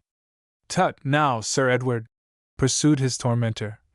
"Both you and I know full well that people marry for riches and rank, not for beauty. You marry for riches, I suppose, and she for rank. Now, Sir Knight, am I not right?" she asked triumphantly. "Nay, my lady, you are far from it. You will excuse me now, I am sure. I am promised a dance with Dorothy shortly." And he got up and departed, glad to get away so quickly, and deaf to her entreaty to return. His temper was ruffled, and he walked away to look for his partner, to lose his irritation in the sunshine of her company. But Dorothy was nowhere to be seen. He paced up and down the length of the room, chafing at her absence, and peering into every corner and recess as he wandered along. The dining room and banqueting hall were searched equally in vain, and at last the baffled lover concluded that she had retired for a little rest. He waited, irritated not a little at the long delay. His eye skinned each passing figure again and again, and rigorously searched each group, but it was all love's labor lost. Dorothy could not be found, and finally, unable any longer to control the forebodings of his suspicious heart, he hastened to the Baron and acquainted him with all his fears. "Tush, man!" replied Sir George gaily. Maybe she is feeling somewhat out of sorts, or happened she is tired. Margaret! He called, as the newly married maiden was passing along. Do thou seek for Dorothy, my Lady Stanley? Thy new brother, Sir Edward, is jealous of her absence. Ah, prithee do, good Margaret, added that unhappy knight. Her absence just at this time bodes no good, I fear, and makes me feel uneasy. She shall be here soon, replied Lady Stanley, and she went away to seek the truant sister, leaving her husband to beguile the tediousness of the time by engaging in conversation with his brother. Sir Thomas was in high glee, and could find no sympathy with the miserable forebodings of his younger brother. I tell thee what, Edward, he said, thou must let her have more freedom. You are too rash, you must be astute and you would succeed. Dorothy is drawn by affection, not driven by ill words or sour looks. It had been better for thee, I trow, and thou hadst not pressed for the marriage so soon, but thou hast done it now. Lady Maud advised me in it, and I cannot say I repent it now, though my heart does misgive ever and again, he replied. That John Manners, continued the elder Stanley, is a good enough man, a likely fellow, and would have done well for Dorothy, aye, and had not you been in the way, he would have won her, too. Thou art no match for him, Edward, thou art too impatient.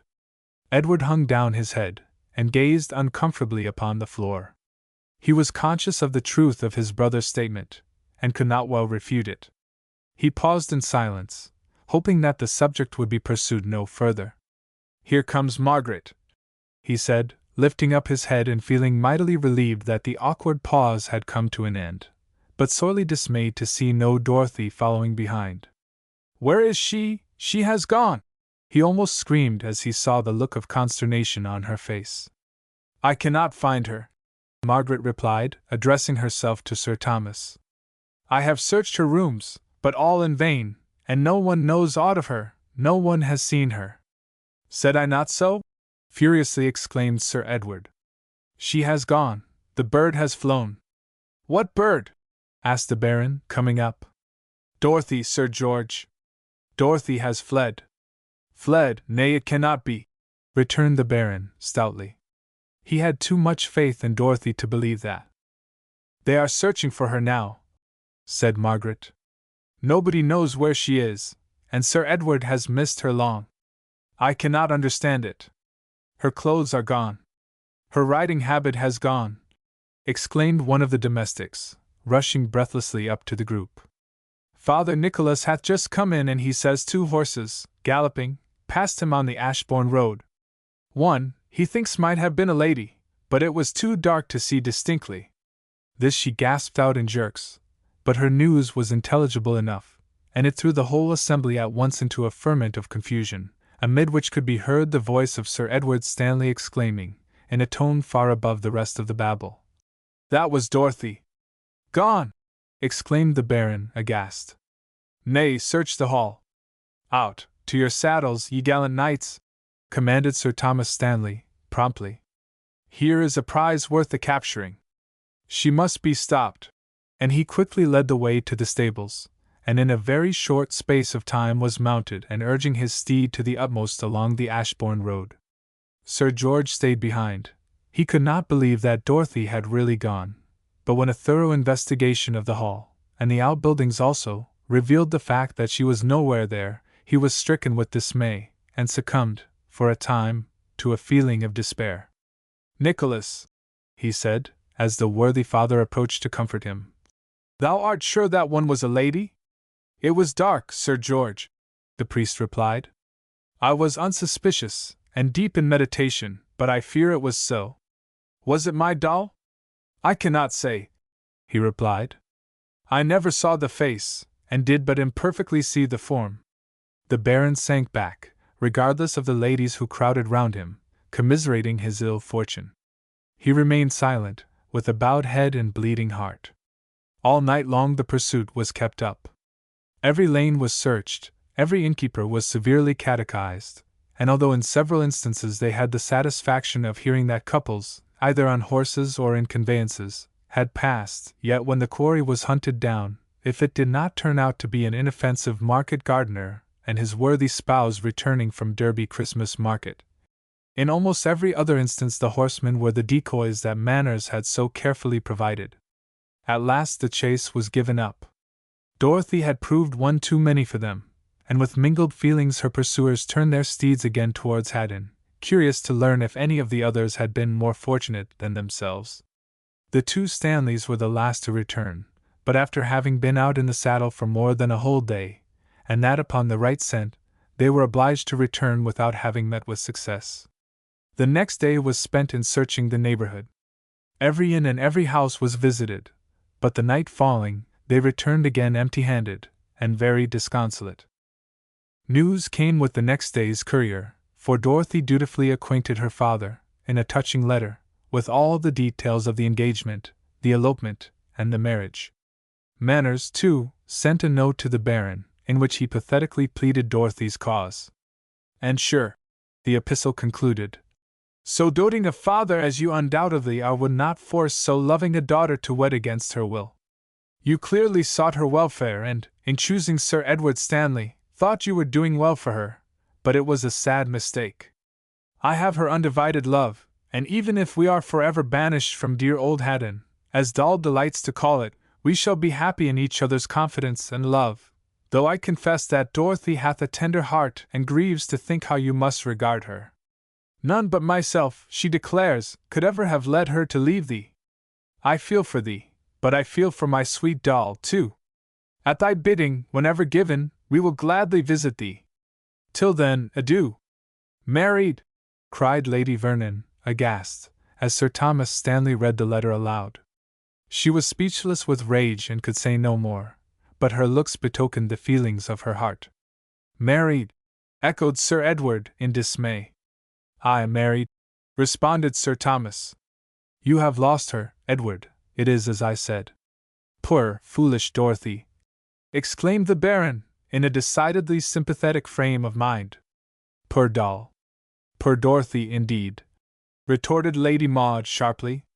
Wicked, perverse Dorothy, you mean, Sir George. I shall never look at her again. We must make her undo the marriage bond again, Sir Edward, she continued, turning to the disappointed lover. Even that rash knight could see the futility of such advice, and he despondently shook his head. Nay, he said, I fear that cannot be easily done. Easily done, Sir Knight, tauntingly replied the dame. Who talks of ease in a matter like this? It shall be done. It cannot be done, replied Sir Thomas promptly. Manners will have been too careful to allow of that. We must resign ourselves to the loss, and you, Edward, will have to seek elsewhere for a bride. Resign and cannot, continued Lady Vernon, contemptuously. Didst ever hear the like of it, Margaret? But Margaret was mercifully inclined, and by siding with Dorothy she would be supporting her husband. Therefore she could not agree with the angry declamations of her stepmother. Poor Dorothy! She exclaimed. I pity her, but she has done foolishly indeed. Lady Vernon was astonished. She had counted upon Margaret's support at least. Pity her, indeed! She scornfully laughed. She shall have little enough of my pity if ever I clap my eyes on her again, replied Lady Vernon. She shall never come here again. Hush, Maud, interrupted the Baron. I shall settle that. Lady Vernon had never been spoken to in such a manner since she had wedded Sir George, and she staggered back in surprise as though she had been struck by an invisible hand. You will, she began, but checked herself. The Baron's brow was forbidding. She had never seen him look so threatening before, and she cowered back in fear and kept a discreet silence. I am furious, the Baron burst out, with a sudden revulsion of feeling. To think that my Dorothy should serve me thus! And as she has chosen, so shall it be. She prefers Manners to me, then she shall have him. I disown her, she is none of mine. She shall never return.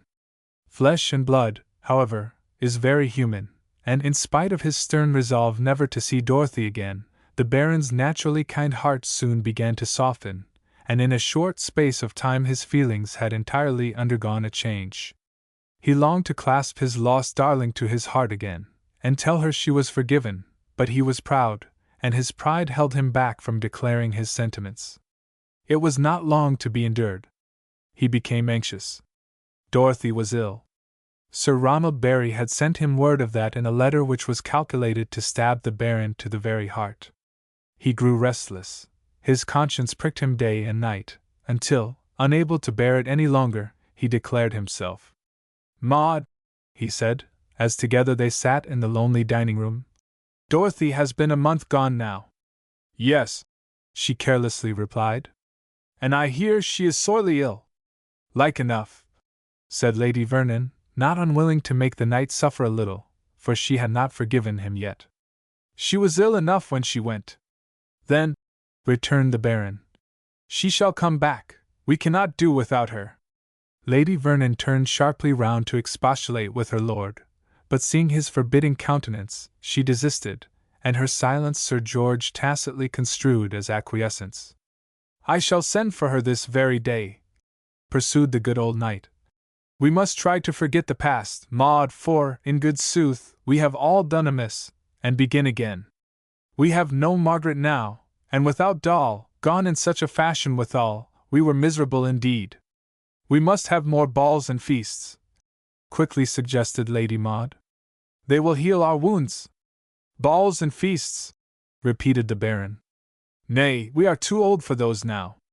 We should only get Benedict and old de Lacy to come, for, by my halidame, squires and knights won't come to see us now Meg and Doll are gone, and then, Maud, after all, you know," he continued slyly, "love will have its own way, and you trow full well that folk blamed me enough when I wedded." Lady Maud blushed. The comments on her marriage with the Baron had been by no means what she might have wished, as the remembrance of them was not particularly pleasant to her even now, so she discreetly held her peace. "We cannot blame her, Maud," went on Sir George, waxing enthusiastic as the love of Dorothy asserted itself more and more within him. "We are all alike to blame, and had I been John Manners myself, I should maybe have done just what he has done. Who could help it, Maud? Not I, in truth, and then Manners has done us good service, too. We must welcome them back, and make them happy if we can. I shall send a message off now." Before his feelings had found time to change, even had he so wished, he scrawled a note of forgiveness to the fugitives, praying them to return, and before he returned to his wife the messenger was on his way. A warm welcome awaited gallant John Manners and his beautiful lady as, a week later, they were met by the fond father just outside Haddon. Impatiently, the Baron had awaited their return. For 2 whole days he had done little else than watch for their coming, from the loftiest portion of the tall Eagle Tower, and when at last the little cavalcade could be distinguished in the far distance, wending its way with all possible haste towards the hall, he started off to meet them. It was a glad reunion. Even Lady Maud was touched, as she met them in the courtyard, and with much more kindliness than she had been wont to treat Doll for some time, she kissed the upraised face. Manners received a stately bow. He, at all events, had much to be forgiven yet, but the Baron, casting the last particle of pride to the winds, warmly and repeatedly embraced his daughter, and frankly greeted her husband. The menials with one accord united to welcome back the youthful couple, for Dorothy was universally beloved, and somehow or other the story of Manners' disguise had got abroad and had made hosts of admiring friends for him, both high and low. Even Lady Maud melted at last and regarded him with favor, but whether this was because she learned that his uncle, the Earl, favored his nephew and petted his bride, or whether the highly satisfactory conduct of Master Manners himself gained her esteem, must be left for the courteous reader to determine. Happiness now reigned once more in Haddon. The old hall rung again with shouts of gladness, and in a short space of time Manners had the satisfaction of promoting Lettice's husband to a more honorable position than he had formerly occupied. At the end of a year, as the oft-falling snows betokened the coming of another Christmas, sad news reached Haddon. Margaret was dead. The dampness of Castle Rushen had brought on a fever, to which she soon had succumbed. Thus the whole estates of Haddon fell, ultimately, to Dorothy's share, which she presented to her faithful lover as her dowry. John Manners' descendants, the Rutlands, have had reason to be thankful for this, for it added largely to their riches, but Manners himself declared that had she brought him all the wealth that good Queen Bess possessed, he had not been one whit the happier. He could see nothing he prized so highly as his wife, and in her he found his all in all. It is only necessary to add that discord never again invaded the domain of Haddon. The marriage proved a happy one, and no one, except the Stanleys, regretted it in the end. End of Project Gutenberg's Heiress of Haddon, by William E. Doubleday.